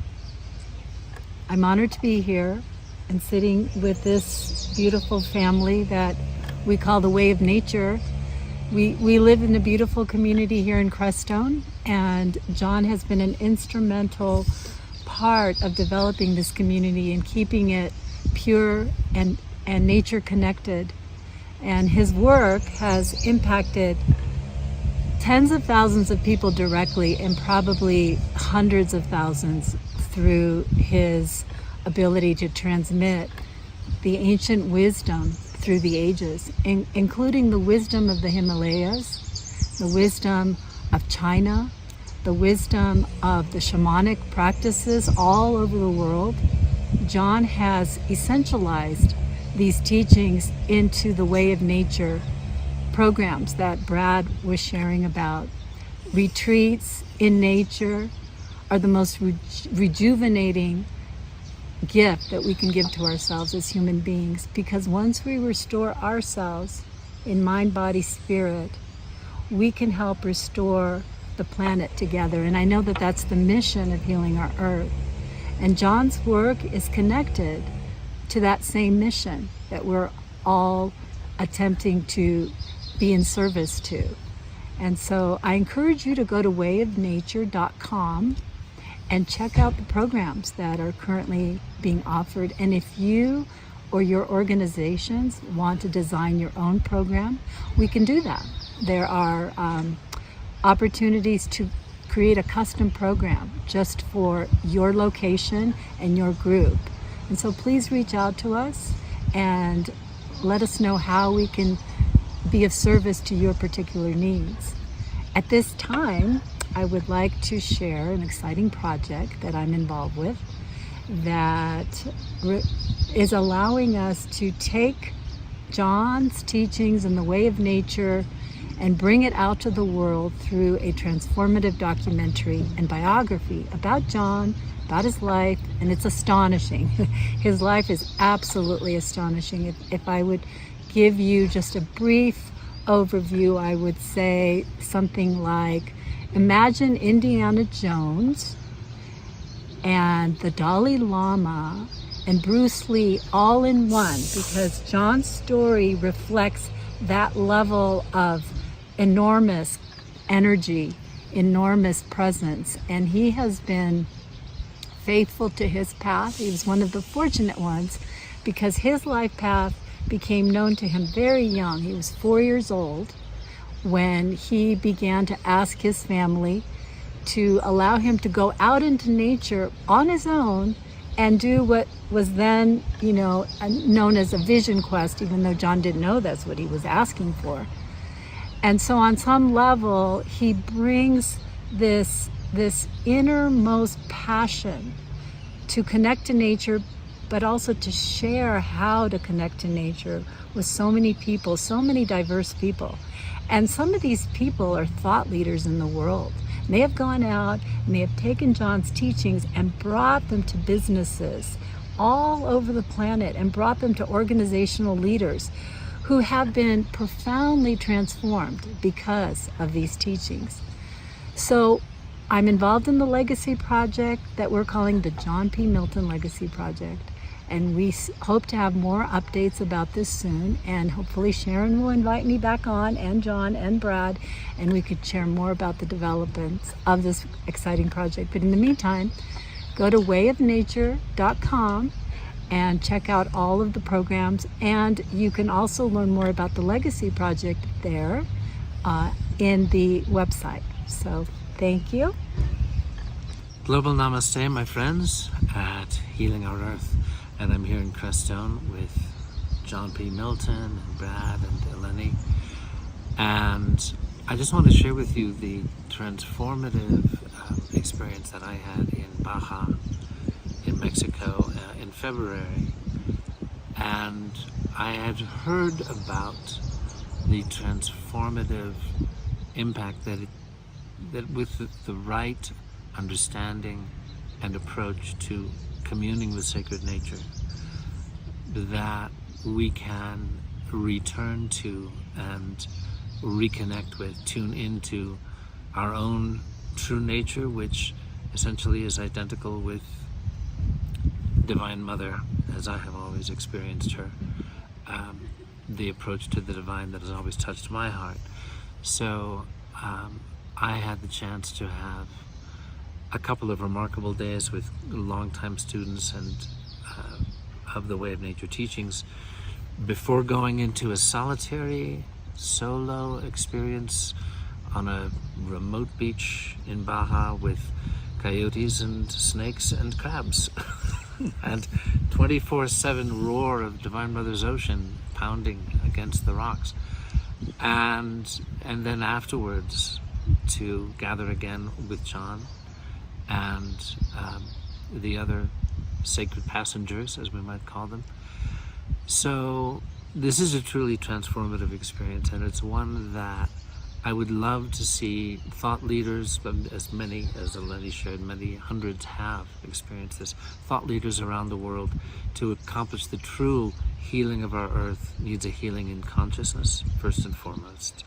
And this is, along with the meditation path that has been mine with Paramahansa Yogananda for most of my life, this is one of the most powerful transformative paths and teachings that I have experienced. So I encourage you all, wayofnature.com, see if perhaps you can set aside time in your life to give yourself this wonderful experience. So, Global Namaste. Thank you so much. Wonderful to connect with you all here today. I did want to mention that we have been very successful in seeing groups form around the Way of Nature process, which are now fully formed and doing this beautiful work of reconnection to outer, inner, and true nature all over Europe, in many different parts of the United States and Canada. But we've been weak in China and India and Africa. So we would love to see more engagement in India and Africa. I personally was powerfully moved by my time of, spent close to 15 years on and off in the Himalayan region, and it really changed my life in a very powerful way. I was working mostly with a number of one tantric teacher, Vasudeva, and then pretty extensively with the Tibetan community in the higher Himalayan region as well. It would be a huge gift to see this deep connection process spread into Asia, which has been so inspiring for the Way of Nature as a source of connection to nature itself and to the Divine Mother especially.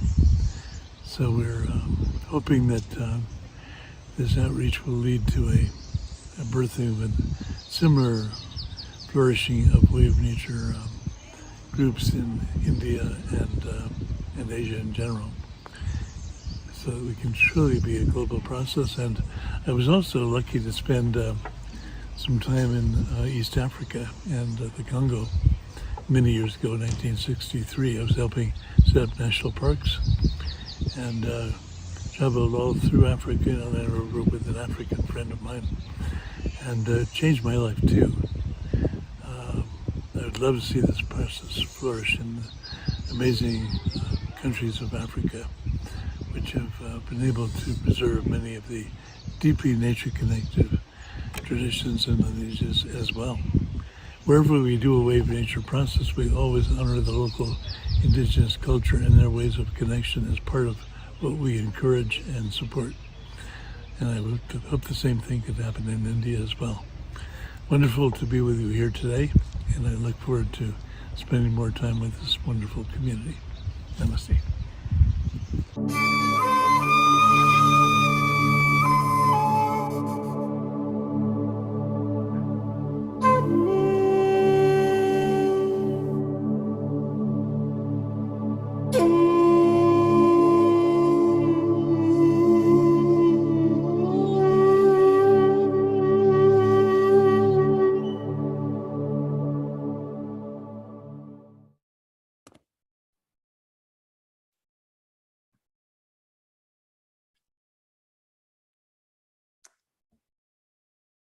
How wonderful, isn't it, Sharon?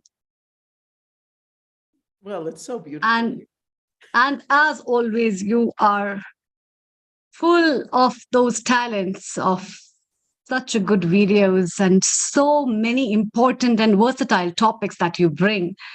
And these kind of small things and these small researches are so important that they must come in public and we must share with people so that these different kind of experiments can add up value for adding up these kind of things for all those problems that we are facing in today's time. So it's really wonderful. Yes. Well, here in Crestone, Crestone was pretty much created or brought forth this incarnation of Crestone by our friend Hannah Strong, who is a deep environmentalist for many years. And global namaste, Peter. It's so global nice namaste, Peter. So if global namaste. There's anyone that has any questions for Peter after seeing his project, seeing information about project, I'd love to have him answer these questions. He's been working for a long time here in Crestone to preserve and protect the environment in ways that are very unique, at least here in the US. So Sharon, I don't have a question per se, but I love the way Peter soothingly, actually simply, nicely, in environment-friendly manners, he explained the outreach, which was so beautiful.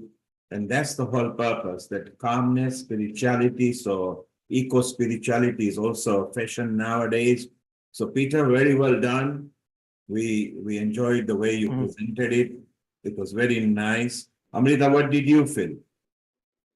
Yes, it was really nice and a very important topic, which I found, which is really good to see and experiment at many levels, because there are a lot of secrets that forests hold and they don't tell anyone. And especially that book for children was so good.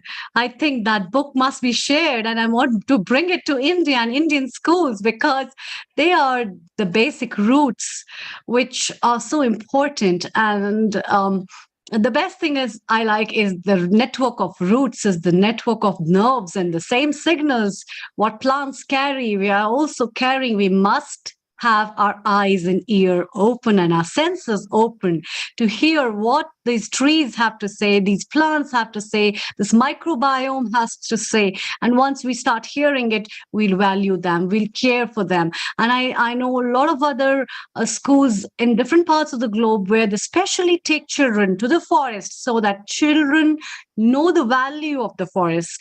They can acknowledge and see how versatile the biodiversity, the flora and fauna, the important things, and especially when they touch, when they feel, when they hear the sound, the sound of the small insects, the sound of beetle, the sound of the chirping of the birds, and even the sound of the dry leaves when they walk. So some forests have their own unique sounds, which are pretty different. And you must have observed that in today's technological grounds of social media, people have been making these audios and videos for mental health. They are one of those sounds which should be heard in original, where you get all the five senses to acknowledge yourself, not only five, but I would say six senses to know what is happening in and around.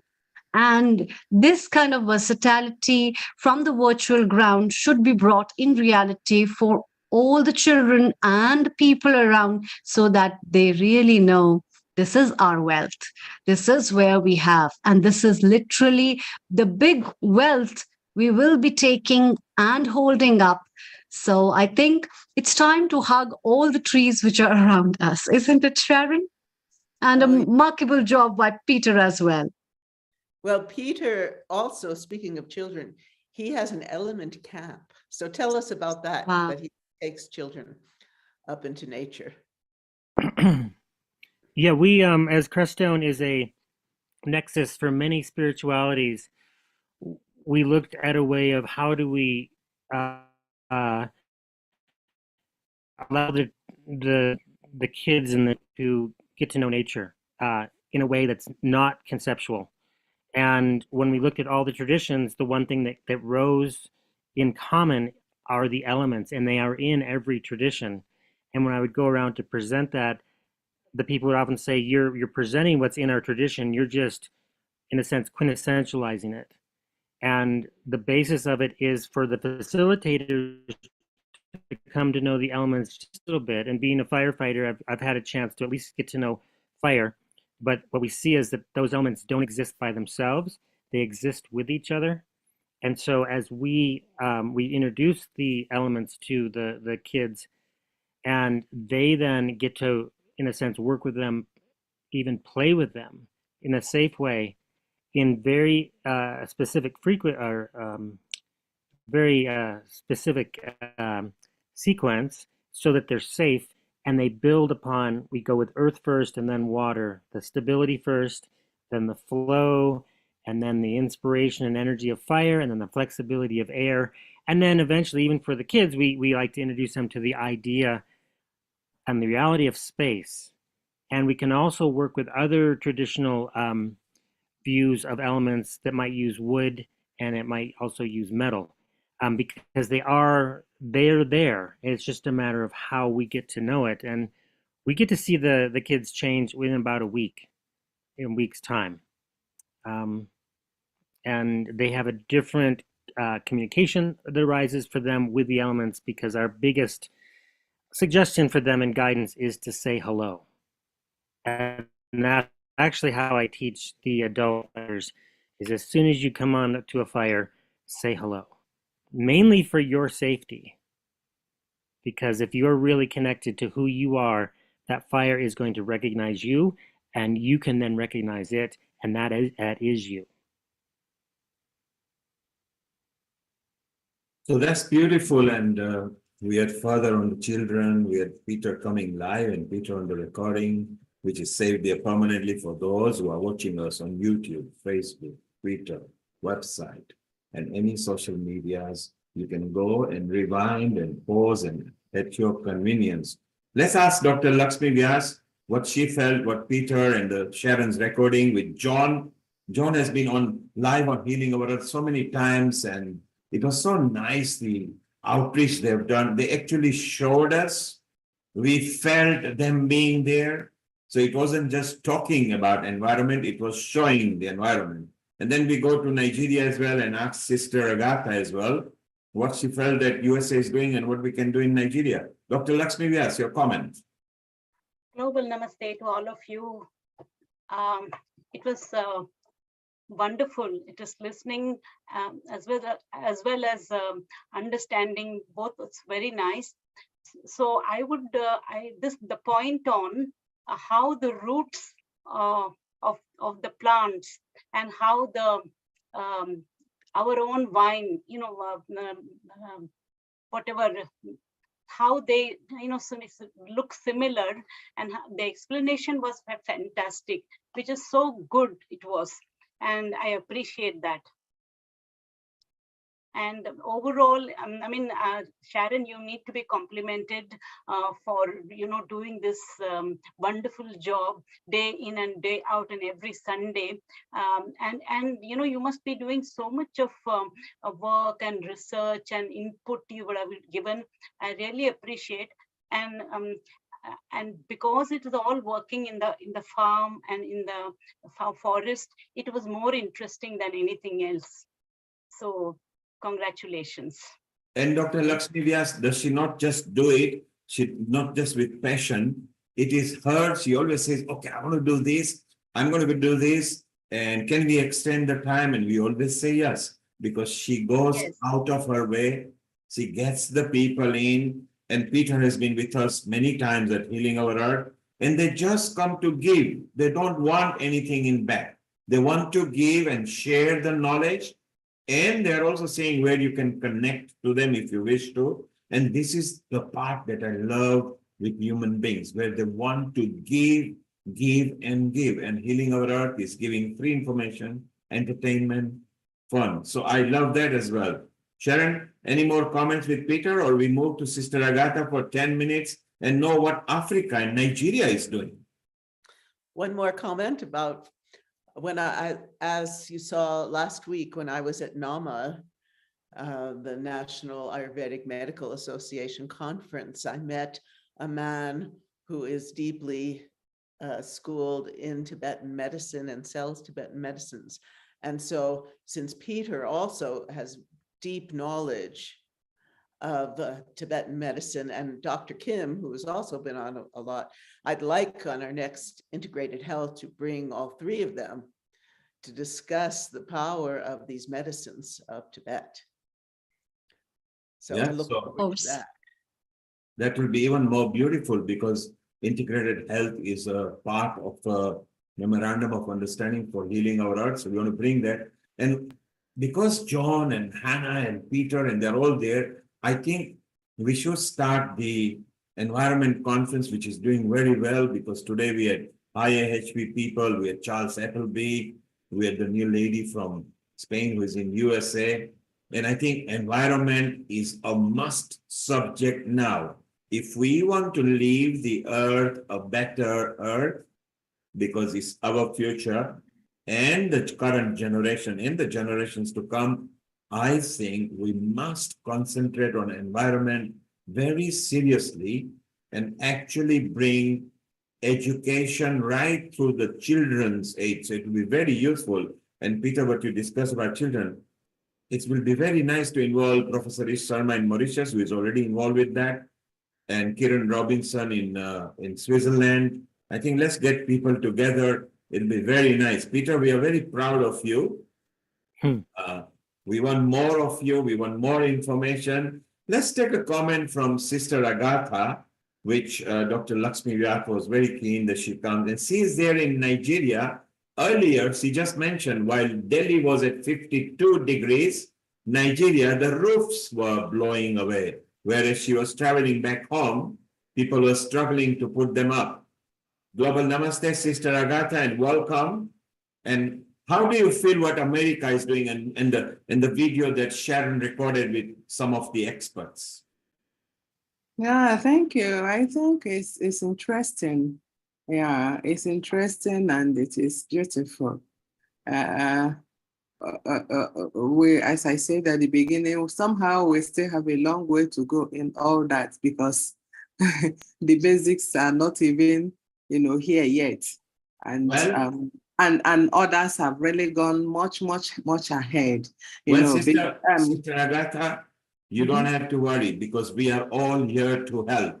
One of our ethos and moral is to help countries, and particularly people who want to do good for humanity. We would like to share free information. You saw the book there through the children. You saw Peter actually in action, John in action. You even saw Michael was there. I mean, it's so many people that we have got.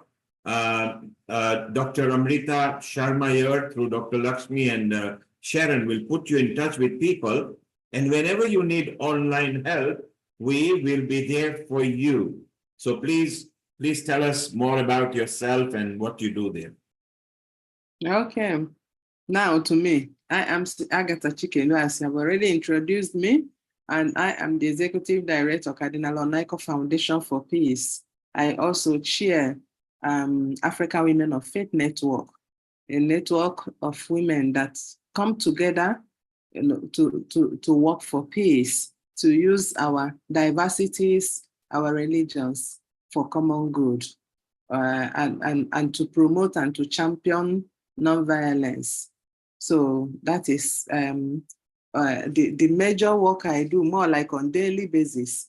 But in the process of doing peace work, peace building work, we have to be at peace with everything, especially with the nature, which is why we are here today.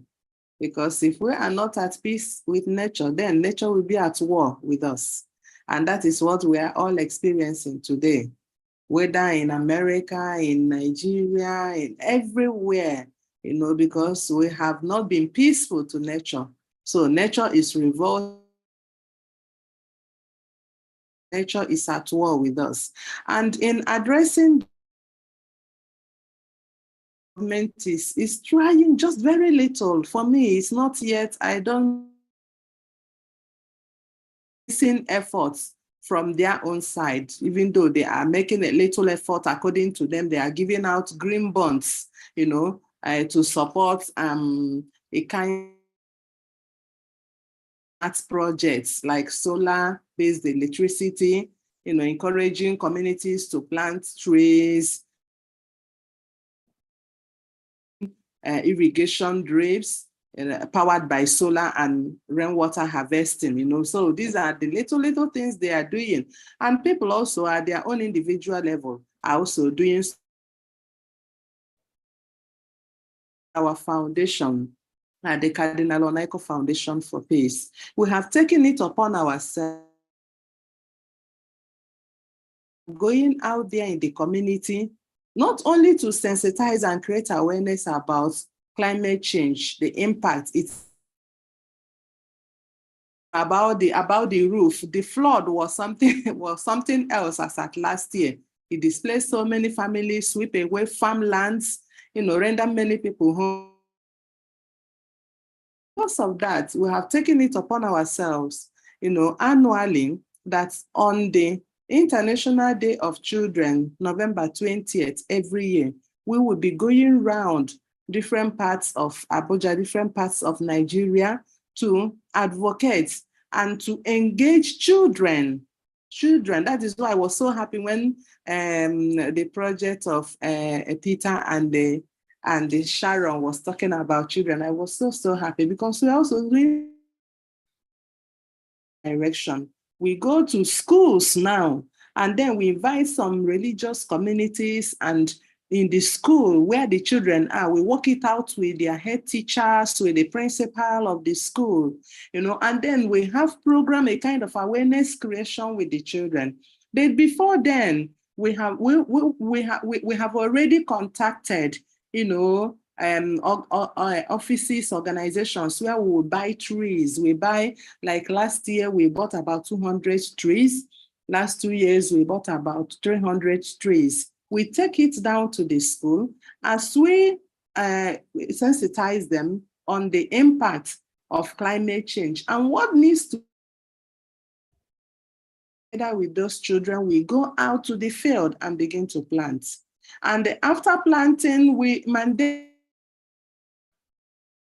make it a duty to go back to your tree, because we try as much as we can to ensure that one child will not plant more than 2 trees, you know, so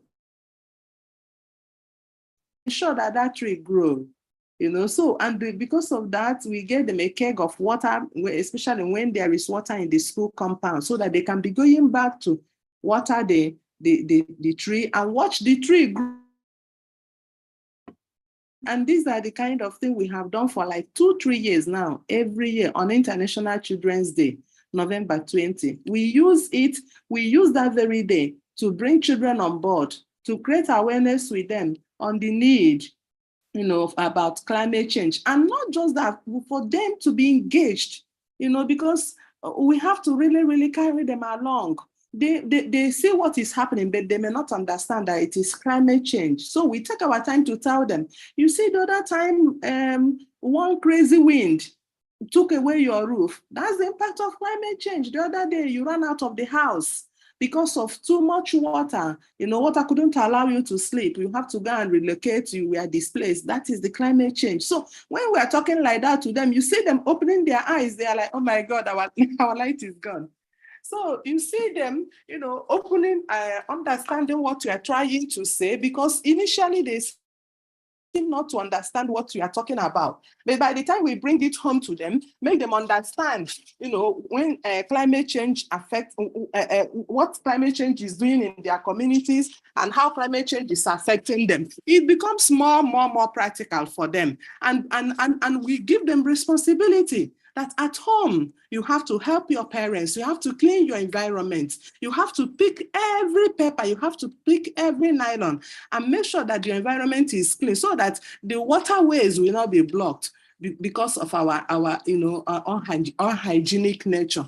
You know, so these are some of the things we do. And then also, in some of the rural communities where people, parents, you know, fell tree, we still cut a lot of trees here. Unlike in US, where you have to get government authorization to do that. People will just feel, oh no, I don't like this tree in front of my house. And they will just cut it off, you know, and then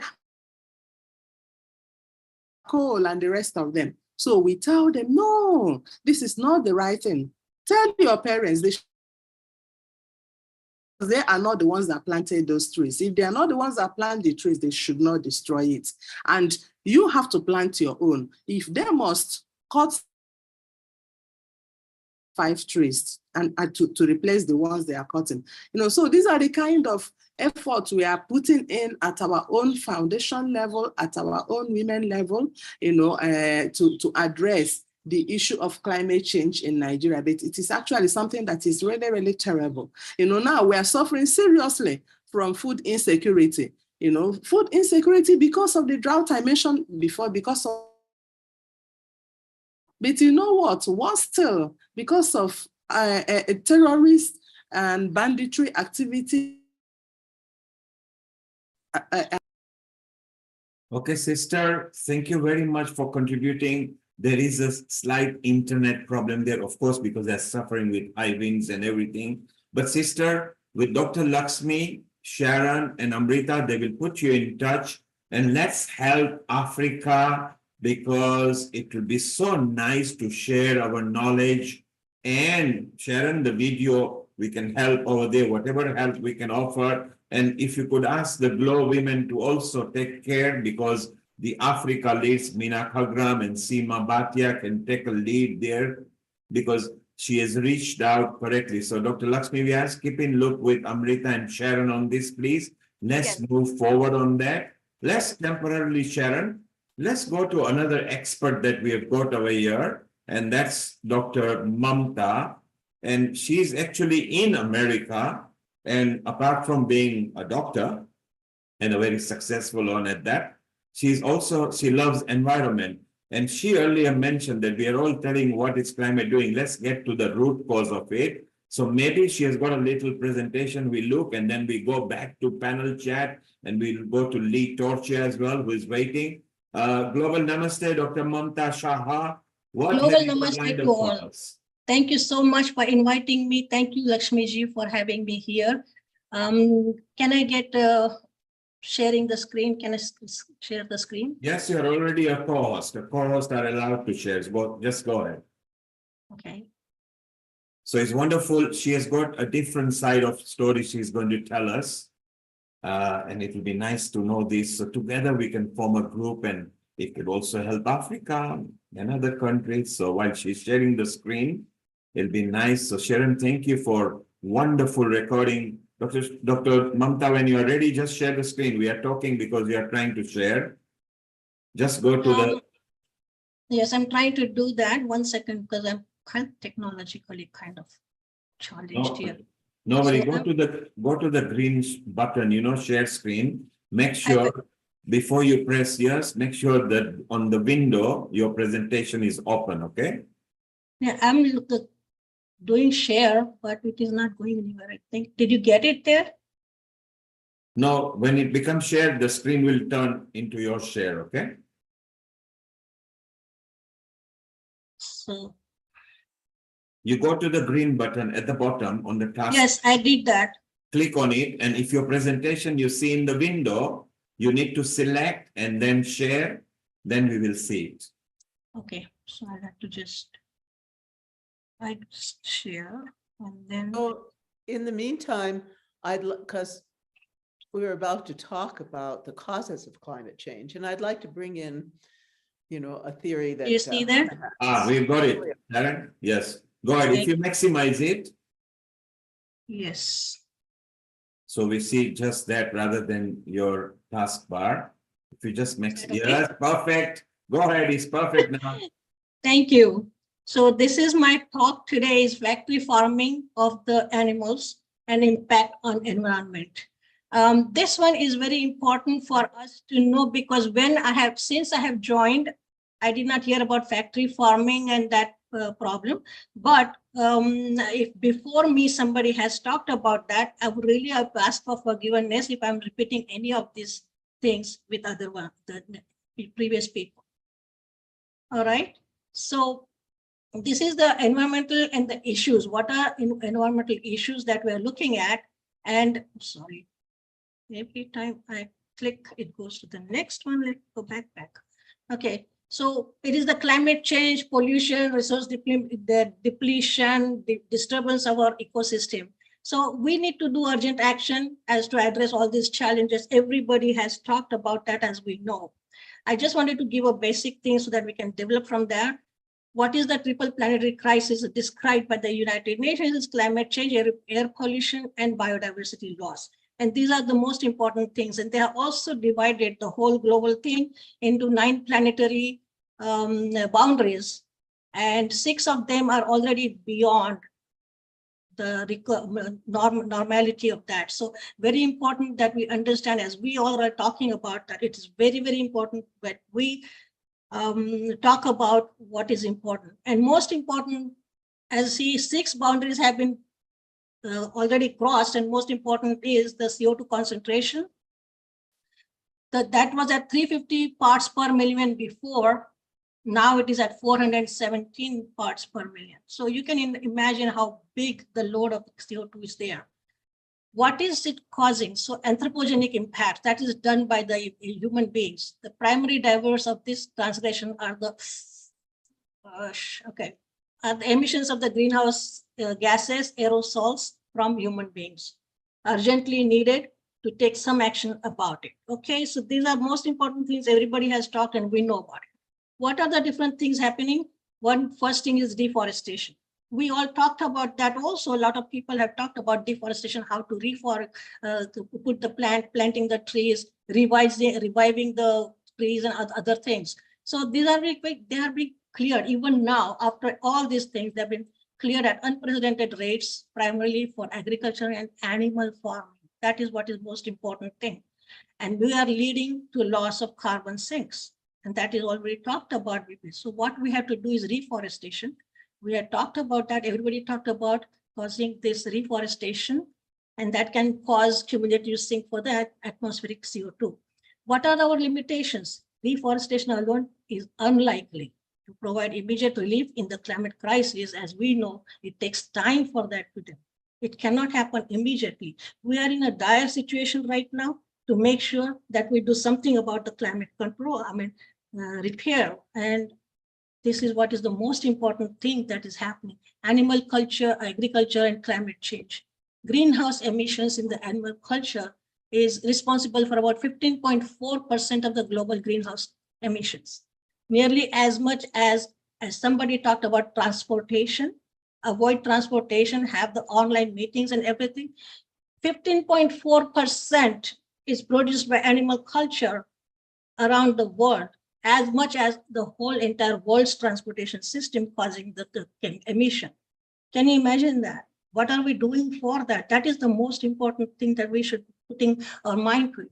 The land use and deforestation is also because of the animal culture. They're using it to raise the livestock, it requires a vast amount of lands, and then they're clearing the forest for that, which are very crucial for our carbon sinks, and we are losing them. Third thing is water consumption. Factory farming uses an enormous amount of fresh water, and it is accounting for 55% of the water consumption in the US alone. So you can imagine how much it is being done.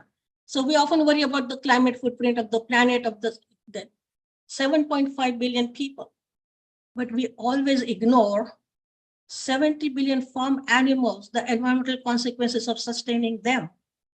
The industrial agriculture of animals is leading to 15.4% of the greenhouse gas emissions, which I told you already, it is as much as the whole transportation system of the world.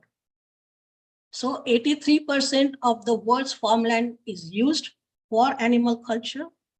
The beef production itself requires 20 times more land than the plant-based food.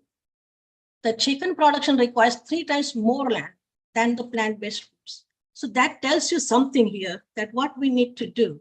So industrial animal culture also uses enormous amount of fresh water. And to put it in the perspective from the US point of view, we have 55% of consumption in US by the animal agriculture. Whereas if you take a household, it is only 5% used.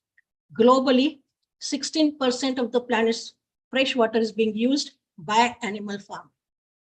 So we have to do something about that, how we can get that thing done. Also, in the US, they have done something about it, and a lot of things are being done around the world, but they have changed the lifestyle. By changing the lifestyle, moving from meat to chicken or something else, that is happening, not at the rate that we would like to have, but it is happening in US and it is showing some effect. But we need to all have to understand this is a global problem. And that's why we need to make sure that we can talk about how we can do it to be the right thing to do for every single person. It's not, there are two kinds of things when the global thing they're talking about transgressing the borders. They're also telling that climate change is, there are externalities where one nation cannot do everything. There has to be collaboration of all the nations. We just talked about how India is doing, but in India itself, the government and the private sector, they're talking about doing the things and they're not getting done.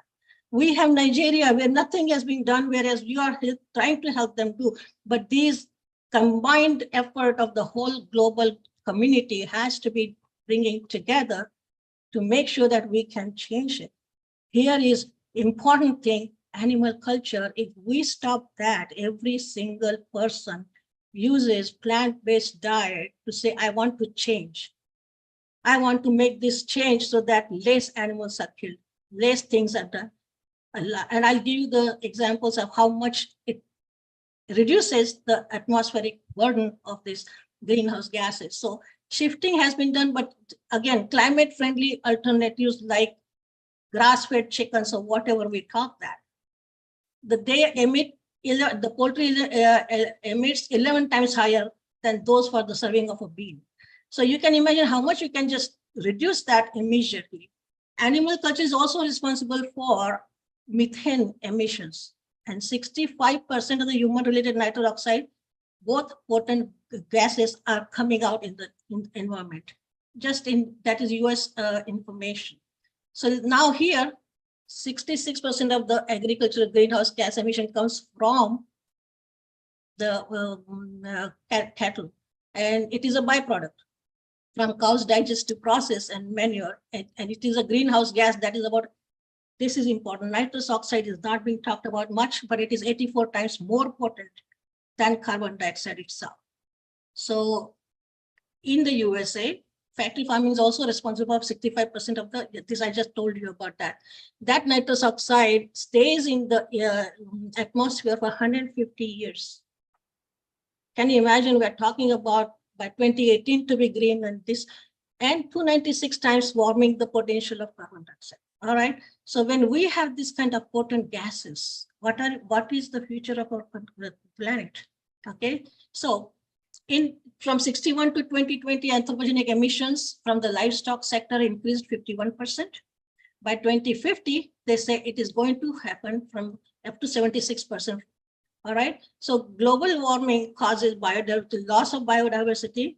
And as I told you, international externalities are there where you have to cross borders with other nations to make things happen and collaborate, which is not going to happen just like that. And we're going to be talking every time in the environmental conferences. We were here, now we are here. We were there, now we are here. Lot of different initiatives. Every one of them is excellent and praiseworthy. But where it is going and how much difference it is making is extremely important. So as a person and as a resident or citizen of this planet, what do I myself do as an individual to avert the crisis? We reduce the factory farming of the animals. How do we do that? We change our lifestyle by not eating meat and giving plant-based diet. There is another whole big lecture can be given on what are the advantages of plant-based meals and how good it is for you. We have worked at the school health clinics where I have been on the board, where we changed the diet from meat-based to vegetarian diets. Now in US, at least about 10 to 15 schools are serving vegetarian diet meals in the school. And they're seeing the difference in the kids, with the teenagers, calming down them, not having too many temper flares, not having any fights there, and a lot of things, and also reducing the incidence of the drug dependence and all those things. So it is very important that we understand this by doing this simple thing, how big achievement we can get into the conservation of this earth of ours, okay? So if we, sorry. So it's reducing or eliminating animal products from your diet and supporting plant-based community-centered agriculture is a great step towards that. And choosing a plant-based meal over one that contains animal product can cut your greenhouse gas emissions by over 55%. Just like that. And I'm saying that when it is happening like that, why we are not putting mind to that or concentrating on those things? Important. This is another thing. We're not killing animals just for food. We're killing them for luxury. So many things are there. We had a conference done on a cruelty-free products. The president of PETA organization was our keynote speaker there. And so many things in the world are used just by experimenting on different animals. They are factory farmed for those kind of researches and products to be done and all those things, which don't need to be there. So we had this complete exhibition of things that are done without having any animals involved. And that can be done. And it has been getting done. There are a lot of cruelty-free cosmetics. See, can you imagine testing cosmetics on the animals and then killing them for whatever it is? So these are very important things. And you can just see here the greed for having the luxury and everything. 8 bulls, more than 8 bulls leather, for leather in Rolls Royce, one Rolls Royce. So I think that it doesn't make any sense to have that. But everybody who can afford can do that. But we need to make sure that we give a culture of something sane to our next generation to see what we should be doing. And we have to change ourselves to make sure they can change. And this is my background. I've been brought up in Jaina Dharma tradition, where non-violence is the supreme principle. So we don't hurt anyone. So not even hurt any animals or small insects or whatever. Because of that, all Jains are basically vegetarians or vegans. And this is just natural to us. So speaking about being vegetarian is very natural for me, but I can understand it's not that easy for everyone to change. But what needs to be done is that the thing that everybody has so much what do you call that, strong belief that we must do something for the planet. We must do something. Why can't we just talk about me? What can I do? And I can do this simple thing. And there are a lot of things that can tell you that, giving up one burger can reduce 50% of the one person living, not eating burger for 1 week can take 33% cars off the road. I mean, there's so many statistics available in the world. for these kind of things. And they're telling you that can happen. We are going for electric cars, not recognizing there are batteries and other things involved. They have an effect on the environment long term. All right. So all these things are good to do. But one thing that can really, really reverse the whole thing really fast is having this change in oneself. And that has to be decided by oneself to say, if I want to change. Very, very important. So what can we do in the conclusion? Go plant-based diet. This is my way of telling everybody, please do something about this, that will be green. And we have done a lot of things about talking about vegetarianism, also planting trees. So as everybody is taking initiatives and doing a lot of things, I'm involved with quite a few social organizations where we are doing all these projects. So I did not know that I had to showcase any of the projects. So I just brought this thing. And if somebody has talked about animal farming, very good. I'm glad. I'm sorry that I missed that one. But I hope that I'm not repeating something that somebody has said. And I hope that I can give some message today to people that there are small, small things. So when being locally relevant and being locally, responsible for your own actions, very, very important. That speaks big, and also it takes a long way. It takes you to a long and the sustainable solution. And I think this should be done. And this is my final conclusion for you all of you. Say, please go plant-based, support sustainable practices. That is recycling. Everybody's doing that, but more and more awareness of that, and spread the awareness to everyone. This is what my 2 things about environment and what I'm doing into this also. And I would like to take any questions if you have. Thank you. Thank you very much. Thank Global you, namaste to everyone. Thank you, Dr. Mamta. Well done. A different perspective. Yes, we have covered the subjects that you did mention. If you turn your screen off, please, so we can have the contributors back.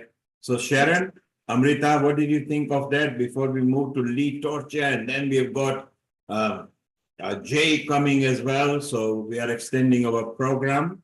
So Amrita, your thoughts on what Dr. Mamta shared, and Sharon, your thoughts too, and Dr. Lakshmi. Thank you, Neil Kumar. Marvelous presentation, Dr. Mamta. A very beautiful perspective, very important perspective. And I think as we have 5 fingers, it's very important to touch all those fingers when we discuss about things. And your perspective of highlighting an issue relevant to a particular country, a particular continent that is related to the tradition, the aspect of the culture of people, and use and utilization of diet and lifestyle according to that, is also a very relevant topic in regards to environment and environmental crisis. Every region worldwide, every country has its own tradition and ways, where very different experts in today's program episode as well have highlighted that aspect of in relation to the environmental issues in connection to that. And you highlighted the importance of my plate, my planet, which is very, very relevant, because ultimately whatever I am eating and consuming is in relation to the planet, and whatever planet is giving is in relation to my plate as well. And it is not just that, it's in connection to all the flora and fauna which is linked with it. And this issue is not only raising up a lot of standards of building up the relevance to know about how important it is to go vegan, how important it is to restore your health on basis of hormonal disturbances. It's very important to build your health in terms of emotional and mental well-being, where Sister Jayanti in today's episode has been highlighting a lot about eco-friendly attitude and eco-spirituality, which is an utmost important thing. And you have covered up a practical aspect through your presentation, highlighting and giving us the facts and figures of what's happening, which is much more related with the corporate sector, which is also related with the socioeconomic status, as well as the requirement and the demand and supply of things, on which the 3 points of yours talking about your own social responsibility towards yourself and towards your plate which people hardly think about, because when they cover up their plate, they just talk about the tastes and the food fashions, which I have been talking a lot on various grounds. And one of the projects that I have been working with one of my friend Purvi Sanklai is about Yopla, Your Planet, Your Plate, which is run at from Tilburg University in Netherlands, which is also talking about all these things. And another important thing is nitrous oxide. Many people were not knowing, and I don't think so a lot of people know about how dangerous these gases are apart from just CO2. And nitrous oxide itself is so poisonous that it can make you die much more quicker than even many other gases, and simple carbon dioxide as well. And when people talk about we in India are running up with all these heat waves, and a lot of conditions are self-made problems. We have got a lot of forest fires these days. We have got a lot of crisis of water. We have got a lot of crisis of electricity. All these things are man-made. And so it's a very beautiful initiative. Thank you so much. And I congratulate you. Please do come over time and again to raise up different topics and issues at Healing Our Earth, at various episodes that can help people to give another vision and approach to think how better they can curtail different problems and issues of their life. Over to you, Sharon. Thank you. Thank you, Amrita. Let's take a comment from Lata and then Dr. Lakshmi Vyas and back to Sharon, and then we move to our beautiful Lee Torcha, who might bring a bit of music in our environment. So, sure. Lata, what is your comment? Yeah, I just felt what you brought to our attention, Mamta, today was just amazing for the planet, the population of the planet and the animals that we've been overlooking in the billions that are actually creating the problem, and we're just overlooking all that. So I felt that was so necessary to bring that awareness, and the more we can sort of infiltrate this across our globe, the better. And I think it's got to come from educating the women, because they're the ones who actually do the cooking at home, teach the children, and health issues. They take command of the health and well-being of the family. And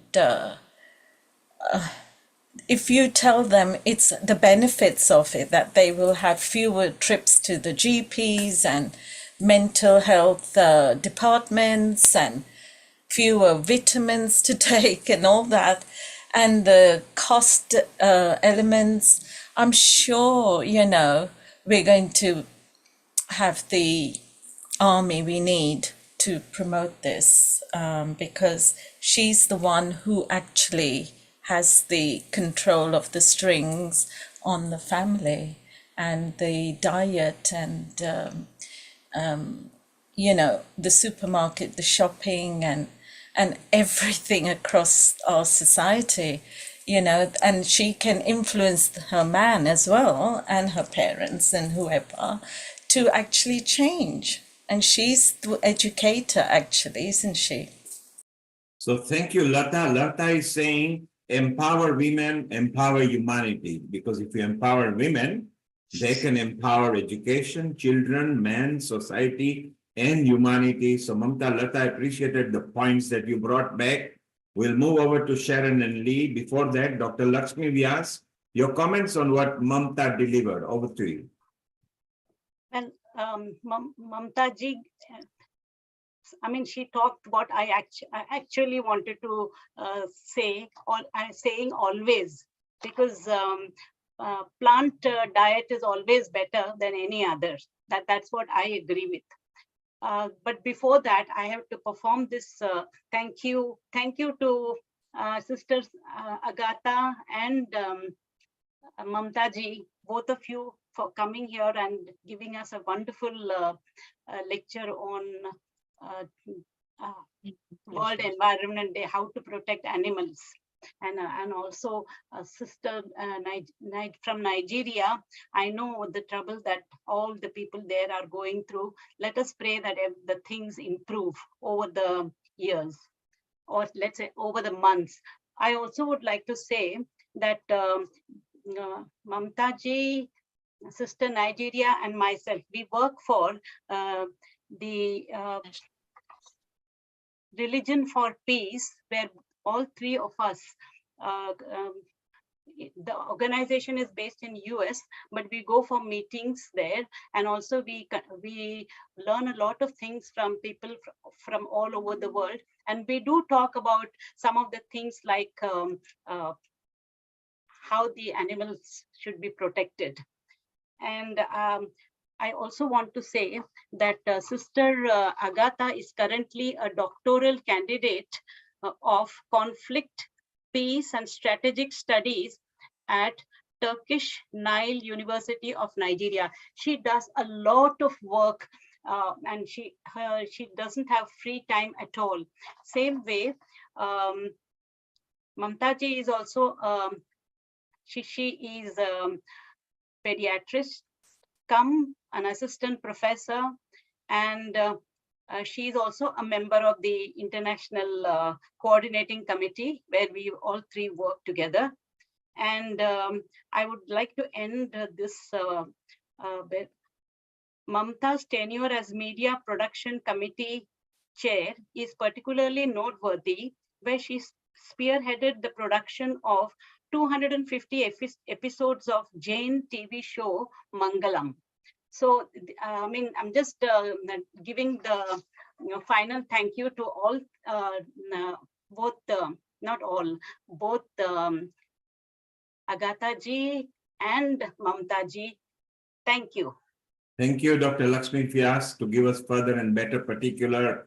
And Amrita and Dr. Lakshmi Vyas maybe involve Mamta in the communications and media department for the Glow Women. If you could put her in touch with Vaishali's team, maybe she can nurture and bring so much benefits to the women in general, apart from environment, for healing our earth. So welcome everybody, and you're part of a movement that dispenses information free of charge. And Dr. Lakshmi Vyas, you just mentioned you are all part of faith, so you are eco-spirituality. That's exactly what we discussed with Sister Jayanti. So that's beautiful. Sharon, let's stick to America. We were in India, Asia. We were in Africa, Nigeria. We were in Europe. We are now in North Atlantic. Let's bring the lovely and smiley Lee Torchia, who has been with Healing Our Earth many times and brings music as well. So a global namaste to you, Lee Torchia in America. And let's have a discussion. And we have still got Jay to come. So Sharon, over to you. Thank you. Well, one point I want to bring up, which Hannah Strong, our dear environmentalist here, always talks about, is the impact of the military on our world. Not only the outer climate and the destruction of the environment, but also our inner world, where we really long for peace. And so it is a topic I wanted to bring forth in this discussion, because we think about, oh, we're going to, not use plastic bags, and we're going to do all these things as individuals, but the military is causing extreme destruction and stress on every level to the planet. And I just want to make that very clear. So, global namaste, Lee. Yeah. Hi, Sharon. Hi, everybody. Thank you so much. I've already learned a lot. My mushrooms. I'm going to be talking to my mushrooms. I want to show you something today that I put together rather hastily. It's a topic that almost nobody has thought about. It's a one-celled animal creating 50% of the world's oxygen. I want to really try to share this screen. Can anyone see it? Yes. You can. Great. Great. Yes. So, But maximize it, Lee. Just maximize the screen so we don't see your taskbar, and then it will be beautiful. Just maximize it, please. I would love to. Let's see if I can. I'm not sure that I can because this is my new computer, and so it's let me just do what I can. Okay, that's fine. I don't know if I can get rid of this. It's Huh? better now. Okay. All right. So I tried to stick to a some rather important people. Okay, so this is the Are you from- planning to show a video? no, it's just this PowerPoint, very short. This insanely important world of phytoplankton is by NASA Goddard. And so there it is on YouTube. They have allowed people to share the entire thing. So I wanted to I just did a very short search, but I've been interested in phytoplankton for 40 years, ever since I heard about them. They generate half of the world's oxygen. I wish I could maximize it. I don't know how. As much as all land plants. So everybody's talking about the land plants, but nobody's thinking about this one-celled creature, the phytoplankton, which is half as much as all the land plants. There's 10,000 species, even more, I think. This is my crude. This is, you know, they do photosynthesis. They take the carbon dioxide and capture the sunlight and produce the carb sugars that is the food system of the ocean. So that not only, but there is this certain type called coccolitho something. While they're doing all that, giving the food to the ocean, they also produce the oxygen.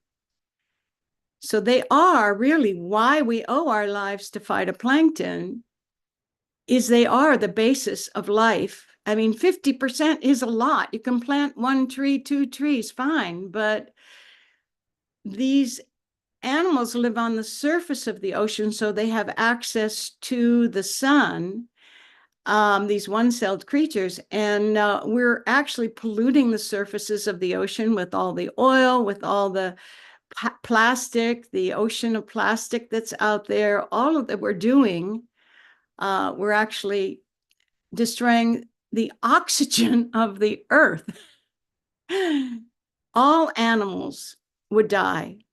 90% of the oxygen animals rely on the oxygen that half is produced by half of the phytoplankton. So that's why we really like it. They're really crucial. Now, these are some of the threats to their survival. Of course, the ocean acidification. Some types will grow slower and some faster. Warming water. There are also the microplastics. Block the phytoplankton from receiving enough sunlight to survive. And we all know how pervasive these microplastics are. And the organisms that feed on the phytoplankton also ingest the microplastics. So where plankton suffers, so does the entire food chain. Now, every side has another side, right? So there are some threats from some. There's 10,000 species. So when there's a lot of nitrogen and fertilizer runoff from all the animal pollution we were just hearing from Dr. Mamta Shah, some types grow rapidly. And those are depleting oxygen in that particular area of water. So these algae blooms, some are known as red tides. You've heard about them. You haven't heard about the good ones. We've heard about the bad. I'm bringing them in because it's important to know there's 10,000 species. So we can't say that these species that are causing the problems are the other species that are giving us our life. This particular species, Alexandrium, is a specific type. It's sort of, they're saying they don't know if it's a plant or a zooplankton, maybe it's an animal, maybe both. It's sort of a hybrid. But one thing is it makes that powerful toxin. Very detrimental on humanity. It feeds on the shellfish. This is one reason I never eat shellfish, ever. Now,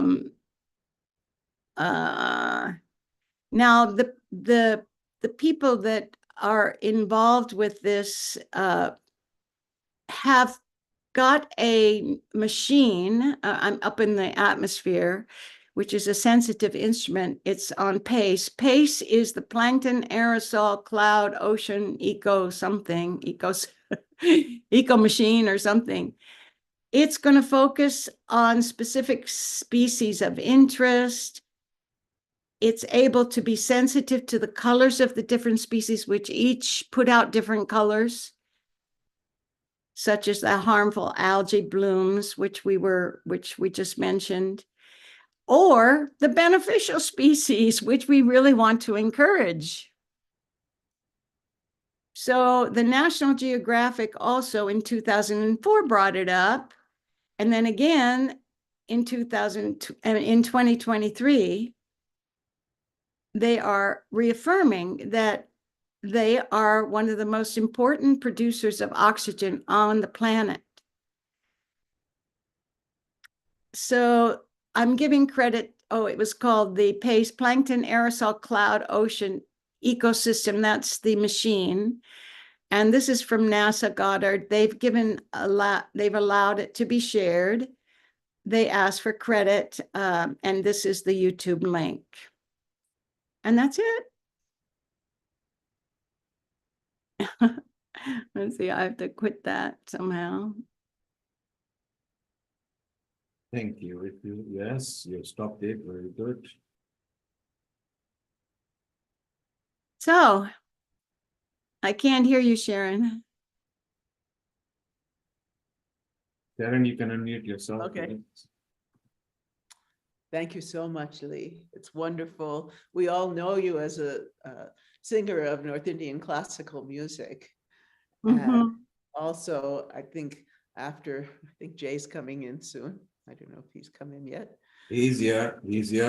Wonderful. So after Jay, I really would like to play this piece of music that I've got the Earthling Blues. Oh, do you have it? Oh, wow. I have it. So we'll do that. Global Namaste, Jay. Unmute yourself. You're muted. Jay, you need to unmute yourself. Now I'm here. Now I can hear you. All right. Yes, I'm here. Welcome, everybody. It's a pleasure to have you, Lee. Yep. And I know you were coming in today to talk about desertification. You have a lot of knowledge in many, many areas about our planet, our politics, and our world. And of course, we have our beautiful garden that is really Jay's baby. They were talking earlier about how I think Lotta was bringing in about how all the women are the cooks and the women take care of these things. But in our family, Jay is the main cook, although I cook, and he is the main gardener and bringing all kinds of knowledge about gardening in a place like this that is fairly dry. But please give us your thoughts on desertification. Well, I probably have a somewhat unusual view of it. Of course, I believe that our farming practices are contributing greatly to loss of topsoil, and we need to stop that. And I don't mean we need to stop farming. We need to stop farming the way that we're farming. No more plowing. You want to keep the land as steady and state as possible and all that. But there's another factor in desertification, which the famous scientist Wilhelm Reich pointed out, and he was very interested in desertification. And before I say that, though, let me say that the great esotericist from England, John Michel, he once remarked that he lived out in the country in England, that he noticed that when he visited loving couples farms, that it had to be loving couples, not couples that weren't getting along. But if they were loving couples, he noticed that the crops grew greater near the house. And as it got further away from the house, their growth diminished. And he's wondering why that was. And then we go to Wilhelm Reich, and Wilhelm Reich has this concept of orgone, and he associates it with love and sexuality. And he says that loving couples emit more orgone than people who aren't in love. And he postulated that when they started passing laws in the Middle East outlawing the open affection of men and women together, which was about 1,500 years ago, 1,300 years ago, that caused desertification. In other words, Wilhelm Reich is saying that the loss of plant growth is due to the closed down affection between men and women, and between men and women and everybody. And that when you outlaw, holding hands in public, when you outlaw, any sign of affection in public, then all of a sudden the place starts going to hell. And I think there's a lot about that. I really do. And I know that, in Tantra, the couple would go out into their garden and practice Tantra. And what they're doing is they're creating this gigantic biodynamic field that he called orgone, and then the plants all get affected by it. And so I think there is something to this idea that, yes, we have to change our farming methods, and yes, we're not doing things in the right way, and we're wasting a lot of water and things, and we have to change that. And that is all coming because new technologies are being invented that are going to solve all these problems. But we also have to look at what effect our own spiritual life has on the world around us. And Sharon and I are madly in love with each other. If you walked on our property, all you would see, we're in a desert, rains 8 inches a year, maybe, snows maybe a foot a year. We get no moisture. Yet if you walk around on our property, we have giant 30-foot tall trees all around our house. We can't stop nature from growing in every direction. Half of my life is just trying to make sure that I can control the growth that's going on everywhere. And we're not watering. This is just natural. So I know that we want to talk about practicalities, but this is a practicality. And so I think that if we create more loving societies, more compassionate societies, we will see the result in the environment around us. And we have to get rid of toxins and get rid of pollution, and we have to do things that are physical. I'm not saying we don't, but we also have to add in the spiritual and the love concepts too. Oh, that's beautiful. That's very beautiful. There are so many issues we could address. Like, I don't know if it's been addressed today. Lee was just talking about all the little plastics in the water, in the soil, in the air. And there's also, of course, all the pharmaceuticals that are going into the water systems, particularly in the main cities. Here, our water, we're very fortunate. We have a lifestyle that is unusual. We live amidst nature, in the beauty of nature, and we have beautiful, wonderful, pristine water. I also mentioned about the military and the effect of the military on the planet. That's a good one. I completely agree. If we would just eliminate the military, at least 1/3 of the fuel being used and the pollution would immediately go away. And, the whole thing is America, I'm sorry, I'll get me going there, but America's addicted to war. We have a war machine that feeds billions of dollars into it, and we can't stop the war machine no matter what we do. I've been fighting this war machine for like 60 years and I haven't had any effect. It just gets worse and worse and worse. And so that is the number one thing I think that has to be stopped. And basically the American war machine, because we're about half of the military spending on Earth is spent by America. And for what? I mean, for what? And so, yeah, I'm very much in favor of cutting back all of the military spending. Yes. So Sharon, you had a music to play. Was it a music? I have something to say to Jay. It's very important. Jay, I looked it up because I was shocked. Stranger Than Fiction, hugs were banned in schools. This is and that was in, I think 2004. Here's the New York Times archive, 2009, hugs banned in schools. And so what you were saying is like, they can bring guns in, they can't touch each other. That's right. And if you notice, there's a lack of love now. The songs aren't very loving. The movies don't have a lot of love in them. The TV shows certainly don't have any love in them. And it's as if we're just like, suddenly we're not even considering love and for each other as anything that's important. So, you know, we have to change that. Yeah. And the concept of loving touch is now, because I understand there's so much porn, there's hardly any concept of tantra, you know, the true tantra, the true loving touch between couples. And it's just sad. It's because they think they have to conquer a woman, but that's not the way, by beating her up, you know. No, and you know, and men are not being taught what women want, really want. I mean, not what they hear in movies and songs.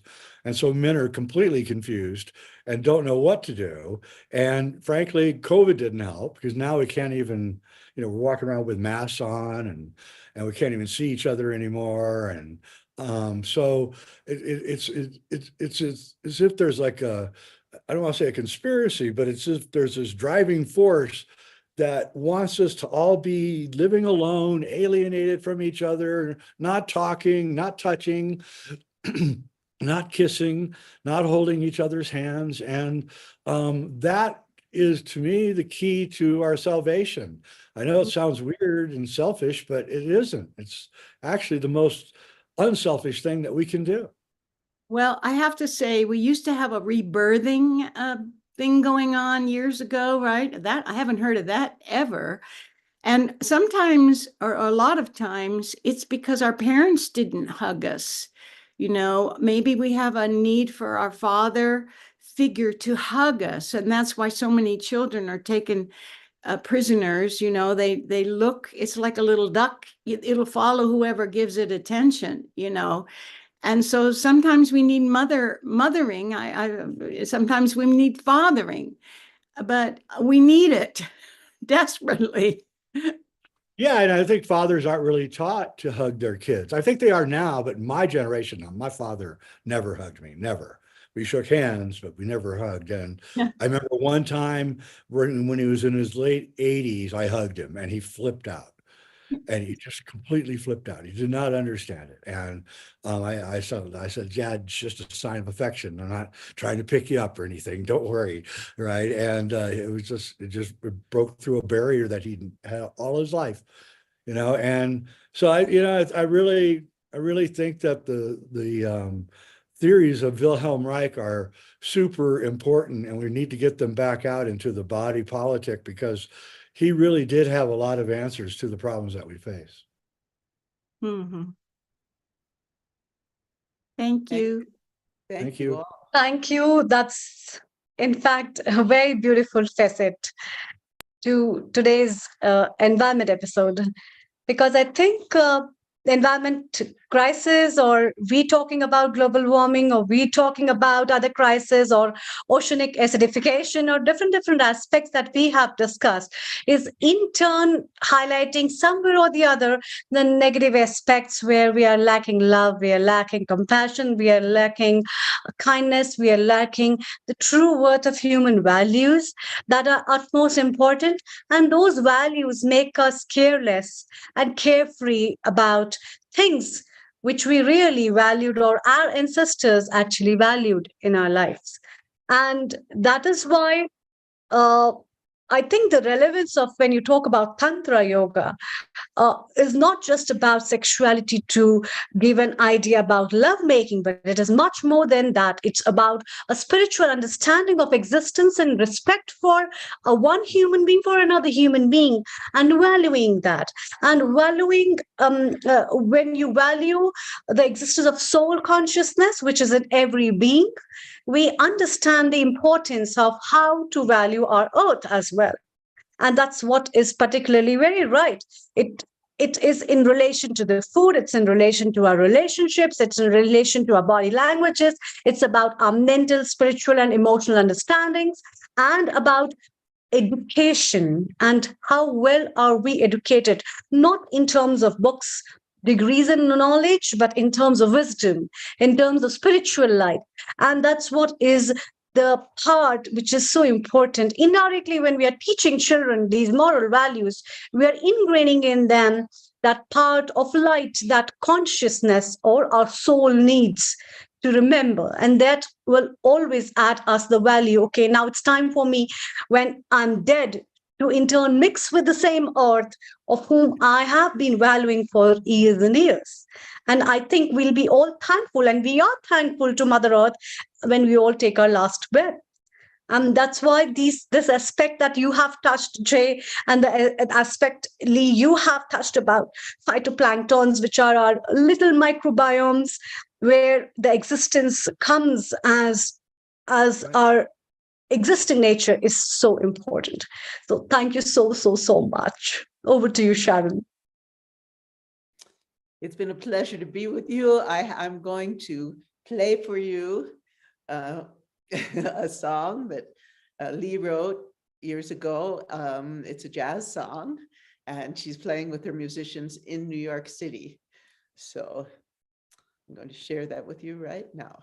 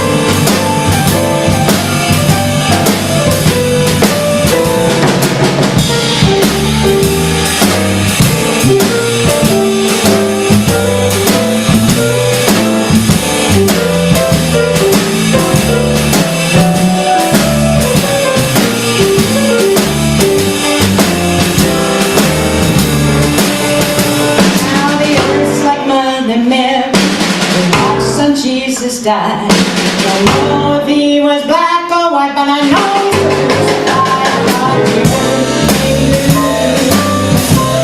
You and I, 'cause if we live by the bomb, we die by the bomb, and now I'm wrong. And the earth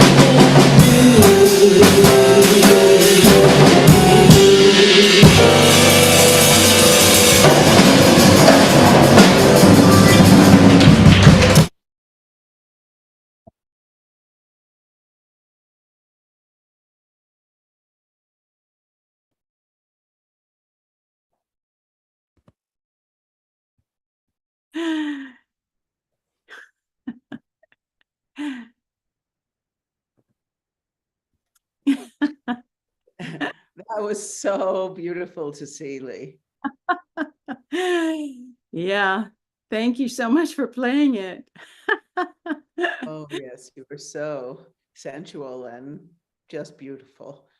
And the musicians were fantastic. Those As are some of the best musicians in the world, and one of them is no longer with us. The drummer, he passed away. You can't get a backbeat like that. I mean, that is, you know, he used to play with Doc Cheatham. That's how I met him years and years ago when I first came to America. It's just wonderful people. Thank you. Amrita, over to you. Thank you, Sharon. That was very beautiful. Amrita, time to say a nice short Ambud Bhuva Swaha. After that, I love jazzy kind of music. You know, that was so beautiful. It brought out different style. So what a lovely end. We are 1.5 hours over, but we enjoyed because we wanted to bring in so many people. So Sharon, thank you very much. Your smile, your jest, your gusto is always beautiful. Lee, lovely to see you smiling. We always want you we also want you in our Glow Women organization. Sharon will put you in touch.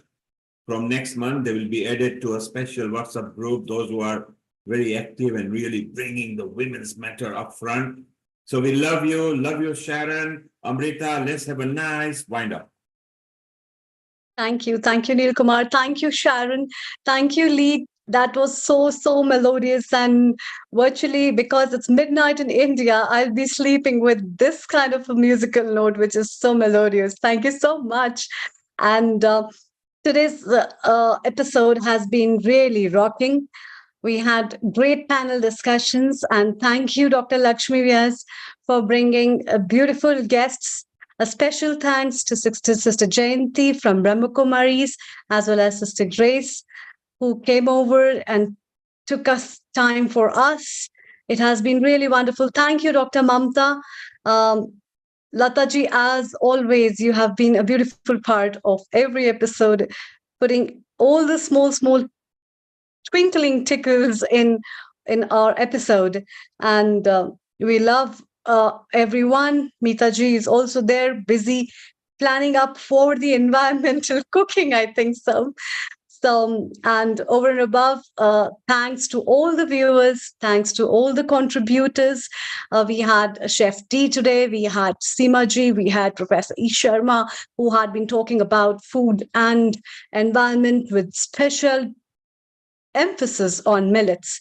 And we had Shailendra, as well as Solemi too, with Kailash Parekh bringing her guests, and Rotarian Lal Goel with his guests as well.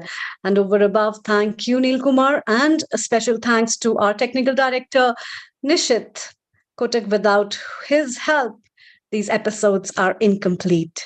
And yes, my last thanks to Vaishali, my co-host. She is always there to support us. And a very big thanks to all the viewers who have given us immense love and been listening and supporting us forever. Thank you so much. And let's wind up today's episode with Gayatri Mantra. Om Bhur Bhuva Swaha तत्सवितुर्वरेण्यं भर्गो देवस्य धीमहि धियो यो न प्रचोदयात्। ॐ भूर्भुवः स्वः तत्सवितुर्वरेण्यं भर्गो देवस्य धीमहि धियो यो न प्रचोदयात्। ॐ भूर्भुवः स्वः तत्सवितुर्वरेण्यं भर्गो देवस्य धीमहि धियो यो न प्रचोदयात्। ॐ शान्ति शान्ति